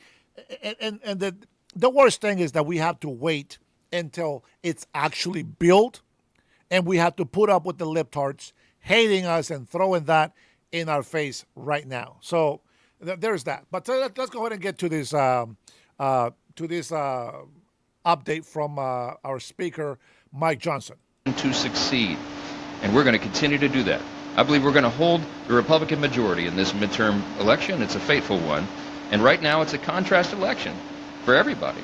They've got to make a decision. Do they want to continue with common sense, growth, and opportunity, or do we want to go to this dark, dangerous, deadly road of communism? That is the contrast between common sense and crazy. The American manufacturing comeback is upon us. We are grateful to PepsiCo and Frito-Lay continuing to play an important role in that great American success story. In a word, in a phrase, would summarize it today by saying, America is back, and there's more of that to come. I'm so grateful now to turn the podium over to a gentleman who has been a gift to America over this administration. Secretary Scott Bessent has become a legend in his own time, and he left a very successful career in the private sector, as everyone knows famously. And he's fulfilling critical roles for the American people right now. He is our Treasury Secretary. He's the acting director of the IRS. I'm sure there's probably a couple other titles President Trump has given you, but I am grateful. I will tell you this, and history will record, we could not have gotten the Working Families Tax Cut, the big beautiful bill, done were it not for the acumen of this great leader in the cabinet who helped us steer that through to passage and get it to the president's desk for signature. So Secretary Bessent, on behalf of all the Republicans in Congress and all the American people, I want to thank you for your hard work and for being here with us today. I give it to you. Good afternoon, Speaker Johnson, and all right. I'm pleased to be here alongside Speaker Johnson following an excellent roundtable. No one fights harder for Arizona families than Congressman Siscomani, who demonstrated during our discussion while he was named one of the most effective lawmakers in Washington. At manufacturing facilities like this, you see the hard-working Arizonans who clock in every day to provide for their families and strengthen Americans' economy. President Trump's working family tax cuts, which I will add, every Democrat voted against, are helping those very workers to keep more of what they earn. Never forget that if Democrats had their way, working families would absorb the largest tax hike in American history. Largest in American history, $5 trillion. Instead, tens of millions of Americans across the country, including right here in Arizona, Casa Grande, have claimed one of President Trump's signature new tax cuts. Workers rely on tips for an income or keeping more of their earnings through that.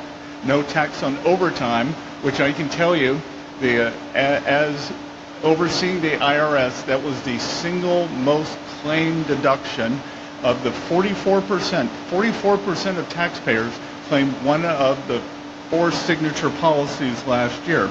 And earlier today at Treasury, we issued new guidance on the permanent expansion of the paid family and medical leave tax credit, which gives businesses like Pepsi greater incentives to help our workers at plants just like this one care for a new child or 6 or recover from a serious illness without sacrificing financial security. Of course, thanks to Trump accounts, newborns, those families welcome will get a stake in the American dream from day one with a $1,000 seed investment from Treasury. And don't listen to the Democrats when they claim that it's for the rich. 86% of the families who have enrolled in the Trump accounts, of the 7 million thus far, have incomes less than $200,000. Trump accounts are reaching the people they are designed to serve. The best part of my job is to get out of Washington and to see how these policies are creating the conditions for families and businesses to flourish. The congressman left me with a great phrase, which you'll see me using over the next few months: policies to people. We enact good policies, and if you come and you get to visit the people whose life it impacts.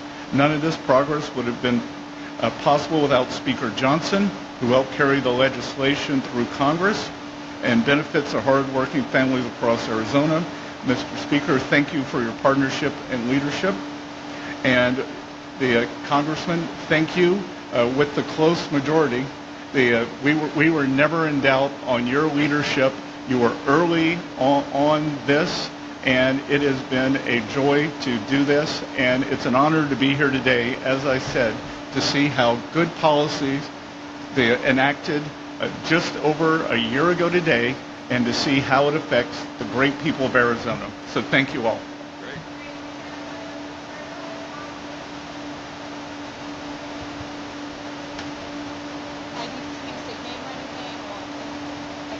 Amalia Roy with Fox News. The first question is for Secretary Bessent. So can you talk more about the conversations you had with these workers about specifically the working families tax cuts and any other concerns with the economy, especially going into the midterm elections? I didn't hear the last part. Also, any concerns about the economy going into the midterm elections? No, what we heard was that as I said, the overtime deduction that has been the most popular here. And look, life is good here in Casa Grande. They work at a great facility. They have great camaraderie, and from what I hear, they have taken it up to next level and are a exemplary facility for the other 80 manufacturing facilities around the country. I do have a follow-up question both for Speaker Johnson and if Congressman Siscomani want to step in here. We do know that this district specifically, in some polls, it's showing as a toss-up. In Fox Power rankings, it's showing it actually as leaning Democrat. Can you talk about the strategy for this election, especially with the economy, to keep the seat during the election this fall? Yeah, it is a reality that for us to win the majority and grow the majority in this midterm, we've got to defy history. It's only happened a couple times in about the last 90 years that a sitting president's picked up seats for his party. But I am here to tell you, Republicans are going to win this election. We have a great record to run on. We have extraordinary candidates and incumbents like Juan Siscomani, one of the most effective members of Congress, rated the most bipartisan, the most consensus-building member in the body. He is serving the people of his district well, and they're going to reward him for that. For the first time in about 10 years, Republicans have raised more money than Democrats have. People understand the stakes are very high. They understand that we have to keep this common sense reform, bringing America back. We have to continue it. We cannot tear it down, tear down the foundations of the country, and go down this radical left road that the Democrat Party is trying to take America down. That's not who America is. So we feel very confident about this. We're going to have the first ever midterm convention, September 9th and 10th. The Republican Party will have one. The Democrat Party will not. They can't have a party like that. They don't have much to show. But we're going to have all of our stars go across the stage, talk about our extraordinary record of achievement. The president, the vice president will be there, all of us, to celebrate the wins and to explain for the American people what more there is for us to do. We're going to be working on the cost of living, on affordability for every American. We are the ones that have the proven agenda, the proven record of doing that. I think at the end of the day, that's what the American people are going to reward. So we're very bullish. We believe we're going to win it. And I think this district in Arizona is going to be a bellwether for that. You want to add to that one? Sure. Well, first of all, thank you for that question. I think it's a great question to address because it's important for everybody to know that this district is roughly about 1/3 Republican, 1/3 Democrat, and 1/3 Independent. So it being a toss-up district, a battleground district, is nothing new since the district was created. It's always been that way. It certainly has been that way since I won it in 22 when we flipped it from Democrat to Republican. We defended the seat and won by a wider margin in 24 than we did in 22 and plan to continue that trend in 26 as we show results. So why are we confident about the win here in 26 and this year in November is because of the results that we've shown. You hear a lot of noise around this, and one of the most prevalent, I guess, rumors about this bill that we just talked about is the fact that it was for billionaires. Not a lot of billionaires work in this building. Let me tell you that. The ones that are managing the factory here, the ones that are working on the line, that are working in overtime, good luck trying to convince them that they're billionaires or millionaires. They're hardworking people that are taking advantage of this bill and being able to take advantage of the tax deductions for overtime, for many outside of this company on tips, for our seniors. These are the people that are heavily impacted by what we've done, and they're at home living their lives, may not be all in the rallies, but they are living their lives knowing who is fighting for them. So at the end of the day, what makes us believe that we're going to win in November is the results that we've been able to do. The American people will reward that, and we're going to be able to see that again this time. So thank you for that question.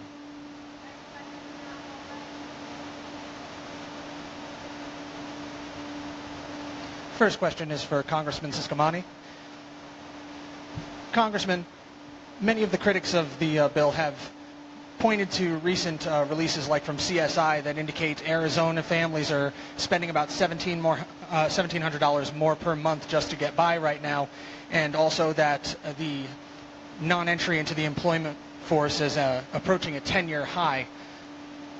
So how would you point to developments in your district, new business opportunities, new jobs, specifically in District 6, that would reverse that?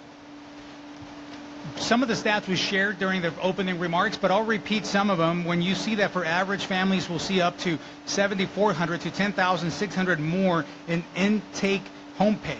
This is huge for families. About $3,500 coming from just being able to pay less taxes on this. This is real money back in people's real pockets. So I can tell you, and you can go around and poll just families, like I said, hey, come down to the football team that I coach and talk to those parents that are not wealthy, they're not millionaires, and they tell us that they've received the largest tax refund that they've received ever. These are things, this is a great point, though, to be able to differentiate and be able to see what divides us from the Democrats.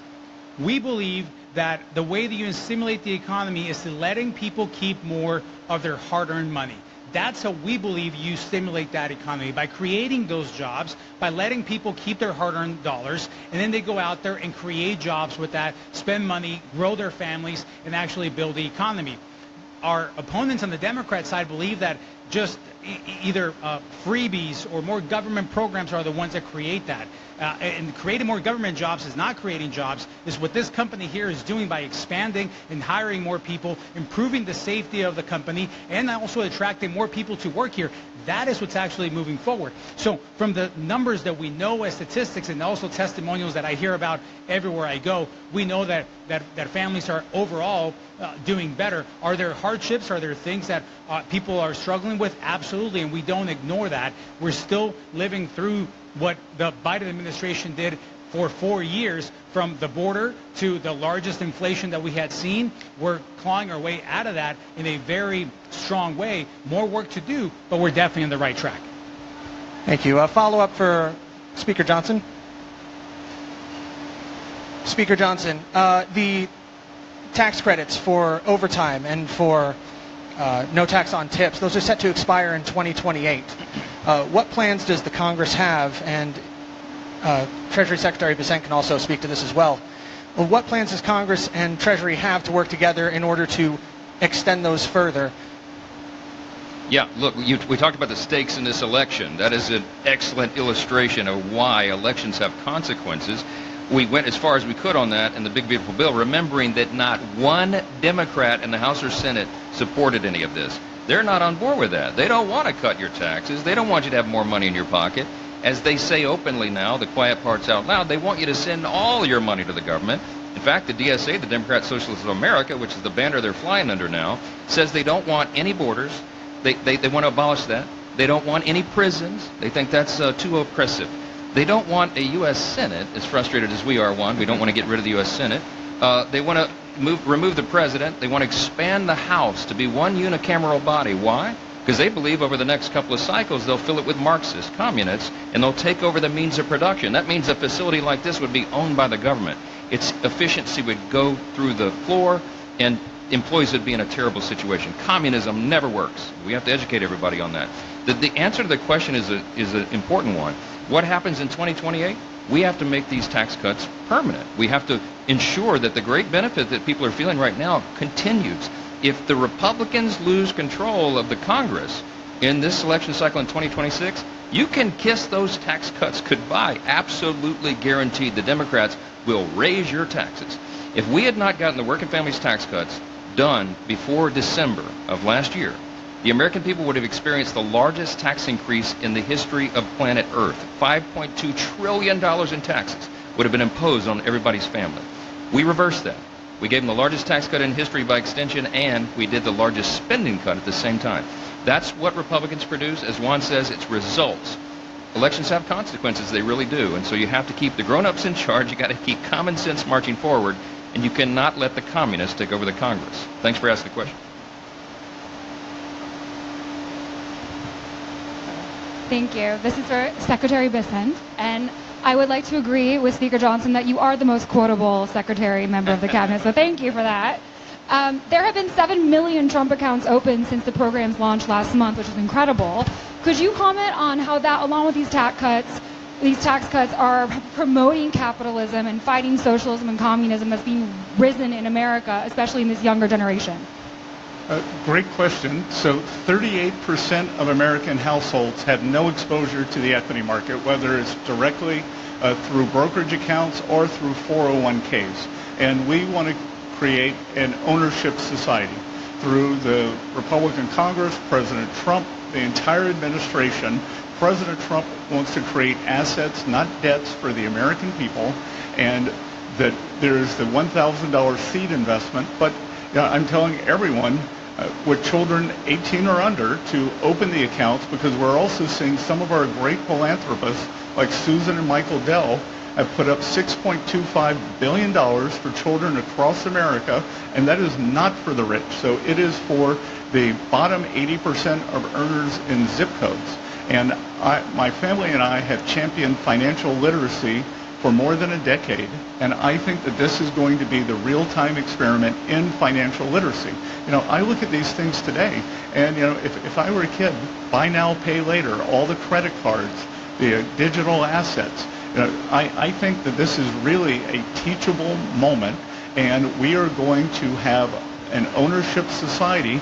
And I mercifully am an economic historian, not an economist, and if you look at the history of movements like we see with the DSA / Communist Working Party, it's never worked anywhere, but it's when people get disenfranchised, and we are creating the ownership society to bring everyone in to share the benefits of our great capital markets, of our innovation, and the everything that goes along with this strong economy. Thanks. Thank you so much. Appreciate it. En español. In Spanish? Anybody want to watch it in Spanish? Does anybody want to watch it in Spanish? Just wondering. So let me put my 2 cents on here. All right. So people say, now listen to this very carefully. People say to the police officers, criminals say to the police officers, you work for me. The answer is, hell no, they don't work for you if you're a criminal. They work for the people, the law-abiding citizens. Can you imagine if we give all access of government to the citizens of this country? That would be the stupidest thing that we could ever do. There is a reason why we vote for leaders to run the government. Because retards like you will destroy this country. Retards like you will destroy the economy. Retards like you will not defend this country, and this country wouldn't be what it is today if we allowed the fucking people to have all their access and control. What kind of a stupid mentality do you hail from?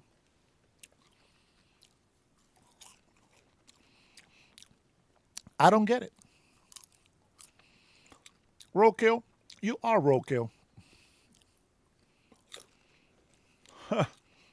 You never voted for him. Fuck you very much. You still benefit from the freedoms and the liberty of this country, whether you deserve it or not.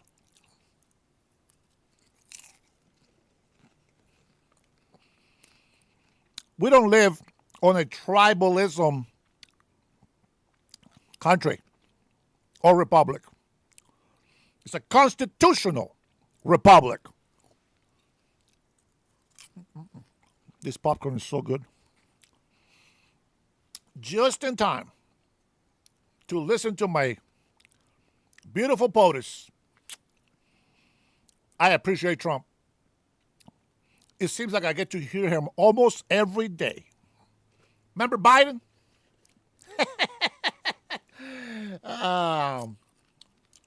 Yeah, not so much. All right, go ahead, Mr. President Trump. Your show. Citizenship And Will, if you would, maybe you could, we'll start it off with what Howard's going to be discussing. So a short while ago, sir, you signed an order relating to the polysilicon industry.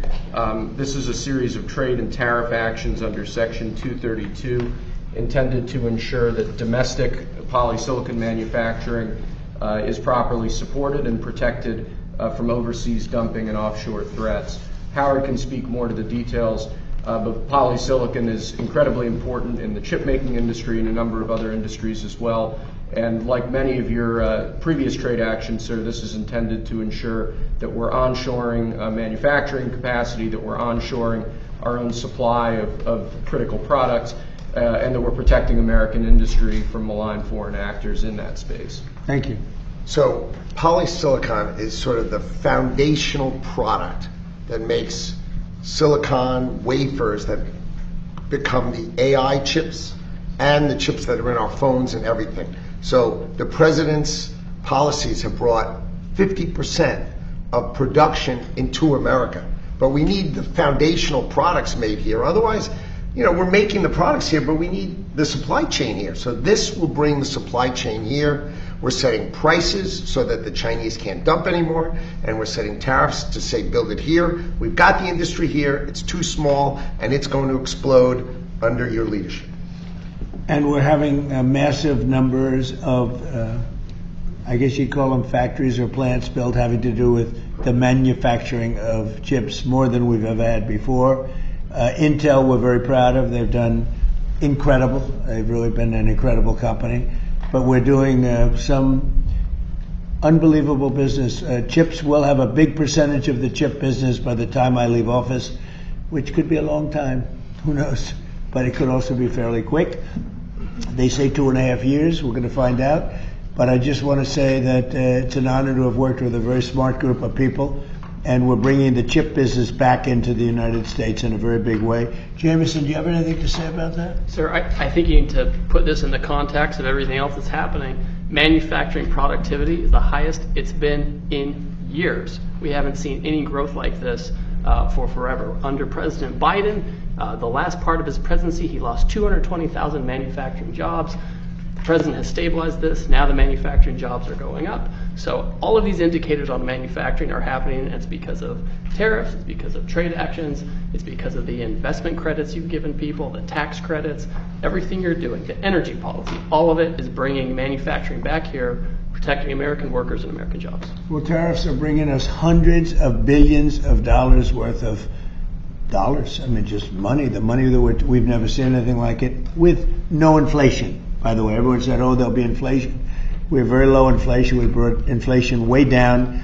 I inherited the worst inflation in the history of our country. They say 48 years, but I say the history of our country, and from the Biden administration, and we're bringing it way down. So the numbers I mean, beyond the money being brought in, the number of factories being built in our country is more now than we have ever seen before.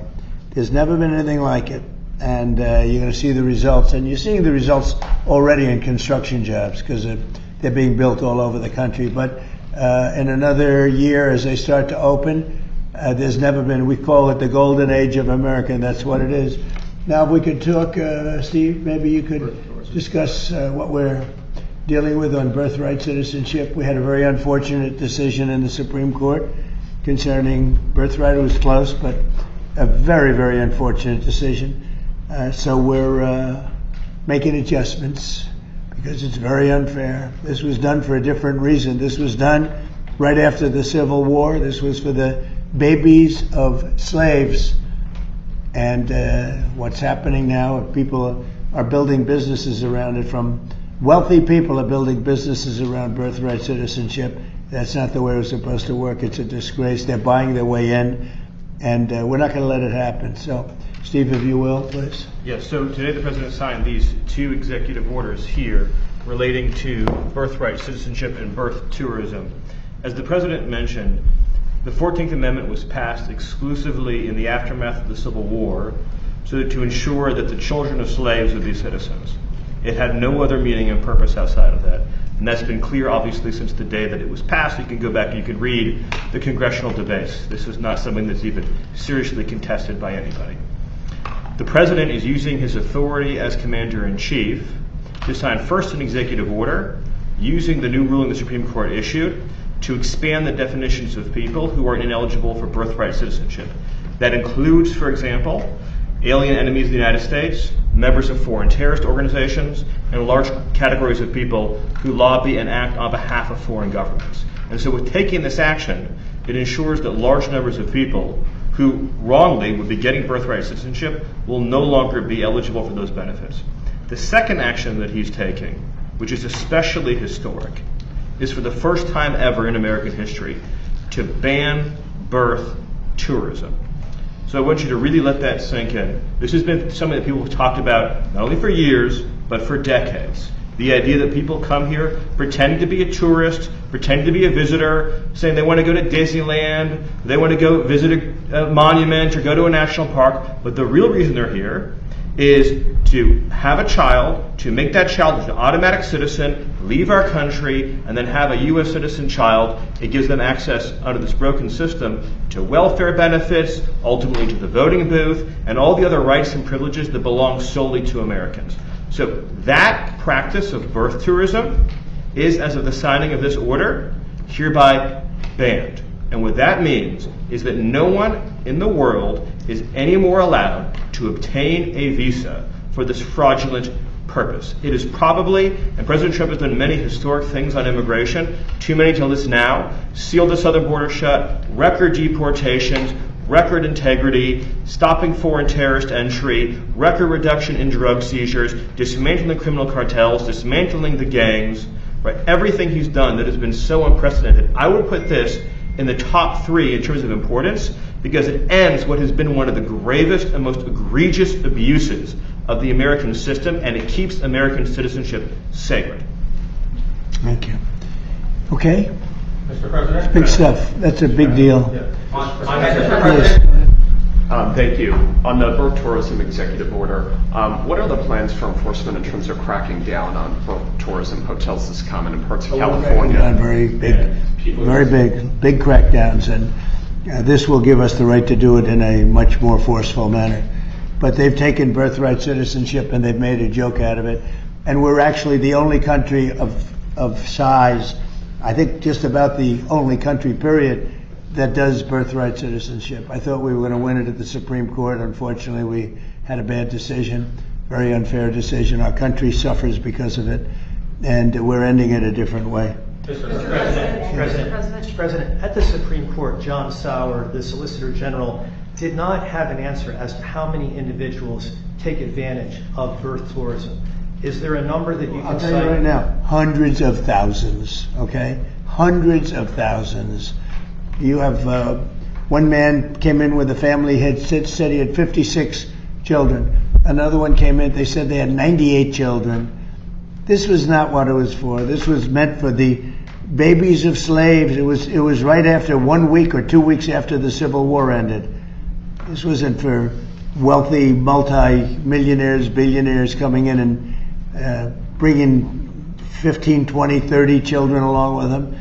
It's become a big business, and we're ending that business, please. What makes you confident, Mr. President, that this will pass constitutional muster? I think it will. I think, in fact, I asked a very talented person named Will Scharf, who's standing right behind me. Do you want to discuss that, Will? You felt pretty strongly about it. The law is absolutely clear. What we're talking about, as Stephen said, with respect to birth tourism, something that used to happen incidentally, where somebody who happened to be on vacation here went into labor early and had a baby. This was sort of a relatively small problem. What we've seen in recent years, though, is organized rings, at times criminal rings, setting up a system whereby tens, hundreds, thousands, tens of thousands of people can come to this country in an organized fashion and give birth here purely for the sake of obtaining birthright citizenship. This order takes a number of different actions intended to combat those sorts of organized practices. We look very heavily at denying visas to people that we have reason to believe are coming here for that purpose. visas both for putative parents, but also for the people organizing these rings. There's also obviously a law enforcement component. We'll have a full fact sheet released on this soon, but what we're doing is taking legally validated means that are clearly within our disposal and targeting them square on to this birth tourism industry. There's absolutely nothing in here that runs afoul of any of the Supreme Court's opinions on the subject. This is frankly, it's action that's overdue, and I'm thankful that President Trump is finally taking decisive action to combat this issue of birth tourism now that it's been queued up in the way that it has as a result of the Supreme Court's opinion. This should have been done a long time ago. This should have happened years ago, but we're taking care of it now, please. Amy, can you help us understand how you distinguish between a tourist and a birth tourist? Well, I'll let you discuss it, please. Yes, happy to. And so, by the way, that's an excellent presentation. Thank you, Stephen. For those of you who want to do your research on this, Section 215A of the Immigration and Nationality Act gives the president this authority. 215A of the Immigration and Nationality Act. Very rarely used, probably one of the strongest laws in the entire federal code, gives him this power. And that's not the only, but it's the main statutory authority that's being used in this order. So birth tourism is by definition a fraud on the American system, on the American taxpayer, on the American visa. If you're coming here, and again, your stated purpose is that you're a tourist, then by definition, you are here to come for a few weeks, look at what we have, engage in commerce, and leave. So if you're telling a consular officer you're here as a tourist, but your true purpose and intent is to go to a baby mill, give birth, and try to mint an American citizen while you're here, then you're committing a fraud against the American government. And by definition, that visa can and should and will be now denied. Mr. President, there is a report that you told donors that they need to get J.D. Vance elected in 2028. Is that your official endorsement? No, it's. I heard about it a little while ago. I think he's great, but we're way too early to even be thinking about that. Okay? And then, Mr. President, Republicans are arguing a lot right now about affordability.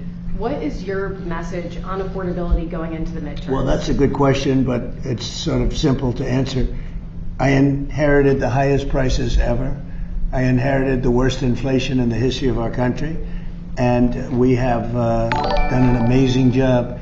And oil prices now are coming down very rapidly. If you look at what's going on, it's down to 75. When I started the very important excursion into the Islamic Republic of Iran, it was a very important excursion because they can't have a nuclear weapon. Otherwise, the whole world would get blown up. We're not going to let that happen. Not only us, not only the Middle East, the whole world would have been catastrophic. We had no choice. We had oil down to less than $2 in many places like Iowa. Oil was down to, gasoline was down at numbers that people hadn't seen in years. $1.85, $1.95. So it passed Tuesday. I was in Iowa at a stop, and we had $1.95, another one $1.85 a gallon. And we'll see those days pretty soon again, based on everything I see, as soon as the war ends. And I think it's going to end pretty soon. I don't think they can go much longer. Yeah, please. Has a deal been reached to reopen the Strait of Hormuz? Well, I don't want to say it has been. It's sort of open right now. You know, we have a thing called the blockade headed up by the U.S. Navy, and we control it. And now we control it, but they can always shoot something. They always have something or drop a mine. And if you have one mine sitting out there, you sort of mess things up because people don't want to take their billion-dollar boats and accidentally get hit by a mine. But I think we're doing very well. I just, I'm involved in the negotiation. I think we're doing fine. It could be soon, yeah. Mr. President, have you lobbied any of the undecided Republicans who will vote tomorrow on Todd Blanche's nomination? I will lobby if I need to. I will lobby very, very diligently because he's outstanding. He should be good. I mean, I can't imagine he's as good as there is in the country. People have such unbelievable respect for Todd Blanche, so hopefully that won't be necessary. I spoke to some people, I did, but hopefully it'll all work out very well for the country because you're not going to find better than Todd Blanche. Will you reach out to Senator Murkowski, Senator Cassidy, for instance? Let's see if we need anybody. I'll reach out to whoever I have to, but anybody voting against him would be doing a great disservice to the country, please. Mr. President, the deadline for Representative Max Miller to withdraw from his race is coming up next week. Do you believe he should withdraw at this point? Well, I'm not going to get involved in that. It's a very sad situation, and I know Max very well, but it's very, very sad that a situation like that takes place. Yeah. Do you think the DOJ should prosecute Dr. Fauci? Well, you know, they prosecuted Peter Navarro and they prosecuted Steve Bannon, two very decent people, over something that essentially was never prosecuted before. And there are sort of telltale signs of similarity. And they went to jail for a number of months over something that I saw one of the analysts said they used to laugh at it in the Justice Department when something like that was referred. But Merrick Garland prosecuted two very decent people and sent them to jail. I wasn't president. I would have given him a pardon in 2 seconds, but I wasn't. It was after I left. They waited till after I left, and then they prosecuted these two people, and they ought to be ashamed of themselves. So when you see that happen, you sort of say maybe he should. What he did is far more serious than a lot of crimes, frankly. But they prosecuted two people when nothing like that has ever taken place before. Mr.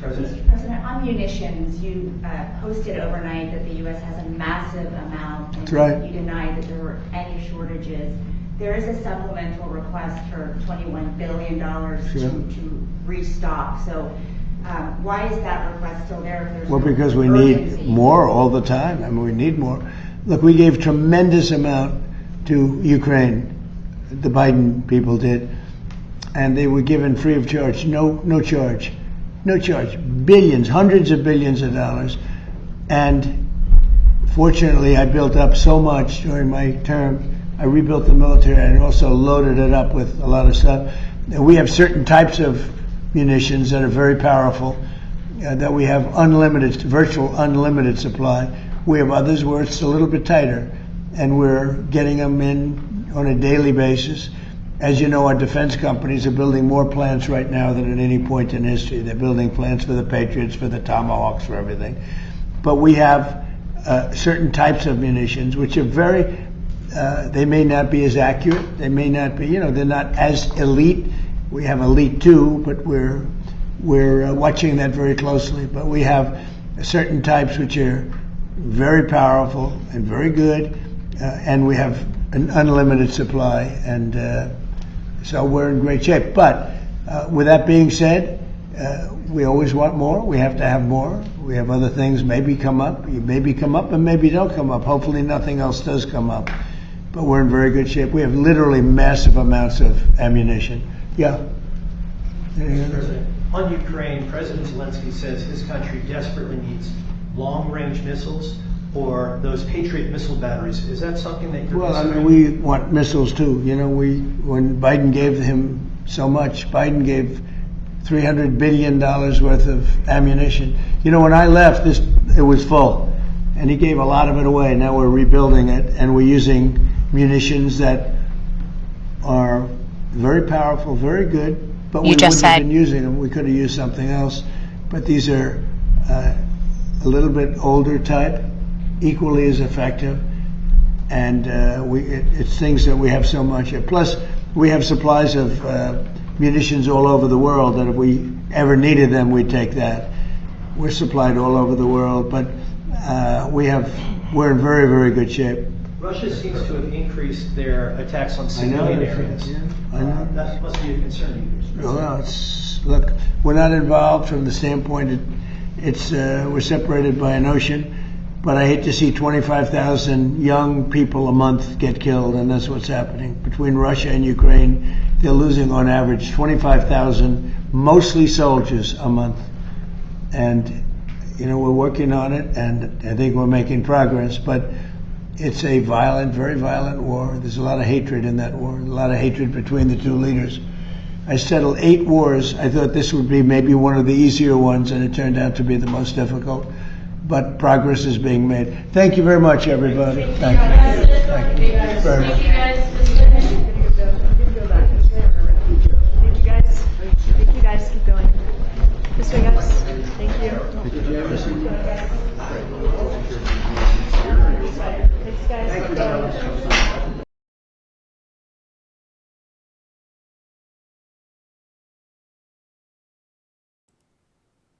Sorry, I like to watch every drop of the live streaming. Here is, I'm going to play a little bit of the Minnesota governor candidates sparring over the fraud and immigration. That's going to be interesting to hear. But I want to give you guys these little, what is this? From the New York Post. You guys know how much President Trump loves the New York Post. Let me see what this video is about. Of New York! Go New York, go New York, go! Oh yeah, the mayor is a big Knicks fan. Go New York, go Knicks! Good evening, everyone. Pleasure to be here. I want to say thank you to the borough of Staten Island. Thank you to my brother Scott Lebedo, great artist, though we disagree on the politics. And thank you also to all the elected officials and the incredible NYPD for all the work they do. It's a real pleasure to be here. Happy National Night Out Against Crime. Congratulations, everyone. Thank you. Thank you so much. Thank you.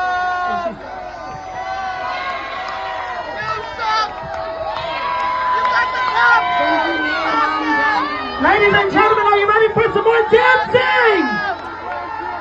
Oh, no, we're not. No, we're not. No, we're not. We got awards. Somebody an award. Do you want to see who's getting an award? Come on, guys. I want some energy here. We need good vibes, good energy. Good energy. Let's play some good energy music. I just want to say, I just called to say I love you, and I mean it from the bottom of my heart. I'm going to tell you something. Let me tell you something. When I campaign, if God allows me to live, God protect me, and I campaign for governor here in Washington State, I'm going to tell you that right now. And I get booed like that? Oh, man. I'm going to start singing, and I'm proud to be an American, where at least I know I'm free. I'll be playing it. America first. It's all about American citizens. That's what I care about. American citizens and those precious green card holders. Those beautiful green resident aliens. Oh, man, I'm going to tell you, man. I'm going to need all of you. I'm going to need all of you patriots, all of you veterans. I'm going to need you to be armed and dangerous, okay? I'm going to need you to be armed and dangerous. I need you to surround me. I need you to be around me. And we're going to be proudly standing for American citizens. And we're going to be showing a lot of love for our resident aliens. Yeah, that's right. I was an alien for 2.5 decades before I became an American citizen. I was adopted into the American family. You know what I'm saying? Oh, man. We're also going to encourage migrants to come and visit our country. We're also going to teach them to respect our law. Yeah. We're going to make sure that American values are also respected. Now, I love having all these Americans with a lot of different ethnicities, cultures, foods, especially foods. I need a lot of different cultural foods because I'm a picky eater. And I got Don Mitch, he knows. He knows how I am. He knows. I got to have a lot of different cultural foods. Because if I don't like the food that one culture makes, I will go to the next. Now, one of the things, and I don't want to spoil it too much for people. I'm just saying, I don't want to spoil it too much. I don't want to promise anything that I can't deliver. As a matter of fact, I don't promise anything. Remind me, if I ever say, I promise that I'm going to do it, always say, hey, Dennis, remember, don't promise. You told us to remind you, don't promise. Why? Why don't promise? Because Jesus said, let your yes be yes and your no be no. Because only God knows every single hair on your head, and you don't know jack squat. So I will take that wise message. Now, what I think is funny is this. You know it. You know what I'm saying, Don? Donald knows. Donald knows. I'm gonna be one happy guy because tomorrow, I'm gonna. I don't know. I'll probably cut it a little bit short because I'm gonna go have a barbecue with my brother Don Mitch. Fantastic veteran. I love this guy. He's such a humble man with a heart of gold. You know that? I'm so blessed that I met Don Mitch here in Washington State. It's such a blessing to me. He truly is tremendous. But you know what? I'm going to say this. I know that you're going to be like, oh my God, Dennis, what the hell happened? When you were in the show, you were saying all this shit about Muslims. Now, because of Mohammed, I'm going to say this. Just because of you, Mohammed, the Turk, I believe in the freedom of religion. All I'm going to be fighting against is having Muslims try to control our government with Muslims. Okay? That's it. Don't be trying to train my kids in school or American kids in school that Muslims is the way to be, because we don't even do that with Christianity. We stopped doing that a long time ago, so we're not going to allow a new religion to come in here and do that shit.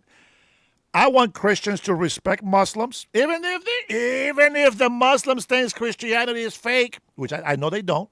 But even if Christians think that Muslims is fake, I'm on that side. I would still want them to feel free to practice their religion. If you're going to block the street, get a permit. If you block the street, I will make sure your ass goes to jail. That's simple. There's got to be respect. There's got to be equality. There's got to be a balance. So we're going to allow the LGBTQ people to be free. You guys express what you want. Hey, if you want a wee-wee instead of a wah-wah, okay, you pay for it. Taxpayers are not going to pay for that shit. I can't even get circumcised for free. It's a cosmetic thing, they say. So insurance doesn't cover. That was a little bit too much information there, probably. For all of you out there that are not circumcised, yes, health insurance does not cover circumcisions. So I don't think they should cover breast implants or wee-wees or wah-wahs being changed. You know what I'm saying? Plus, it has to be after you're the age of 18. Bottom line, period. No LGBTQ bullshit in school. No gay flags in any of the government buildings or public schools or post offices. None of that shit. I don't want to see a Honduran, Mexican, or any other foreign flag in any of our government buildings unless we are representing these countries in that certain location. But not because we're representing illegal immigrants. Does that make sense? I'm going to need a little bit of tweaking to this message.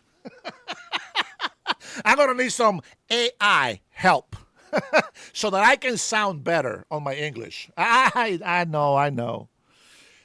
I will, however, just so you know, off the bat, I will be also campaigning in Spanish. Hey, knock it off.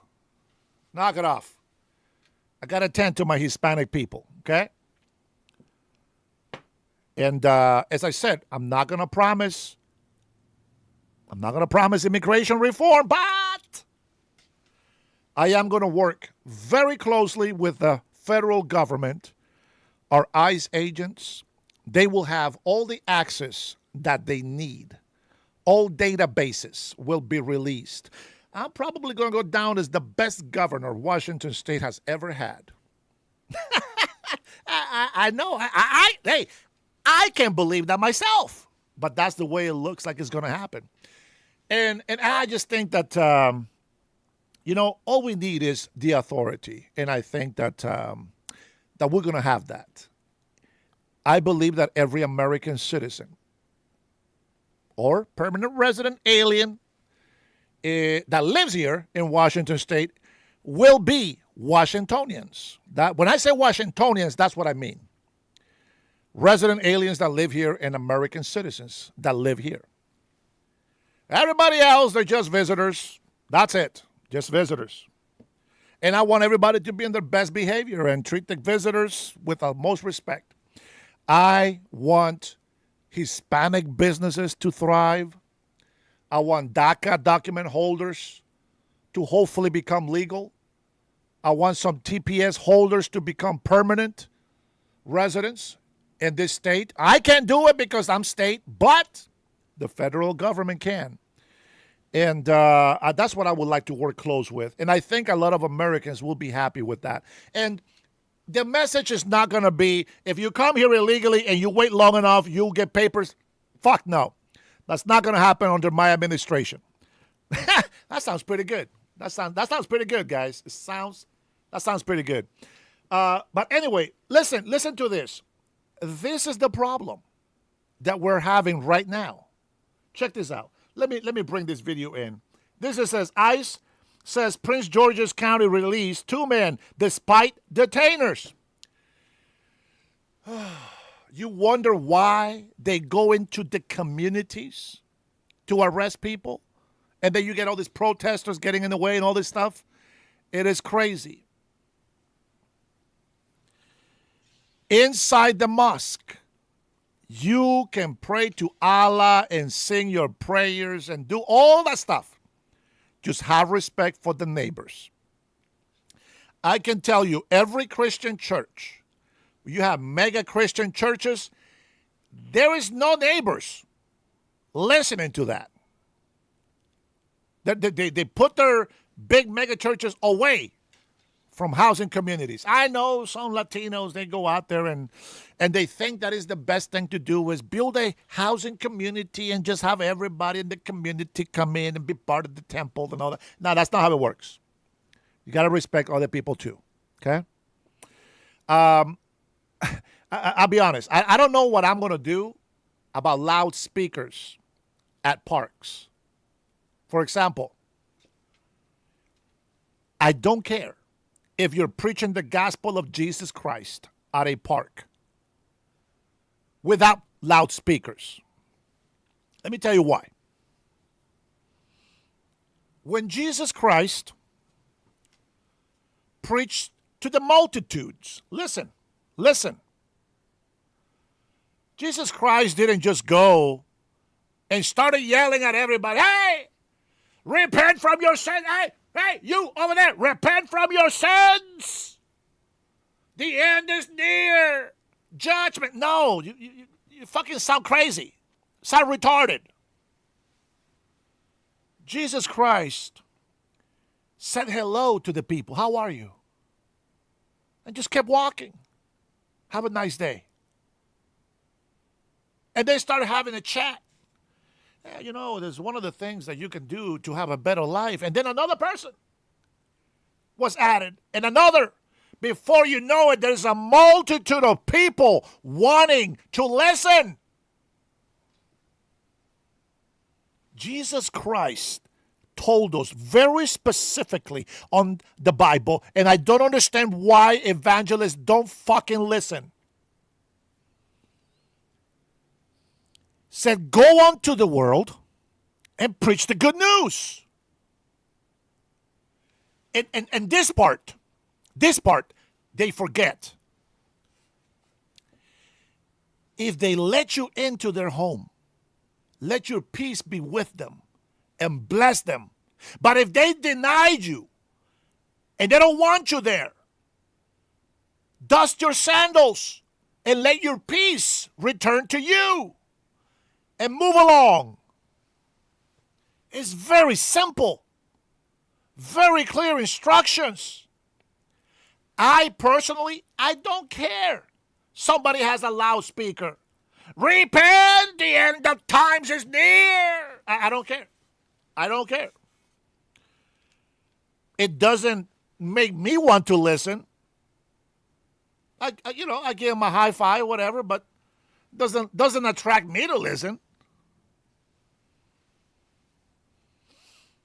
Unless you have reserved in advance. Now, you can't kick anybody out. Everybody has to be there. It's a public place. Even if you reserve it, you cannot kick people out. I say this because I've seen LGBTQ events where they have gathered rightfully a permit so that they can have their little festival thing. As long as they're not walking around naked, I mean, you know what I'm saying? Who cares what they do? And it doesn't give a right to any Christian to go out there with a loudspeaker. Hey, repent of your sins. Like, nobody knows what the hell they're saying anyway. You know what I'm saying? Just doesn't make sense. So I don't want that shit. You can go and preach to people that want to listen to you, but don't. You just can't go out there with a loudspeaker, man. And I am a Christian. I know, whether you like it or not. I am. But I just feel that we got to have our boundaries. I mean, if I tell Muslims, none of that shit. None of you singing at 5 in the morning. Hello. No. I can't go tell Muslims to not do that and then allow Christians to do it. No. Rules for everybody. Everybody has the same rights. This is what I've been telling people all the time. We don't work for you. We work for the people. Some people want me to do this. Some people want me to do that. At the end of the day, I will know what's best for both. One of the things, look, that I was disappointed here with this socialist Democrats in Seattle. Christians reserve. They got a permit. They reserved the park and had a Christian concert. The LGBTQ people and the Antifa, they come in there and start being violent, cursing at them, yelling at them, throwing bottles of piss, not water, piss. And the governor and the mayor of Seattle, these radical far-right-wing Christians, they fucking piss me off. I see it. Mayor Herrera, you piece of shit. Biggest vagina Seattle, Washington has had as a mayor. How dare you criminalize Christians when they were the ones who had the permit to live there, to be there. Families with children gathered for this Christian concert. Beautiful. And yet, you say the LGBTQ people are the victims? Innocent? They're the sons of bitches that were throwing bottles of piss. Hidden children. That's demonic. Demonic. I'm going to tell you something right now. You see how much they hate President Trump right now? It's because Trump doesn't take shit from nobody. And I'm going to tell you right now. If I was governor already and I heard the mayor of Seattle make that speech and criminalize Christians the way that he did, I would have come down on his ass like thunder and lightning. I can't put him in jail, but I will tear his ass a new hole. And I will let the people. You voted for this.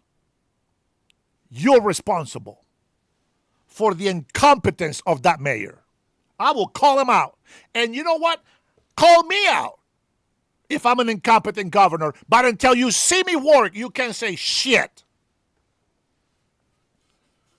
I'm going to tell you, everybody wants to be acknowledged. Everybody wants to be safe. Everybody wants to be prosperous.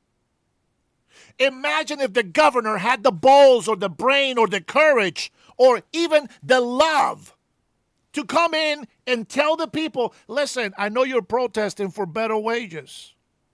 Let me tell you what's going to happen if you actually raise the minimum wage. Boom, boom, boom. This will happen. If we force these corporations to do this, you will have no job. You will have no work. Your children will go hungry. Let me talk with them. Let me see what we can come up with. Let's see what they can stretch. What can I do? As the commander-in-chief, as the governor of the state. Listen, I can't tell you what I'm going to tell these big corporations. But it's going to be really good. And it's not because I'm going to make it up. No, because it's going to be the truth. I'm going to tell you, man. Listen, I don't care if you believe in Christ or not. Salvation depends on that. But you, being a free Washingtonian, it doesn't require salvation. It doesn't require you to believe in God the Father, the Son, and the Holy Spirit. It doesn't require you that. You got rights under the Constitution of the United States of America, and you have a state constitution that also protects your rights. I'm telling you, man, I'm so excited. I really am. And I can't wait to go to bat. I can't wait. That's all I got to tell you. I can't wait.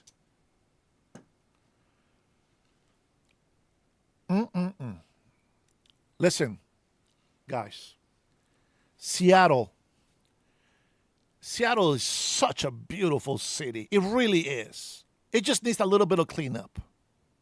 It really does. Number one, the one thing that needs to happen.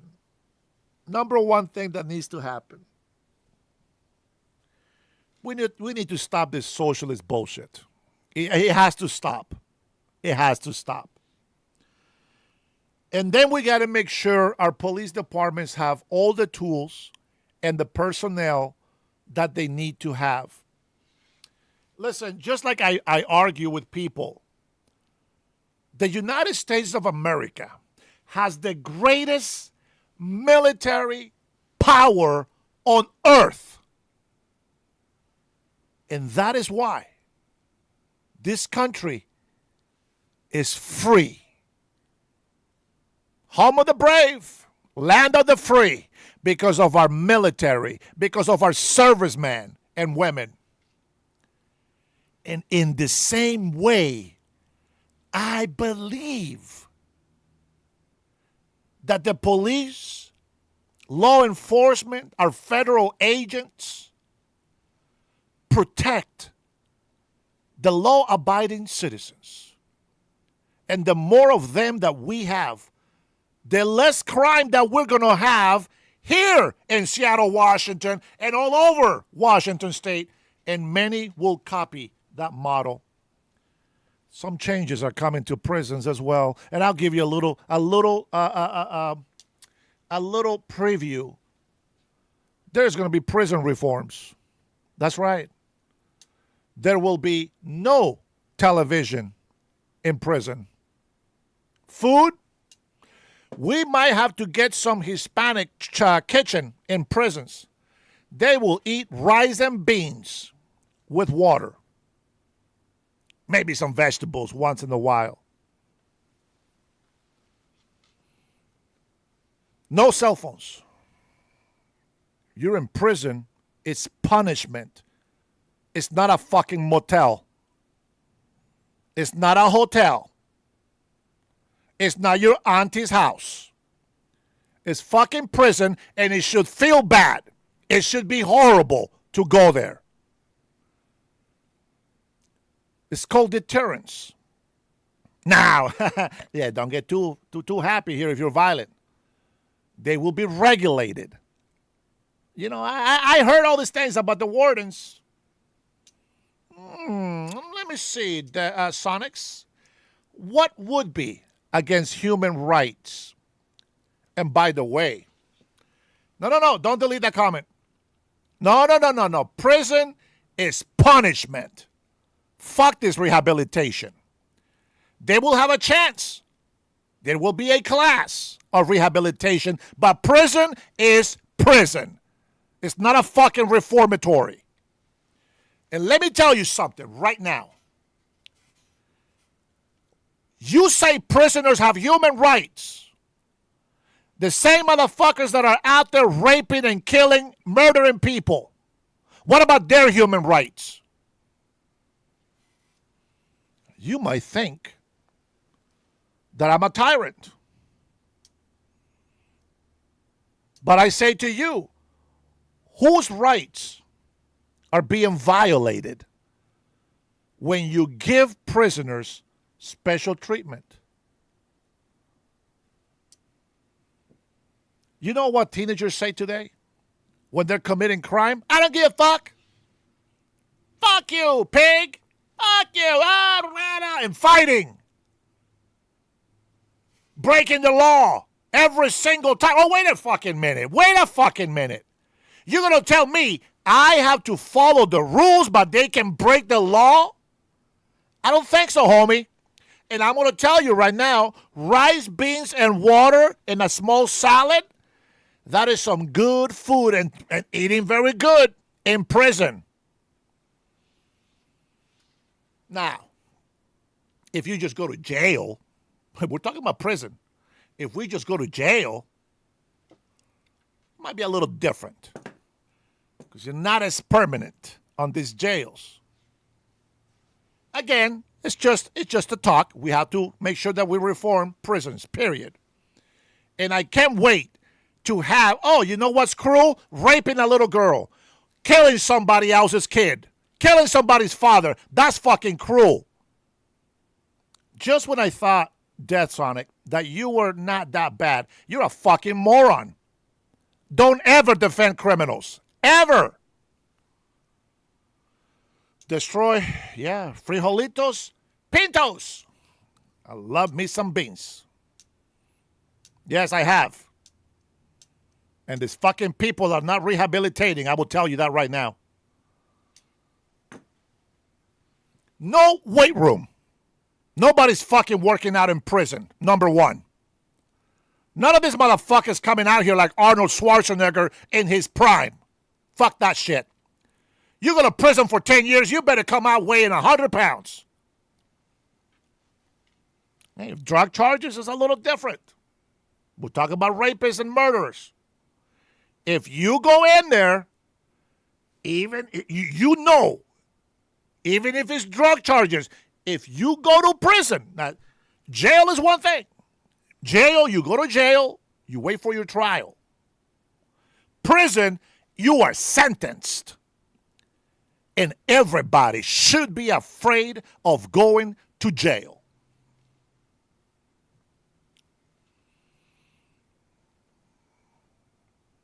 Tell me, is there a better deterrent to crime than punishment? It's like people think that criminals should be taken care of, like if they were law-abiding citizens. No. No special food, no special treatment. Absolutely. My man. You know what I'm saying?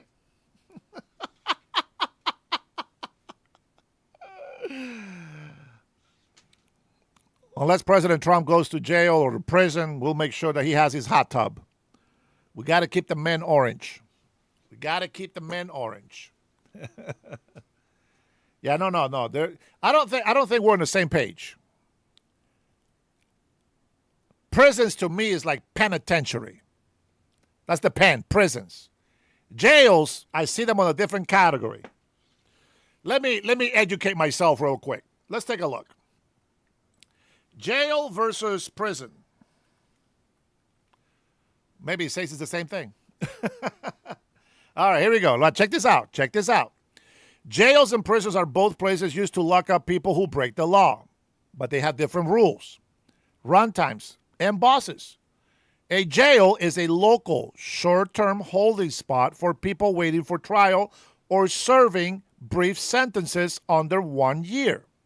Okay? Still, no TV.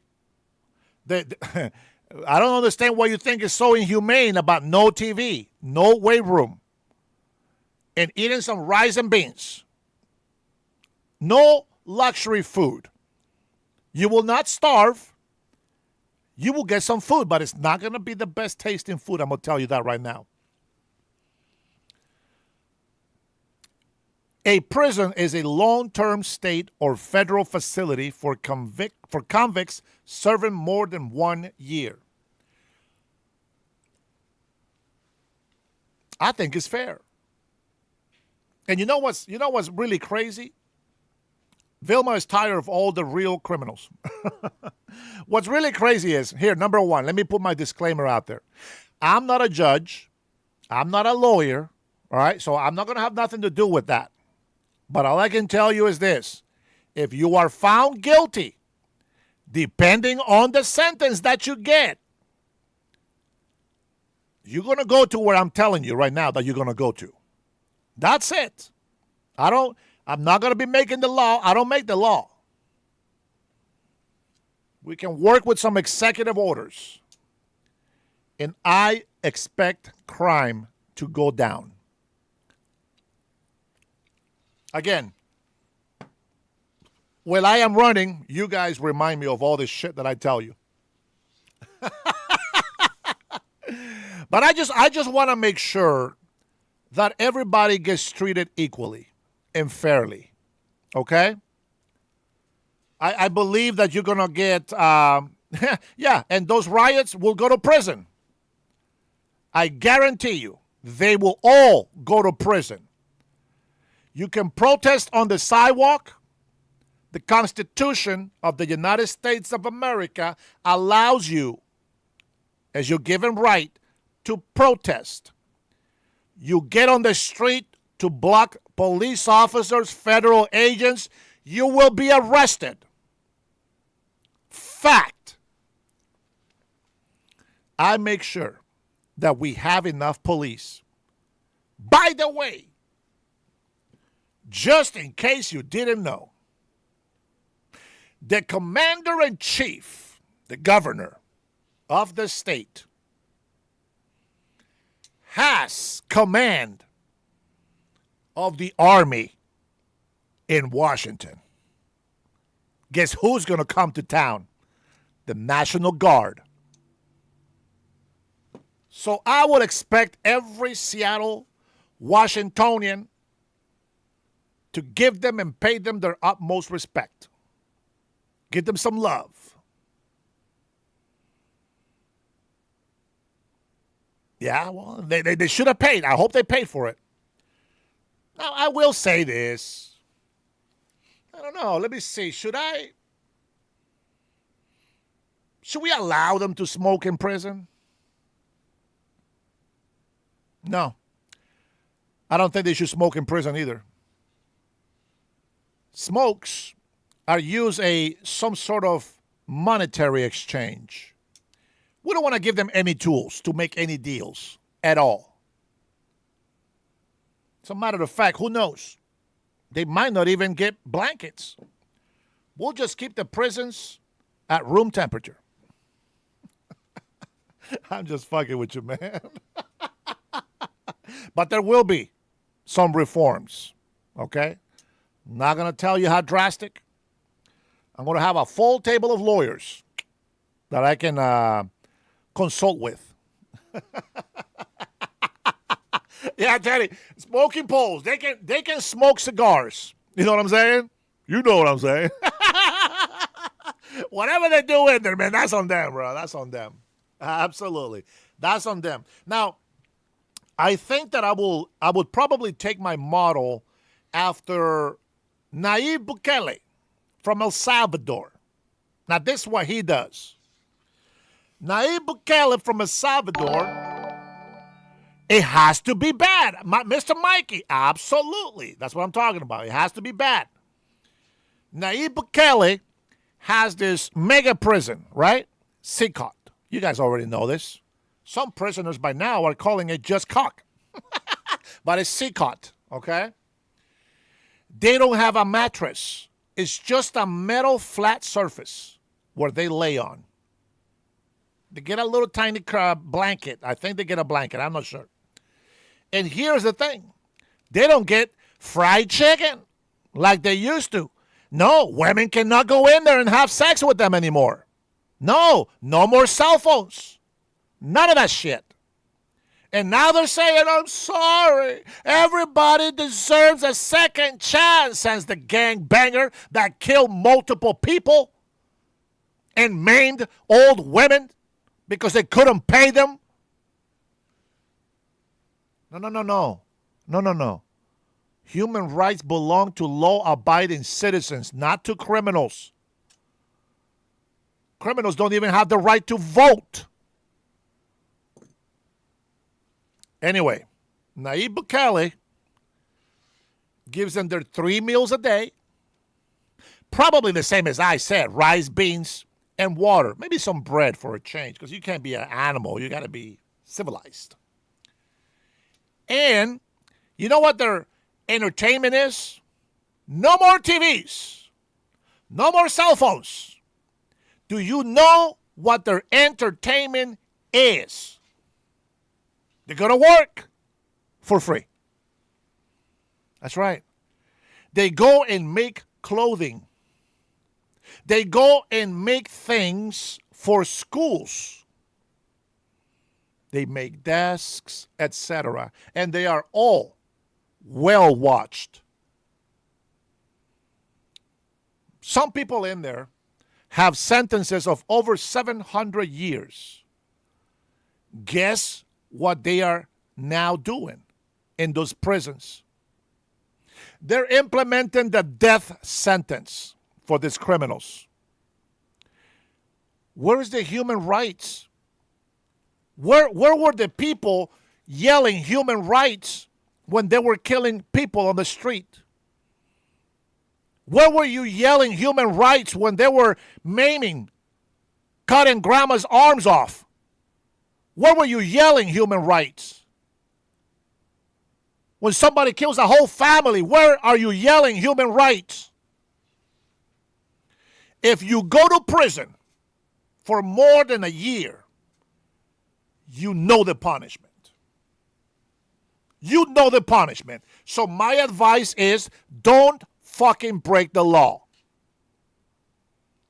Be a good citizen. Go to school. Get an education. Learn a trade. Respect your mom and dad. If they're horrible, you start making the change. If your mama is a thief and she's a bad example, you stand up. Break the curse chain. Make a change.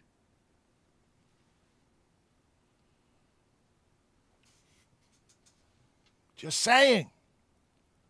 If you bitch and complain about your parents, a drunken dad that beats you, or a drunken drug addict mother that is a whore and goes out there, and this is your excuse for being bad, you make the change and say, I'm not going to be a drunken, abusive father. I'm not going to be a whore mom on crack.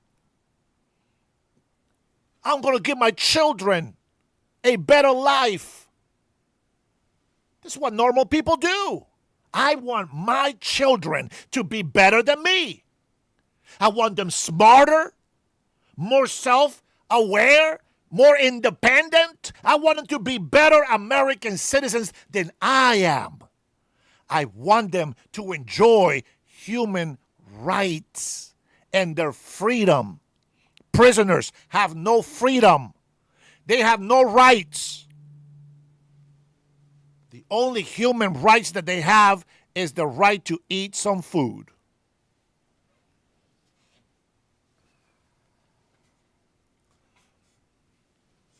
I'm going to tell you, I guarantee you my plan will bring that crime rate to almost zero if it doesn't hit zero. More police, more training, more support. I want doctors. I want professionals who are good with people to support our police department, our police force, our law enforcement. We don't go by international law. We don't give a shit about international law. We're an independent country, sovereign nation. We don't give a shit about international law. All I know is that my job is not to give a shit about illegal immigrants in this country. My job is to serve my American citizen countrymen and my permanent residents. That's my job. No illegal immigrants. That's not my job. You want human rights? Go back to your fucking country. Human rights are not the same as legal rights. You know what's crazy? You know what really pisses me off about selfish-ass people is that they say, oh my God, but the children, they're going to school and they're getting education. In the meantime, in Mexico, people had to wait 4 months to be seen by a doctor because of illegal immigrants. Hundreds of thousands of them waiting in Mexico to cross the border in the United States of America. Their schools overwhelmed with illegal immigrant children, where the Mexican kids had no room to go to school and get an education for themselves. The economy in Mexico was being depleted faster than they can make it because of the massive illegal immigrants in Mexico. When Claudia Sheinbaum, the president of Mexico's plan, fell through the ground, President Trump came in and secured the border. She no longer had a way out. She was just, let them go. Hey, let them go. Let them go through. I support you, immigrants. You got my whole support. Shut the fuck up, bitch. Because now that the border is closed, guess what she does? Deports all the Hondurans back to Honduras. Deports all Venezuelans. Deports all Salvadorian. She shut down all these immigrant asylum areas where they will come in and live. Parks cleared off because of all the homeless illegal immigrants on the streets. Schools became available for Mexican children to go back into. No longer are they overwhelmed and overpopulated by illegal immigrants. Guess what that did to Mexico?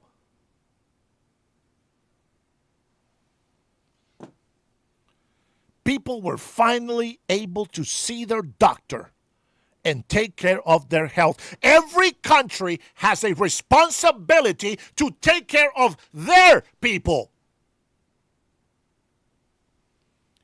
If you are able to help, you invite them, but you don't let them violate your laws.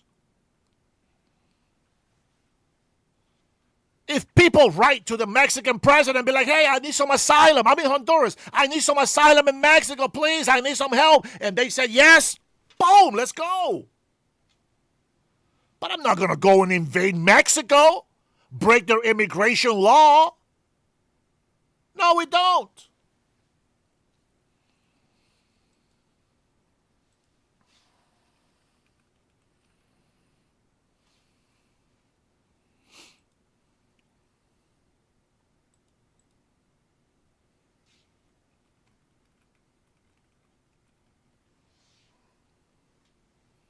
Your responsibility is to your citizens.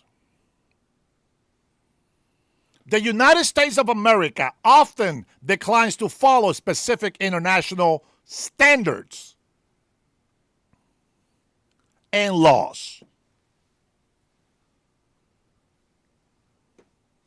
And additionally, the United States frequently avoids binding itself to certain global treaties and international legal bodies. We have that right as an independent, sovereign nation. Imagine if everything was perfect in this world and laws brought order.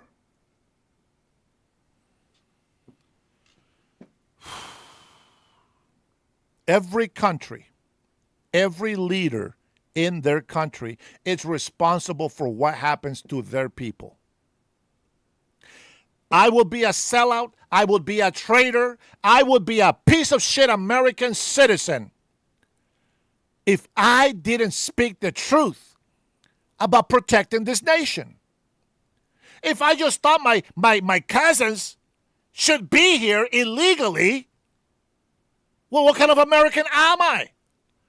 Do I love this country? If the answer is yes, then I have to respect the laws of this country. If I love this country, I don't care if my mother is here. If she is illegal, she got to go. I've said this before. I don't know why people don't understand. If I was Mexican, same thing. Get the hell out of here. Honduran, Guatemala, same thing.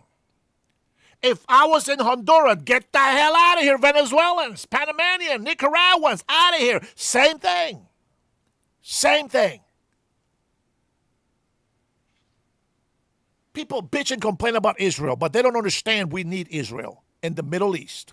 They're our ally. They're our friend. They want us to feed. We feed 195 plus countries. The United States of America helps. Why are we allowing millions of illegal immigrants to come into this country when we still have a lot of communities who are poor?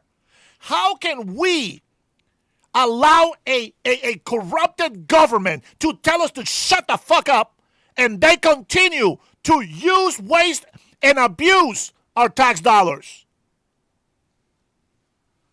How can we allow them to say that to us? And at the same time allows millions of illegal immigrants taking billions and billions of dollars off of the American people who can use it themselves. How can you allow that?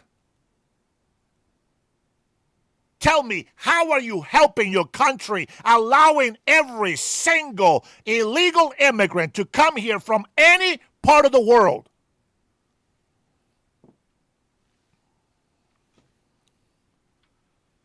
If Mexico allows millions of illegal immigrants, Mexico goes bankrupt. They can't afford it. No country, no nation can support such a fast change of population. Do you understand? What we need to do is to make sure that we help other countries help themselves. What a shame. If I was president in Honduras, what a shame to hear the president of the United States of America say, what the fuck, Dennis? You're such a horrible president that people are leaving you. I'd be ashamed.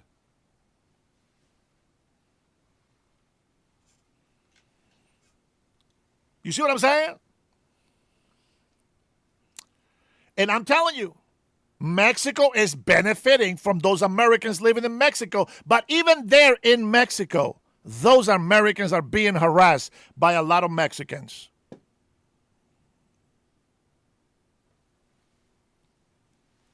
They're violent against them.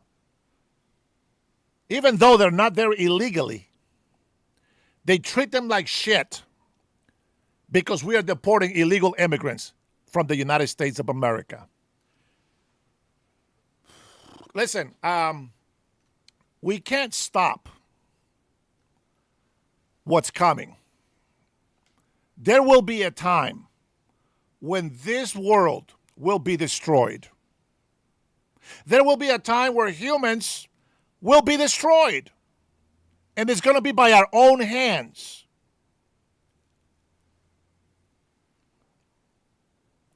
But while we are alive, let's not be the generation that allow that. Are you saying that's not true what I said about Americans in Mexico?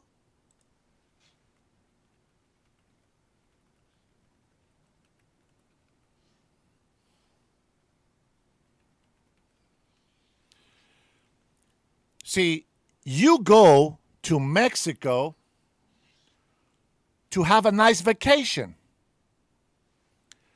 Tensions in Mexico have centered on anti-gentrification and anti-tourism protests rather than widespread physical attacks on Americans. In cities like Mexico City, some demonstrations over soaring housing costs and the influx of U.S. digital nomads have involved property vandalism and anti-American slogans. Though the activists state their anger targets government housing policies rather than the migrants personally, the attacks are real. Mexican nationals and citizens face skyrocketing rents and displacement driven by short-term rentals and foreign remote workers. Marches to the neighborhoods like Roma and Condesa, as well as near the U.S. Embassy in Mexico, feature slogans like "Gringos out!" That's Americans. Gringos out.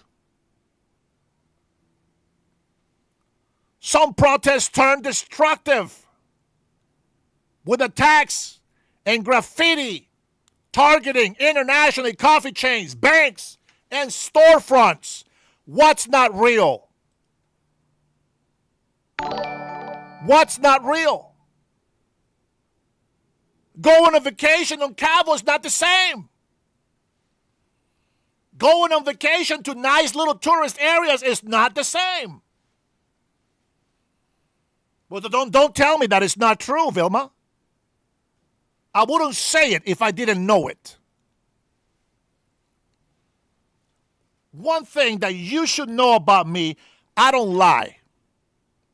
If I say something, it's because I've seen it and I know it.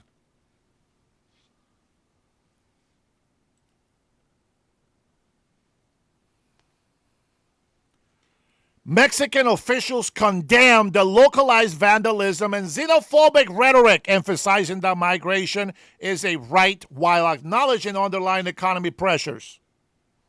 Violent crime targeting foreigners remains largely tied to general organized crime. Come on, man. Don't insult my intelligence. That's great. And I've been to Honduras and it's been fantastic. But I know and I acknowledge that there is areas in Honduras where you don't want to walk into. I know this. I acknowledge beautiful places in Honduras, beautiful. But there's some areas that are horrible. You're only thinking of the really local places where you've been. It's the whole nation. Well, when people say, well, you're from Seattle, Washington, why are you talking about California? Why are you talking about New York? It's the whole fucking nation. You see what I'm saying? Look at these guys, man. Look at these guys. ICE is once again taking aim at Maryland's immigration policies. Federal authorities announcing the arrest of 2 undocumented immigrants who they say were released from the Prince George's County Detention Center despite ICE detainers. As Fox 45's Rebecca Pryor reports, ICE claims both men have criminal records and one is a suspected gang member. Federal immigration officials say it's exactly the type of case they've been warning about. Yeah, let's give them some human rights. 2 undocumented immigrants now back in federal custody after ICE says the Prince George's County Detention Center declined to honor their detainers. According to ICE, 28-year-old Jefferson Canamo Jordan, a Venezuelan national, and 23-year-old Felipe Fernando Raimundo, a Guatemalan national, both have prior records. They say over the last year and a half, Raimundo has faced charges for arson, malicious destruction of property, trespassing, and motor vehicle theft. While violence is worldwide, but my point is that these countries don't want Americans in there either. That is my point. It's all about immigration. Because people getting deported from here, people are hating Americans as well. And it might not be everywhere, but it happens a lot in Mexico. It happens a lot in Honduras. Shit, people don't even come out of Nicaragua alive sometimes. Nobody talks about that. But let's talk about human rights for prisoners. Canamo Jordan was recently charged with assault and is a suspected member of Tren de Aragua, a Venezuelan gang that's evolved from a prison group into an international criminal network. ICE says they were both arrested by federal agents last month in targeted traffic stops rather than inside a secure detention center. There's no exemption for pedophiles or rapists or murderers. It's a zero-tolerance policy for working with us. Prince George's County has long had sanctuary policies in place, barring any local cooperation between ICE and its jails. But this year, those same policies taking effect statewide, with lawmakers passing the Community Trust Act. I just cannot understand why they are protecting criminals. Again, these two gentlemen have a rap sheet on each of them. Why would Prince George's County not gladly turn them over to ICE? While supporters say the new law helps build trust between immigrant communities and local law enforcement, Republicans continuing to point to cases like these, arguing it makes Maryland less safe. This is dangerous for everyone. It's just unconscionable that people in this state believe this is a good public safety measure. And the federal government agrees. Last month, the DOJ suing the state of Maryland, arguing the new law interferes with immigration enforcement. Meanwhile, several Maryland sheriffs are suing too. If you want to do this kind of stuff in the country illegally and murder people, Maryland's the place to do it, thanks to our legislature. Either way, in a statement, ICE saying when detainers aren't honored, arrests don't stop, they simply move from the jail into the community. Rebecca Pryor, Fox 45 News. I'm Mary Bubala. Thank you for watching. Here's another video for you to watch. No, we're not watching that one. We don't care. Mayor's wife. Oh man, I should. Mayor Scott's wife received $51,000 taxpayer dollars through youth fund. Maybe we should listen to it. That title picked my. That's some good clickbait right there. What the hell is this about? Let's see what Republicans stepped on doodle this time. The wife of Mayor Brandon Scott received more than $50,000 taxpayer dollars through a program meant to serve local youth. Patrick Huff with our Spotlight on Maryland team has the investigation. We've worked for more than a year to obtain documents showing how the Baltimore Children and Youth Fund spends millions of taxpayer dollars each year that is guaranteed in the city charter. We finally got those documents, and here's what we found. BCYF operates as a nonprofit that receives about $16 million taxpayer dollars each year. Since 2022, BCYF sent about $250,000 of those taxpayer dollars to a nonprofit called Beadley Speaking, which provides mentorship to children through making jewelry. However, that money moved through another nonprofit that acts as Beadley Speaking's fiscal sponsor, Be More Empowered, which employed Hannah Scott, the wife of Mayor Brandon Scott, as its director of operations. We obtained documents in a public information request from BCYF that revealed Hannah Scott received $51,000 in taxpayer funds from August 2024 to September 2025. That same month that the money stopped flowing to the mayor's wife, Be More Empowered announced it was shutting down operations, leaving uncertainty about how remaining taxpayer money was spent. Hannah Scott and BCYF did not respond to questions about the $50,000 taxpayer dollars. We took these concerns to Mayor Scott. We obtained documents from the Baltimore Children and Youth Fund that showed that your wife was personally paid $50,000 taxpayer dollars through the fund. Do you think that's a conflict of interest? And can you say how much money she's been paid in taxpayer dollars since you've been in office? I'm going to say this again, because I've addressed this multiple times with this kind of tomfoolery, as my grandfather would say. Attacking this organization simply because my wife used to work there in the position she held before we even met is wrong, right? And people can see through the tricks that you guys are trying to play. This organization's worked as a fiscal agent for smaller organizations as a pastor. This is not about someone's personal money. Well, she was paid in 2024 and 2025, though, so that... I'm going to say this again to you. I've said what I said about this, and you have to understand that as a man, maybe one day you will have a wife. I wish that for you. That I am not going to allow you and the MAGA-loving folks at your station to tarnish my wife and my family. The mayor. Oh shit! Oh, so he's a Democrat. I thought it was Republican. Well, I am surprised now myself. I am very surprised.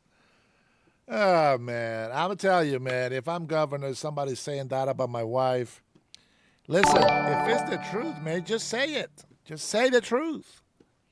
$51,000 in 1 year being the mayor's wife, I wouldn't even notice. Probably wouldn't even notice. But the fact that the way that he answered, though, that just makes me look at it more. You know what I mean? That is crazy. Did not answer our question about how much taxpayer money his wife received. The mayor's financial disclosures from 2025 and 2024 lists his wife's employment and income with Pew Insights, her consulting firm. However, her work with Be More Empowered was not disclosed, despite the organization receiving roughly $300,000 city taxpayer dollars in recent. Why do they gotta give the black people even more of a bad name? Man, that is crazy.